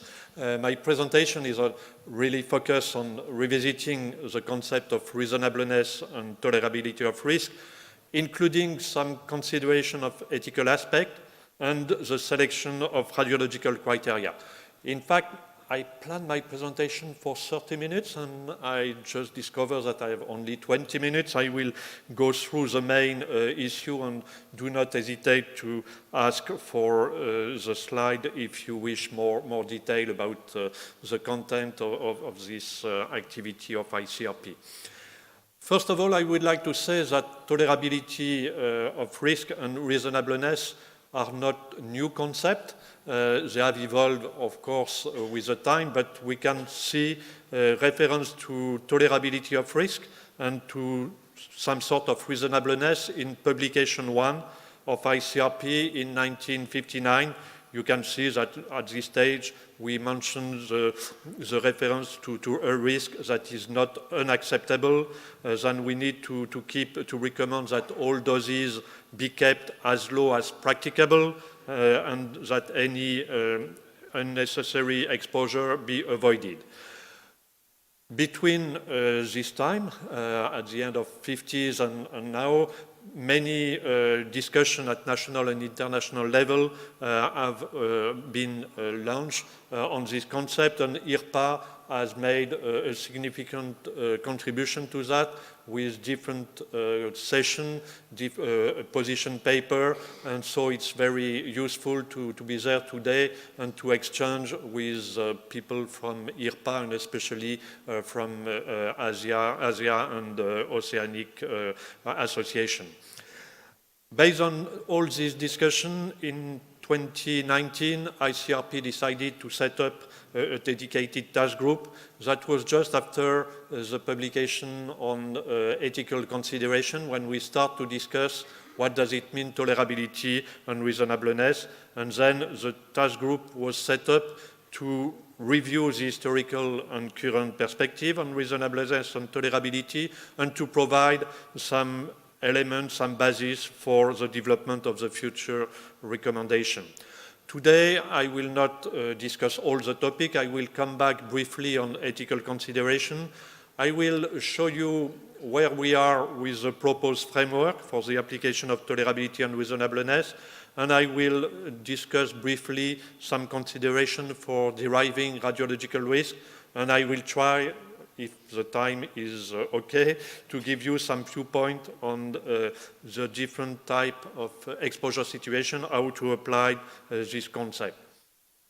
So maybe you know the publication ICRP 138 on ethical foundation of the system of radiological protection, introducing some core value, beneficence, non-maleficence, prudence, justice and dignity, and also introducing procedural values with accountability, transparency, and inclusiveness. I will not go in detail with that, but what is important is that all these ethical considerations are clearly at stake when we discuss tolerability and reasonableness. In this publication 138, the definition of tolerability is the degree or extent to which something can be endured. So this is not so easy to interpret, to see what does it mean. It's referred to the level of risk allowing activities to be carried out without serious consequences. But then we have to go a step further. And for reasonableness, the definition is to make rational, informed, and impartial decisions that respect other views, goals, and conflicting interests. Then we also say that it refers to moderation, fairness, and practicability. When we go further in the discussion on the aim of protection and the relationship with the core ethical values, in publication 138, we can mention that the objective, the aim of protection is to do more good than harm, so you refer to beneficence and non-maleficence, to avoid unnecessary risk, establish a fair distribution of exposure, and treat people with respect. So here you have the 4 core values of ethical value introduced by publication 138. But in this perspective, the 2 concepts of reasonableness and tolerability, also supported by quantitative method, definitively remain on the deliberative nature. So this is something which is not so easy to address, and it's why the task group 114 is really focused on how to combine all these elements, the ethical consideration, how to combine the scientific knowledge, the practical aspect, and what does it mean to have quantitative assessment and deliberative process embarking some ethical consideration, but also economic and societal consideration. Maybe this model is well known by most of you. This model has been introduced as called the model of tolerability of risk in publication 60 in 1990. And this model was largely focused on implementing the ALARA approach in the case of planned exposure situation. Then you have roughly the level of individual exposure, and you know that in some range of level of individual exposure, you can reach unacceptable risk, and below you have the tolerable risk. But then, having said that, when you apply the system and when you go toward optimization, you need to consider what is the optimization below the limit and to discuss what could be the ALARA level, and at the end, to expect to have acceptable residual risk. This model has been developed in the 80s, mainly by the UK Royal Society of Risk and the Health and Safety Executive in the UK to deal with implementation of ALARA in the context of development of nuclear power plant. But when we try to apply this model in different type of exposure situation and to go beyond the nuclear power plant, it's not so simple. And nowadays, the direction is towards this figure, which is a revised framework for tolerability of risk and reasonableness, where in fact you are not referring directly to acceptability, because the acceptability is something difficult to deal with, and the expert cannot decide the acceptability for the public, so you need to have discussion with the stakeholders, and so it's why the objective is much more to discuss what is tolerable and what is not tolerable, and the region of tolerability and the region of not tolerability, having in mind that the radiological risk criterion is not necessarily a single value, it could be a range of value, and then beyond this tolerability of risk, you need to consider more dimension, not only the individual level of exposure, but to embark societal aspect, ethical consideration, and so on. And it's why we developed progressively what we mean the 3R models. This morning we had the 5W approach in the terms of reasonableness. We try to develop what is behind relationship, rational, and resources in order to discuss within a deliberative process, in the optimization process, what could be reasonable, the reasonable level, not level of risk, but the reasonable situation coping with different elements. So I will try to give a flavor of what is behind this proposed figure in order to revise the framework of tolerability and reasonableness. Roughly speaking, tolerability of risk is a combination of risk that is variable in a specific context. So once again, the difficulty is that it's not so easy to have a universal value for tolerability. And then you need to embark different considerations, a specific context, based notably on current value of society, and it could evolve with time, and it could evolve according to the different specific context. Then we also need to consider not only individual risk, but if you have societal risk where you have a large number of people concerned, this is not exactly the same situation, and then you have to decide more broadly the combination of individual and societal risk. You know, when we discuss risk, we start with a level of exposure in most of the time, and then we need to have a level of risk. And then, of course, we come back to the discussion on the use of LNT with the use of the radiation health detriment. And then, as it was mentioned also in the previous presentation, there is a need to put into perspective with other risks and to have some common metrics for evaluating the risk. Then at the end, tolerability is also discussing with qualitative judgment, depending on various components on the specific exposure situation and context.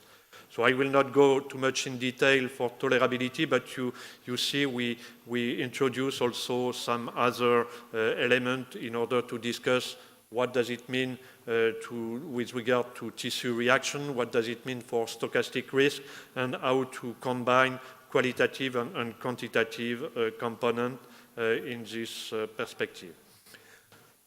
When we move toward reasonableness, as I told you before, it's referred to good judgment, fairness, practicability. One quite important element is moderateness.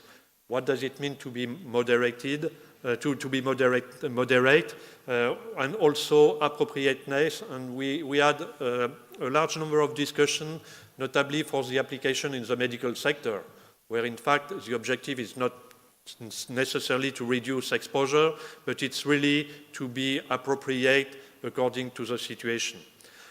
The optimization has to be considered really as a deliberative process to achieve a reasonable compromise. Then once again, there is not necessarily a single value, but there is a need to have compromise with all informed stakeholders. And then, of course, all the question is how to make people sufficiently informed and sufficiently involved in the discussion. And there is a need to embark economic, societal, and ethical consideration. So it's why we propose some element for addressing optimization and to discuss reasonableness. First of all, there is a reference to the ICRP publication 101. Just before publication 103, there was an interesting publication revisiting the optimization process, and where you have a series of qualitative considerations like equity, ability to control, sustainability, intergenerational consideration, and so on. And then all these elements are still very relevant for the application of optimization. And there is one point, the last point, but not the least one, which is quite important that we have no time to discuss in detail, but it's the question of social trust. And clearly, for the discussion on reasonableness, the question of trust, depending on the situation, is very, very significant. Then within task group 114, we publish a paper proposing some discussion on reasonableness with relationship, rational, and resources, where you see that relationship refer to stakeholder, empathy, trust, rational refer to technical aspect, contextual aspect, and ethical consideration. And then there is a key point with regard to resources on technology, what is the technology available, what is the financial process, and one point which is quite significant is also the time for all this process.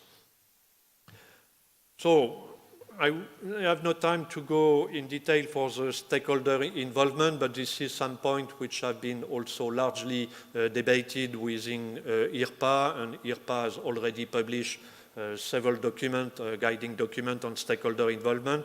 So I encourage you to check this document because they are very helpful for ICRP to address this issue.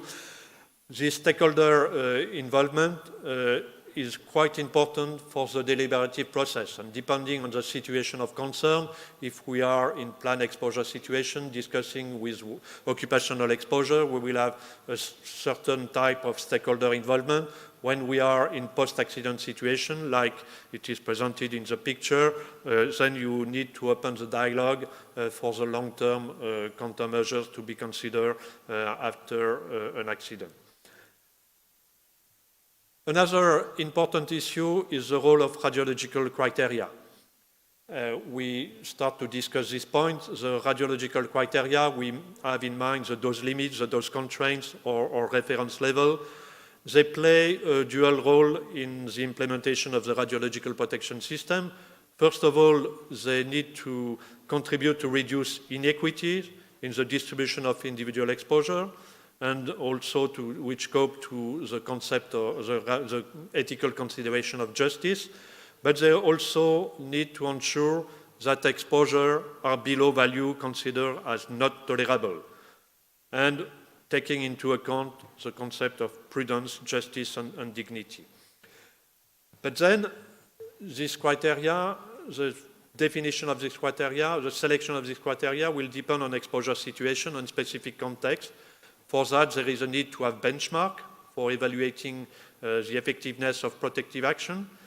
We need to have a restriction on individual exposure with possible control, and we need to define what is a border, and if it is only one level of exposure, if it is a range of exposure, if it is a border for individual risk, if it is a border for lifetime risk, and so on.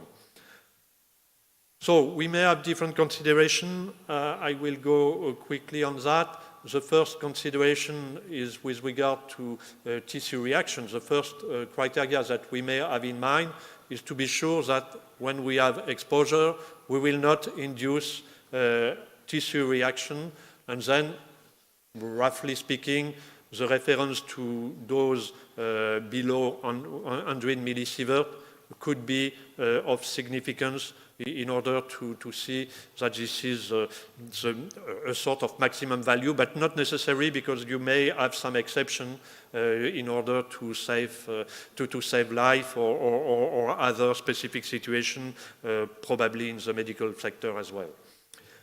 Then the other aspect is to put into perspective with calculation of risk, embarking the health detriment, and then you may transform your annual effective dose into a level of tolerable risk, and using the dose risk coefficient. And then, of course, this value could be compared to some risk in other sectors. We have seen in the previous presentation the comparison with chemical risk. Then, one element which is at stake currently in the revision of the recommendation from ICRP is the health detriment and its evolution. What to embark in the health detriment? Do we discuss the lifetime risk? What is the component in the ICRP detriment? Do we have to embark also, currently in publication 103, we embark incidence and not only mortality. We have weighting factors, how these weighting factors could evolve in the future, how to deal with the selection of DDREF, the consideration of heritable effect. We had some discussion on that previously. So all these elements could affect and could make the radiological detriment different in the future, or embarking some different weighting aspect. And so these elements will have to be discussed in terms of using the criteria for tolerability. Then I just would like to remind you the consideration, the range of value which have been introduced in publication 103, which seems to be relatively robust. Then, of course, we may have discussion for the application, but currently it provides a significant and helpful reference in order to derive radiological criteria, and this is some element to be considered when you open the discussion for this aspect. Then, with regard to the derivation selection of radiological criteria, there is a need to favor a bottom-up approach. And the other aspect, as I already mentioned, there is no single or universal value, and there is a usefulness to have multi-hazard approach, as we already addressed this topic today.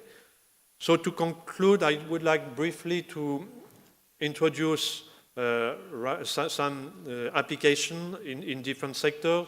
The first one is the application in post-accident situation. Mishiya Sasaki already introduced this element. Clearly, the post-accident situation introduces a great challenge with regard to what is tolerable, what is reasonable, and how to select the relevant criteria and how to engage the relevant deliberative process in order to be not only understood, but also to set up some meaningful recommendation for the application of the radiological protection system. So I will not go too much in detail, but with regard to that, you may all have in mind the discussion on the selection of the reference level after Fukushima, and notably for the lifting of evacuation order, where there is a need to consider what is reasonable for people to live in contaminated area.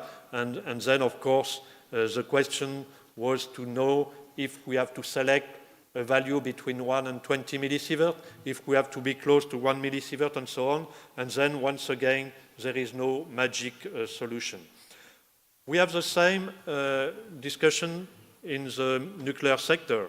When we want to, here I just mentioned the protection of workers, but we can do it also for protection of the public, or even more for protection of the environment. And then, of course, in the nuclear sector, the application of dose limit is really the first step with regard to discussion on tolerability and reasonableness. And then the key point is to know how to apply ALARA and how to open a dialogue between regulator and operators and the workers who are directly exposed. With regard to that, I will not go in detail, but different tools are available with cost-benefit analysis, with multi-criteria analysis, and of course, in order to have open debate and inform stakeholders, we need to develop ALARA culture and to really promote the graded approach commensurate with the level of risk. Then there is also some discussion in publication 126 on the application to radon exposure. And here we are notably for a member of the public, we are in a different perspective because a member of the public and the owner or the owner of the dwelling, then they have to discuss how to apply the radiological protection system and what is the relevant metrics to do it.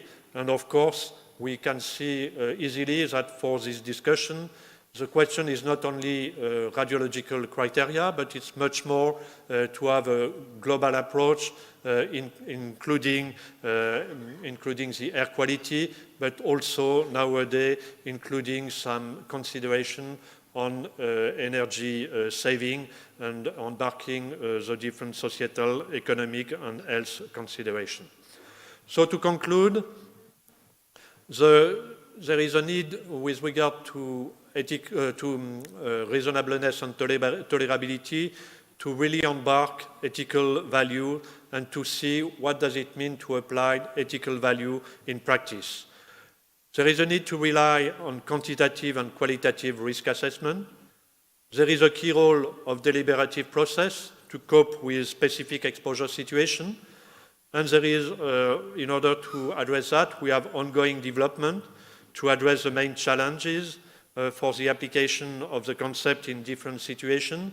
And we hope that we will have opportunity to interact with you on this topic in different domains. We already set up, in cooperation with IRPA, some workshop, and we are ready to do some other workshop in the following months in order to try to challenge the application of the approach in different situations and to, at the end, to provide some fruitful recommendation for the application of this concept. Thank you for your attention.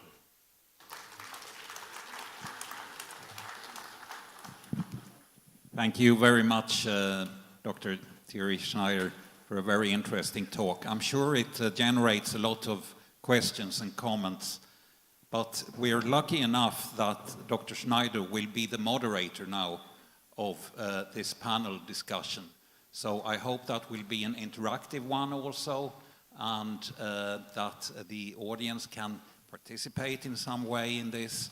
I will leave the stage now for you, Dr. Schneider, and the other panelists, and there will be an introduction of this. Thank you.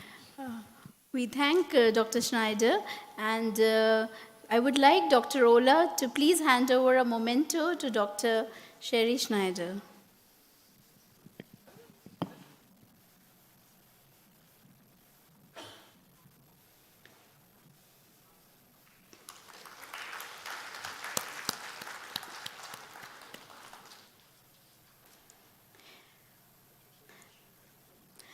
Dr. Ola, we are very grateful to you for chairing this session at such a short notice, and please wait on the dais. I request Dr. DK as well to please hand over a memento to Dr. Ola. He's been very humble. He even didn't want an introduction for chairing this session. So.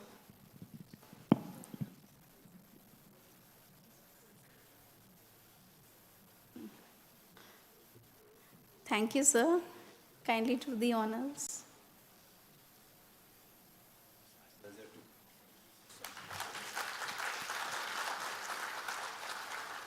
Thank you, Dr. Aswal and Dr. Ola. Our next, as Dr. Ola has said, is a panel discussion on the reasonableness and the tolerability. So we have 3 minutes each for each of the speakers, and we would like all the speakers to be seated on the stage for this interactive session. And I would like to call on stage Dr. Cameron Jeffries. He is the principal medical physicist with South Australia Medical Imaging at Flinders Medical Centre. He has held regulatory roles with the NSW and SA Environment Protection Authorities. Cameron is a member of the IRPA Executive Council, chair of the Australasian Radiation Protection Accreditation Board, member of the NSW Radiation Advisory Council, and also on the editorial board of the Journal of Radiation Protection and Research. He is also a member of the ICRP Task Group 126. Dr. Cameron, kindly be seated, please. Yeah. Our next speaker is Dr. MS Kulkarni, whom we have heard in the earlier sessions. Our other speaker is Dr. Hiroko from Japan. Dr. Hiroko? I think. Yeah. I think it's Mishiya Sasaki who will.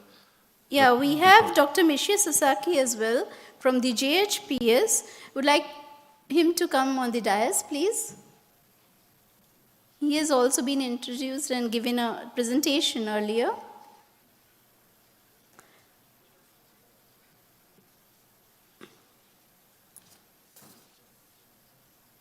And of course, we have our guest of honor, Bernard Leguin from IRPA. So over to Dr. Sherry Schneider for this panel discussion. Thank you, and welcome to all the panelists. The objective of this session, we will first give the floor to the panelists, but really then we would like to have the feedback from the audience. So be ready to ask your questions as well to the panelists and also to ICRP. One small addition. I'm sorry, I didn't call out Dr. Christopher Clement. Can we have him on the dais, please, for this panel discussion? So we can start because we have 5 panelists now. The objective is to have a first introduction from the panelists, and I will give first the floor to Cameron Jeffries, who had not the chance to speak today for the session, so you have the privilege to be the first one. Thank you. I think listening to my bio read out, I volunteer for too many jobs, so it's good that I'm only speaking now. So I guess I come to this as I've talked a little bit about conservatism in implementing the system of radiological protection, and it's not really an issue of conservatism in the system, but it's an issue of conservatism, layers of extra conservatism that are added to the system. So one example I bring up in my daily work involves some of my staff who I have to both ask them to wear lead aprons, I have to ask them to wear protective equipment, and I must also measure their radiation dose. And so I measure their radiation dose and it's 0. It's below minimum detectable dose. And I think to myself, they put on a 10 kilo lead apron, they risk hurting themselves. Every time I do a training session, everyone says to me that it hurts me, I get shoulder injuries, I get back injuries. If we look at it, theoretically, their dose without that protective equipment might go up to 0.5 millisievert. So in Australia, that's approximately the same as driving 5,500 kilometres. Okay, and I say to the staff, do you think, or I say to myself, do I think twice before I get into my car and drive? Do I think I'm going to die on my way to work? No, I don't. So to me, that driving risk is a tolerable risk, it's a reasonable risk. I think,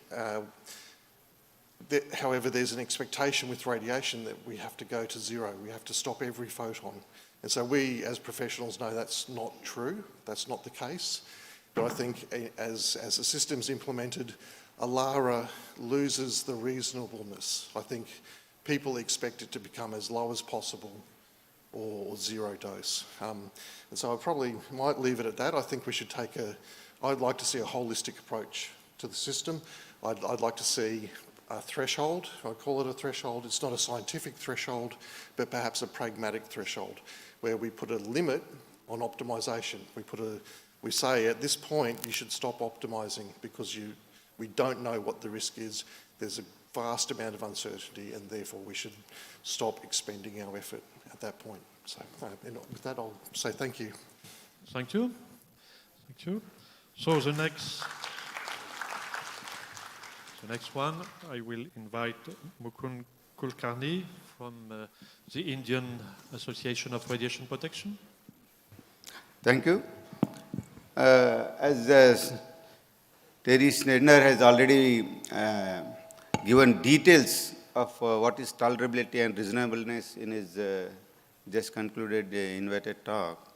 And I will just like to little bit elaborate on that.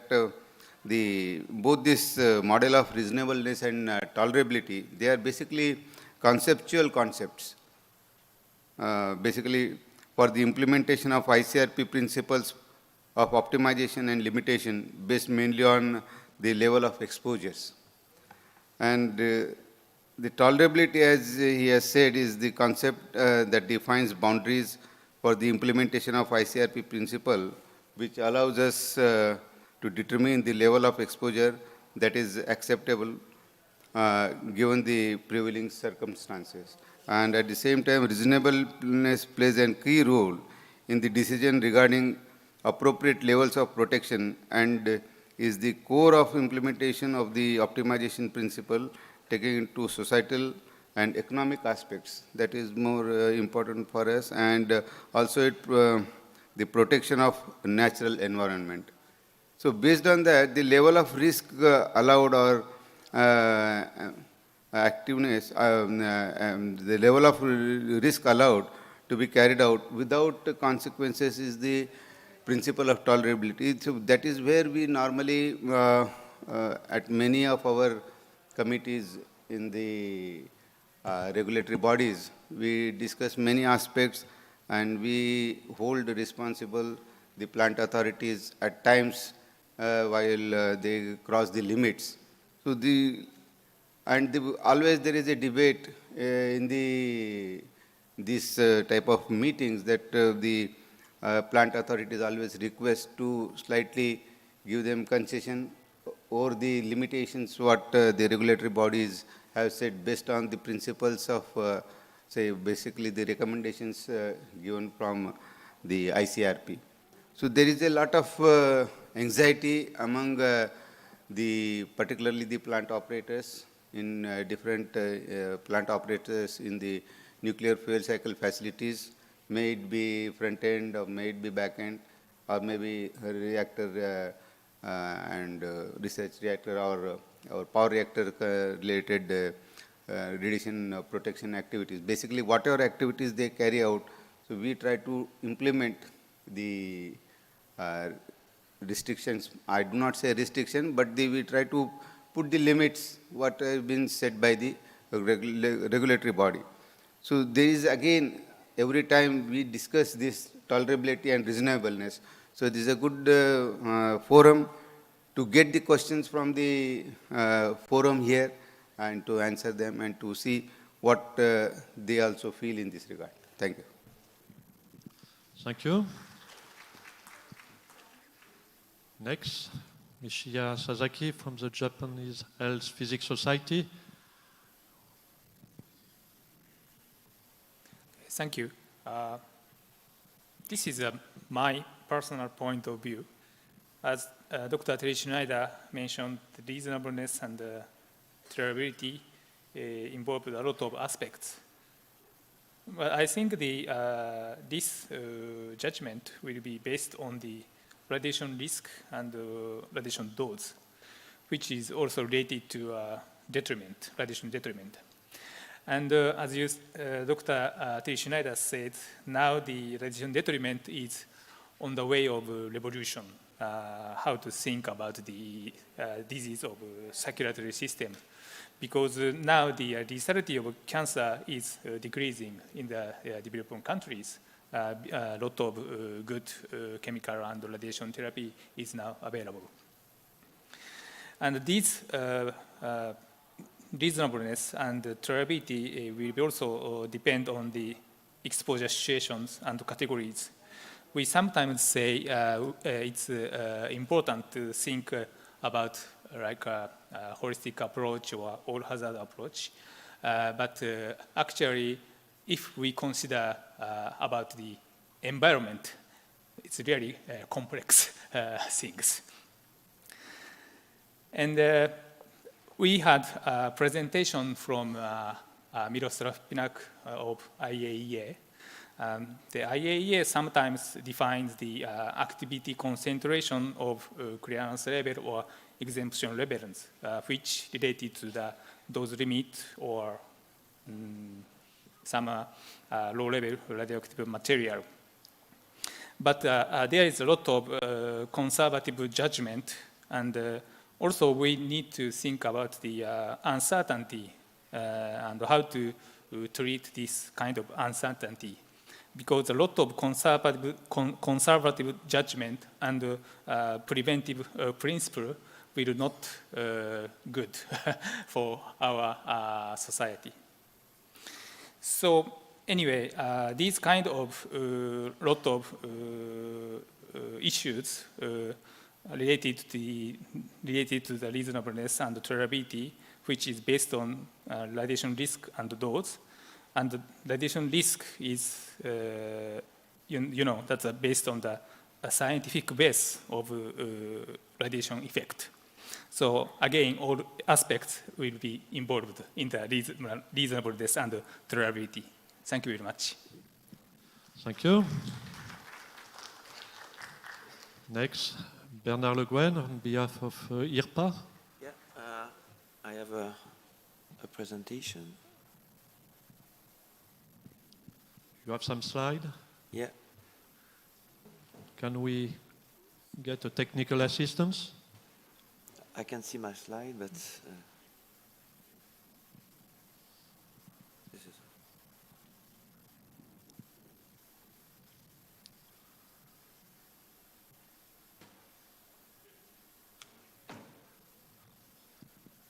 So okay. Okay, You have the I floor. can begin. Well, very briefly.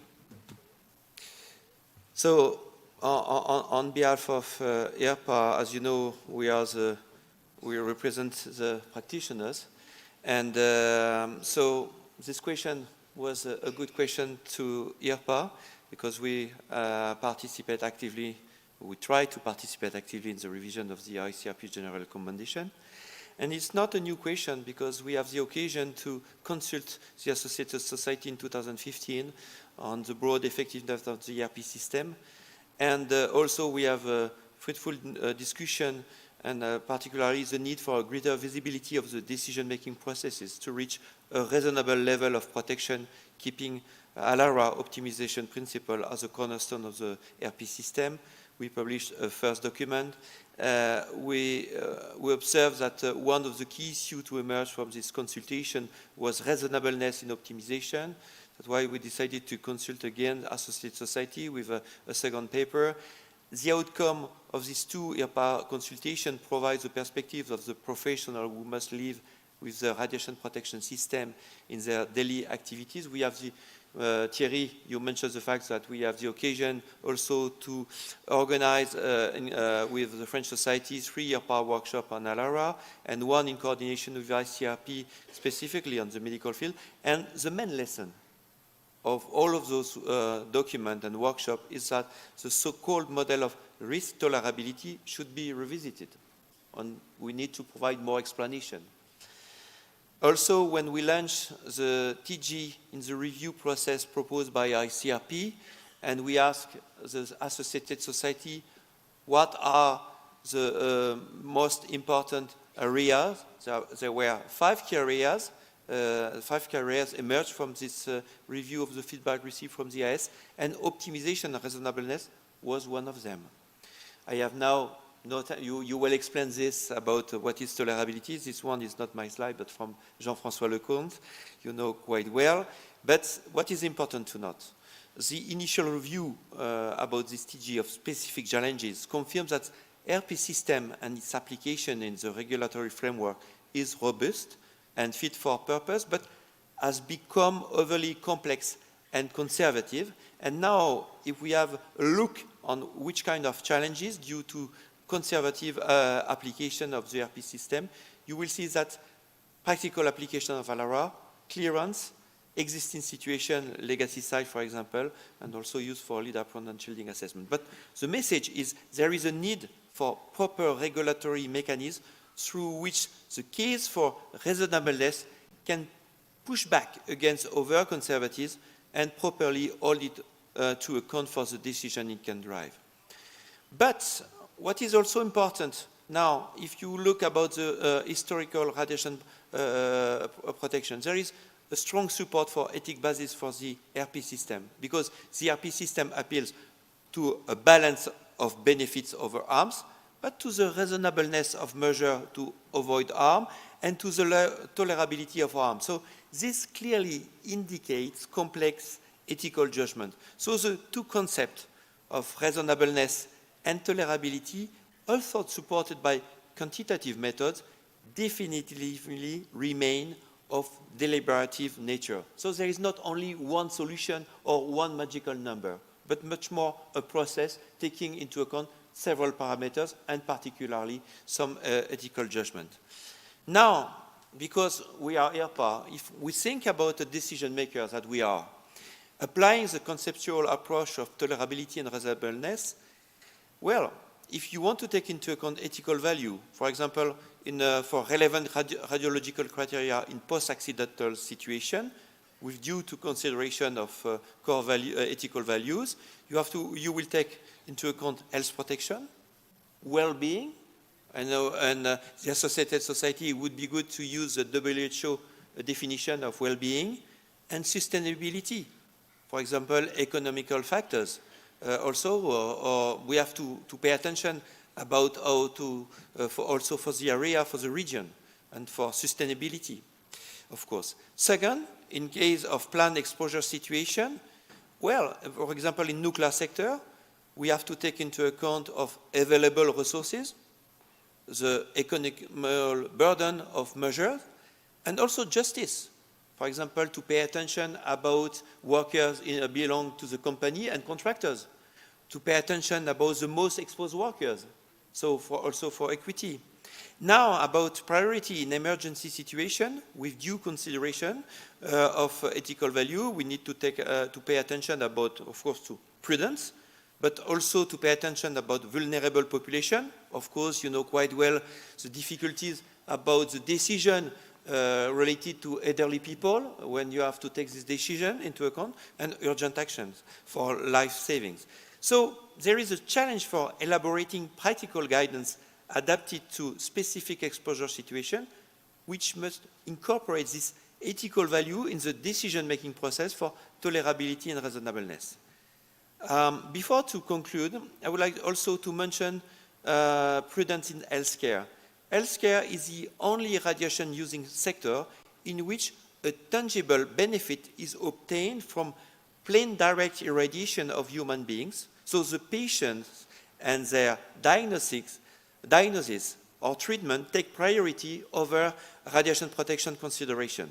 Of course, radiation safety culture need to encompass all those who could affect the exposure of the patient. You know quite well that over the world, there is a challenge evidenced by the continuing rise in number of medical exposure and increasing numbers of patients receiving high cumulative radiation doses. But in clinical practice, as in policy, the value of prudence states that avoiding risk is not an absolute, because ALARA plus patient exposure must be adjusted to the medical objective, so in order to improve the quality of diagnostic or the medical treatment. Just to mention the fact. And my last slide about feedback from IRPA Associated Society on optimization and reasonableness.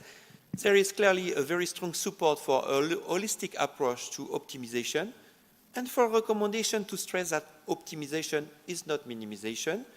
There is also a strong support of promotion use of reasonable caution, avoiding undue conservatism. The importance to include in the approach non-radiation effects in risk approach, and also the benefit consideration, for example, for healthcare.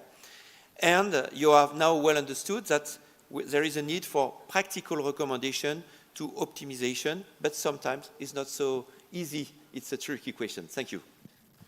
Thank you. Chris Clement, would you like to say a few words on behalf of ICRP?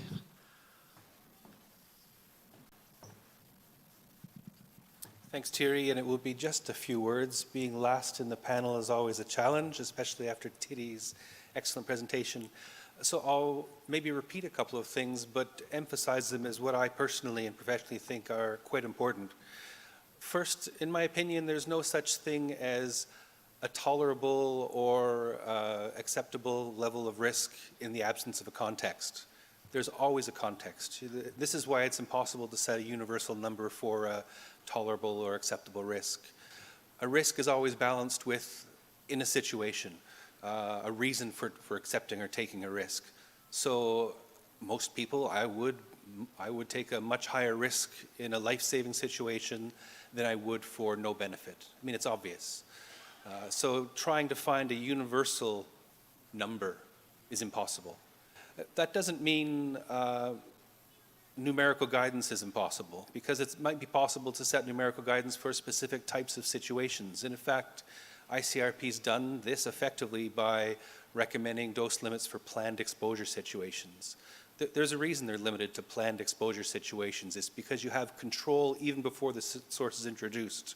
So it really limits the range of options and allows us as a community to make some judgment on what is a tolerable, reasonable, at least tolerable level of dose, which translates to level of risk. For most other situations, it seems to me that what's tolerable or reasonable in terms of risk and situation put together is a negotiation. Either it's a personal decision based on a personal action to be taken or not, or a negotiation between among all those people involved in the situation on what the best course of action is. And just one more small point. There was mention about the possibility of lower bounds of optimization. And although we say in publication 103 and other places, there is in principle no a priori number dose below which you no longer optimize. We also say in publication 104, which might be the least read one because it came right after 103. Everyone was busy reading 103. But in 104, we talk about the ideas of exclusion and exemption, where the doses may be unamenable to control, and therefore you don't control them, like cosmic radiation at ground level, for instance. There's no control on that. Or doses that are so small that any effort to control them is not worthwhile. So those concepts are in the system of protection. They're also within the IAEA lexicon of things. But maybe they're not used as much as they could be in more general cases. I suspect if you have a friendly regulator, a reasonable operator can talk to them and set up lower bounds for, let's say, practical optimization. As I said, it's part of the system already. Thank you very much. Thank you. Thank you to all the panelists to introduce the topic. We have already a long list of issues. I will not summarize all the elements, but clearly we have some issue with regard to the threshold and boundaries, what is behind that, how to go from conceptual approach to practical recommendation, and the objective is really to improve the practical implementation of the system. Some issue with regard to uncertainties, which are quite important. This is an issue which is at stake at the main commission of ICRP, and we will try to make progress on that, but I'm sure that all the panelists have also some good proposal on that. Of course, there is different element with regard to the current regulation, how to address tolerability and reasonableness with the regulator, and how the regulator is in position to have a good judgment and some judgment, as at least not necessarily the good one, but how to apply and how to open the dialogue between the operator and the different stakeholders in order to have this deliberative process, which is not so simple. And at the end, you also mentioned that we need to put that into perspective with the other risk, but also to consider that it's not only a matter of risk, it's mainly a matter of situation and embarking the different components which are beyond the question of risk, which concerns ethical issue, which concern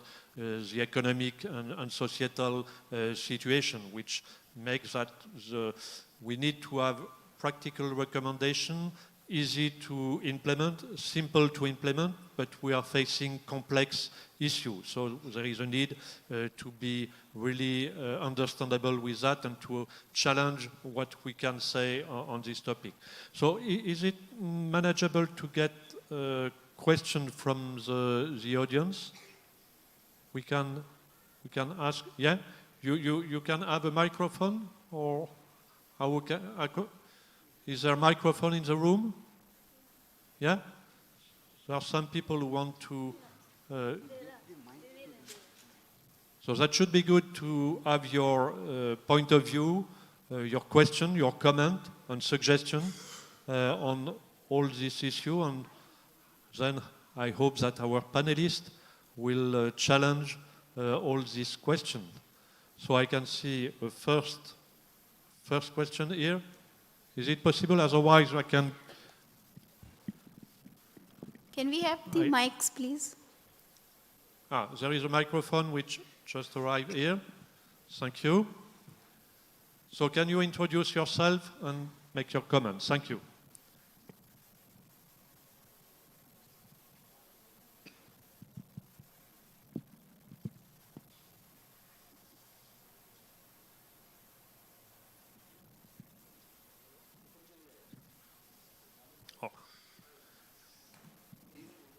Maybe you can come here and take the microphone. Yeah. It's okay now. It's okay. Thank you.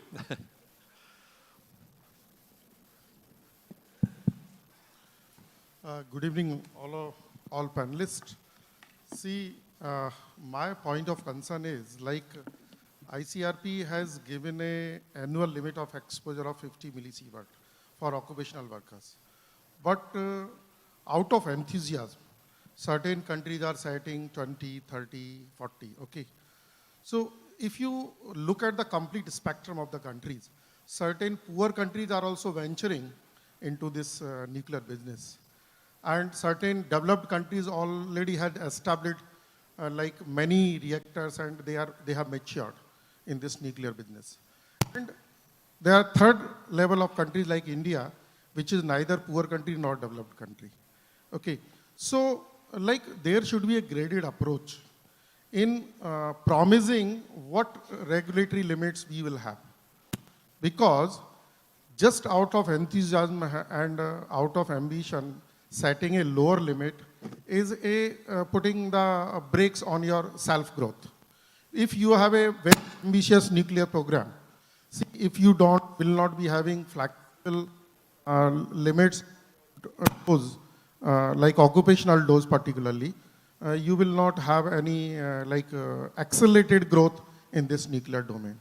So on this count, should this ICRP have some like advice to the countries? No, you should go for this limit. Because ICRP is happy. If any country is setting the lower limit of exposure, they are happy because it is less than 50. So basically, ICRP also should not only prescribing the limits, ICRP should advise the countries, seeing the economic and social spectrum and population spectrum of the countries, that these limits will be ideal for you. That's all. Thank you. Thank you. Someone, yeah, I can take some other comment. Yeah.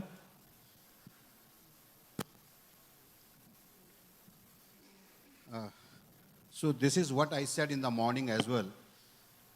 The fundamental principle of radiation protection is based on the LNT model, and which essentially says that any radiation to the biological system is damaging.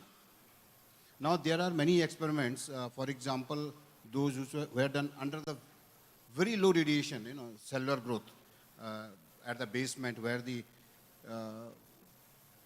radiation level was about an order of magnitude lower. So it was found that the growth of those cells became lesser. Even the Schrodinger, as we know that he discovered the quantum mechanics, he felt that biological systems are quantum mechanical systems. The gamma photon is also a quantum mechanical system. the biological system, eventually it turns out to be the dangling bond which is related to the proton. And that scale, again, it is the quantum mechanical one. So until and unless we see the effect of radiation quantum mechanically with the cellular system, I don't think we are going to come with any solution.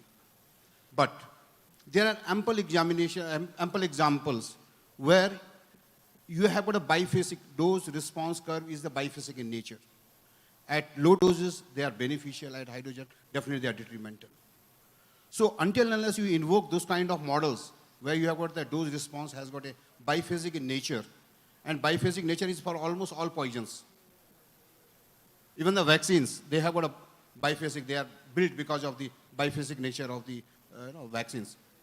So my point is that some point of time, apart from the regulatory and toying with the words in English, I think some point of time we have to ensure that the fundamental science evolving the quantum mechanics, or particularly quantum biology, that should be promoted. And I think that will give you a better solution. Thank you.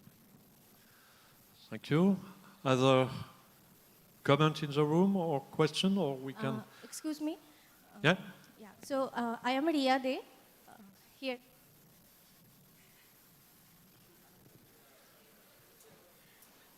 Okay.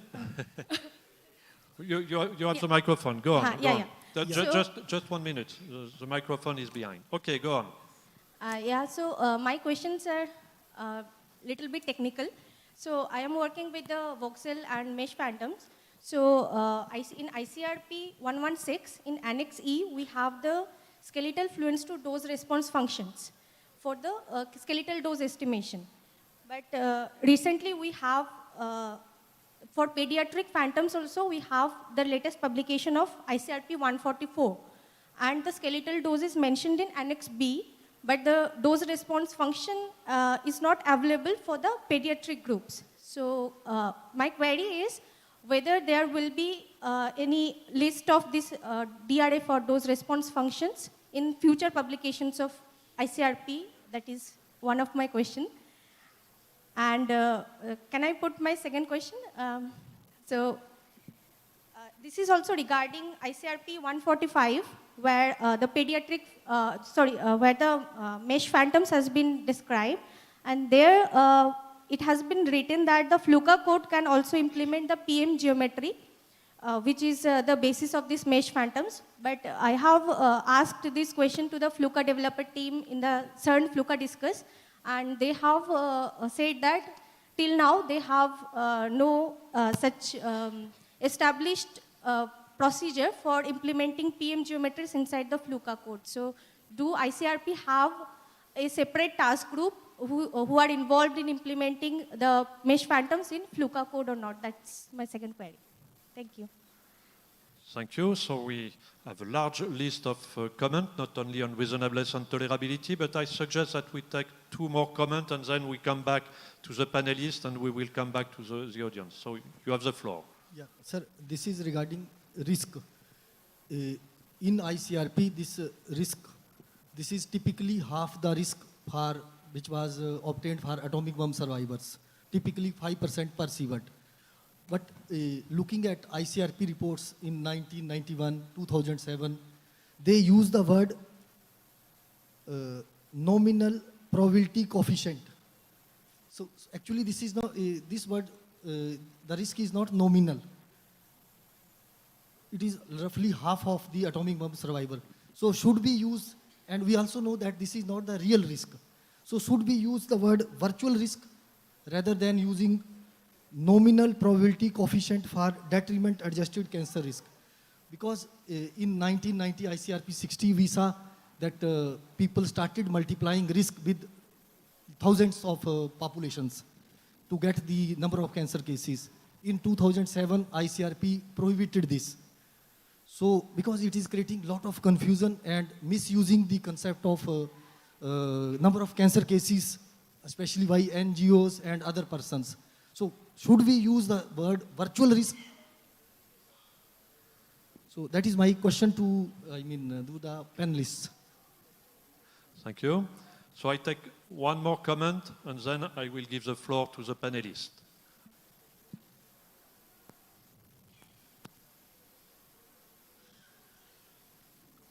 Thank you. My name is JPN Pandey, and I am the Radiological Safety Officer of Reprocessing Facility.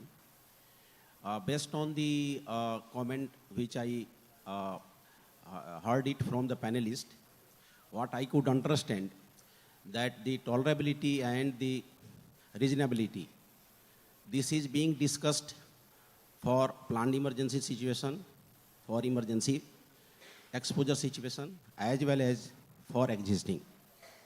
But I want to mention, already ICRP has set up a limit, which is being implemented by the regulatory authority in all the nations, state members.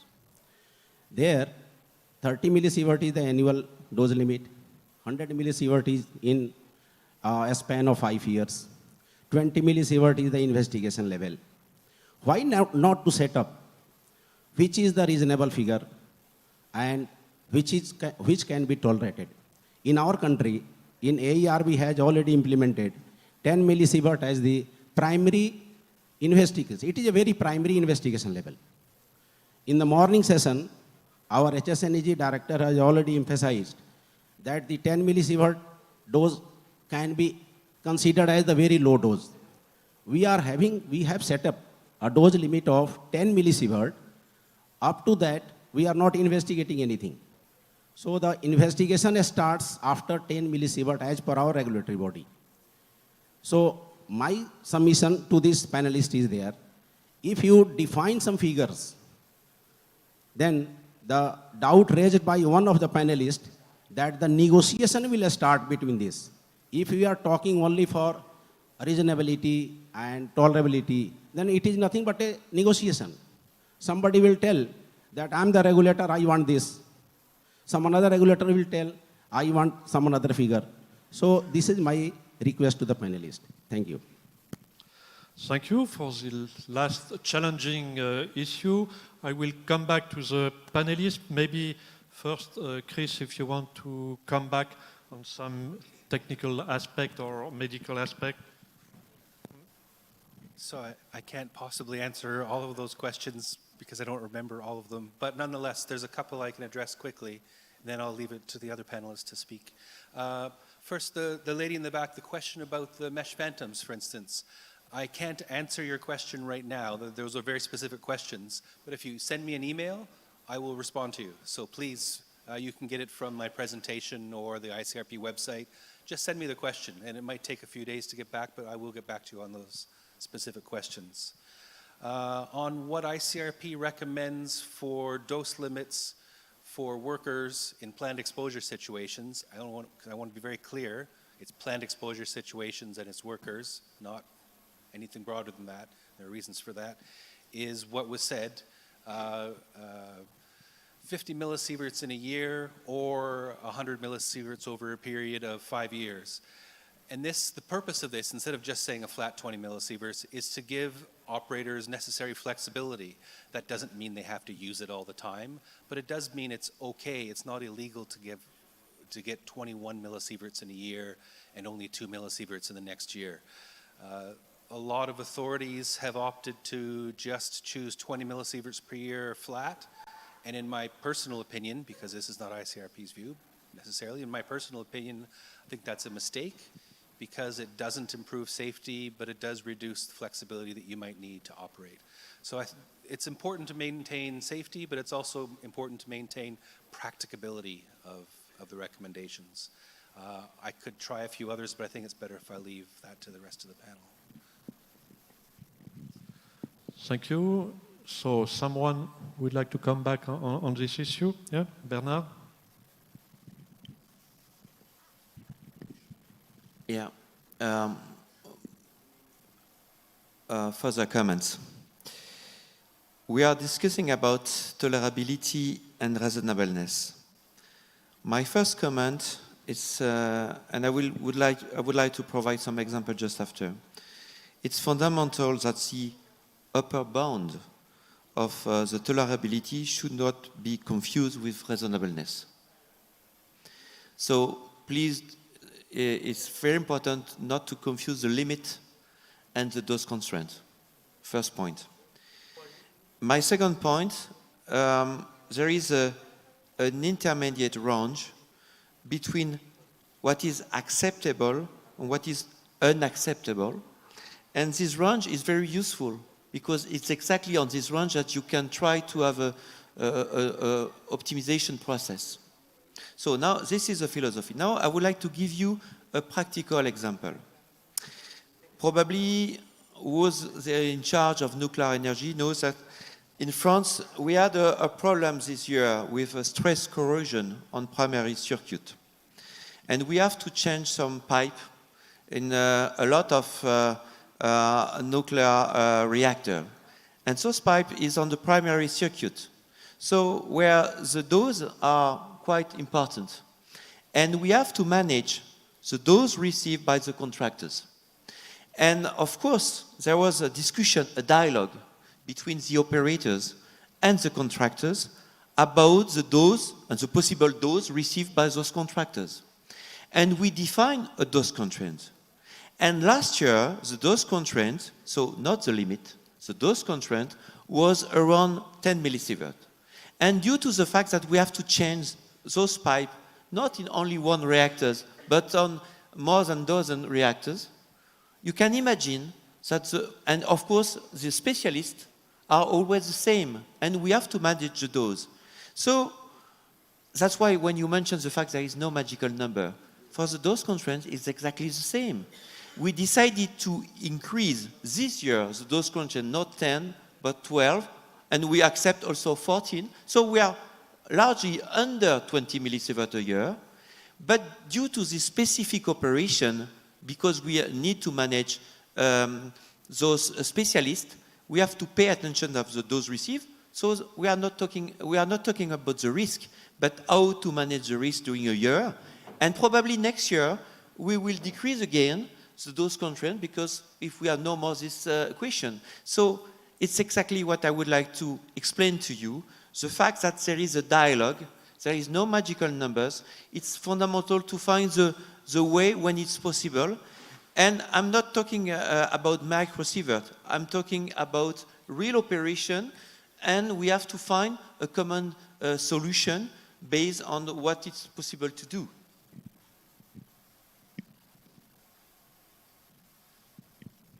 Thank you. So from the comment from the audience, I clearly understand that if we are able to have a black and white situation, this is simple to manage. Unfortunately, we are not in this position, and we will be never in this position. So we need to embark the complexity of the situation and to find something which is manageable, practicable, moderate, including moderateness and so on. And then, of course, the dialogue is important, but we need to define what is behind this dialogue. If you have seen in my presentation, I never put the term acceptable. This is for purpose because we had long discussion about acceptability, and the expert and the ICRP is not able to say what is acceptable for the people. The acceptability is not to accept a risk. The acceptability is to accept a situation with some risk, but with other benefit. And otherwise, you will never be in position to accept only a risk. So maybe you want to comment. I'm not sure I will reach, succeed. Perfect. So I think I take the points, and I'm certainly raising an issue where perhaps I'm not looking at real doses in terms of operational terms. As someone who has to implement the system at a practical level, the details are there. Everything is in the details. As Chris says, there's publication 104, there's exemption, exclusion, but I think as it translates through to the public, those details get lost. And really that's the issue I'm raising, where, for example, the IAEA tell us that a trivial dose is of the order of 10 microsieverts. But in regulations, in reality, in an Australian state, that becomes just 10 microsieverts. So that subtlety is lost as things are translated into practicality. And certainly in terms of my issue that I raised, that's a conversation for me to have with the workers and pick up your point exactly. I think it's reasonable. I think the dose is acceptable, but it's not up to me to decide that. It's up to me to have a conversation with those workers and see if they agree that risk is acceptable to them. So it is quite complex at a practical level. The system's very complex, and it would be great to simplify the system. And certainly I'm not worrying about 10 millisievert or 12 or 20 millisievert. I'm worrying about doses below 1 millisievert, where I'm having to spend a lot of effort in practice to deal with doses that we really shouldn't worry about, perhaps, depending on the workers. Thank you. Some other comment from the panelists, or? Yeah? So as Chris has properly brought out the issues that the safety is more important from nuclear operation point of view, but at the same time practicability also is to be seen, and that is the reason that the limits what some few questions were there, that different countries are putting different dose limits. As one of our first two questions were there. Some countries are putting 20 millisievert per annum or 30 millisievert per annum or 50 millisievert per annum in some countries. But this is just to give the flexibility to the individual regulatory bodies of the individual countries. That is one aspect. And there was one question on the tolerability and reasonableness, whether it is any negotiable thing. It is not actually exactly the negotiable type of thing, but the tolerable, that is just to, and there is no way that we can find some numerical numbers for this. It is just a conceptual concept, and the individual regulatory bodies need to apply their mind before they put these limits. Thank you.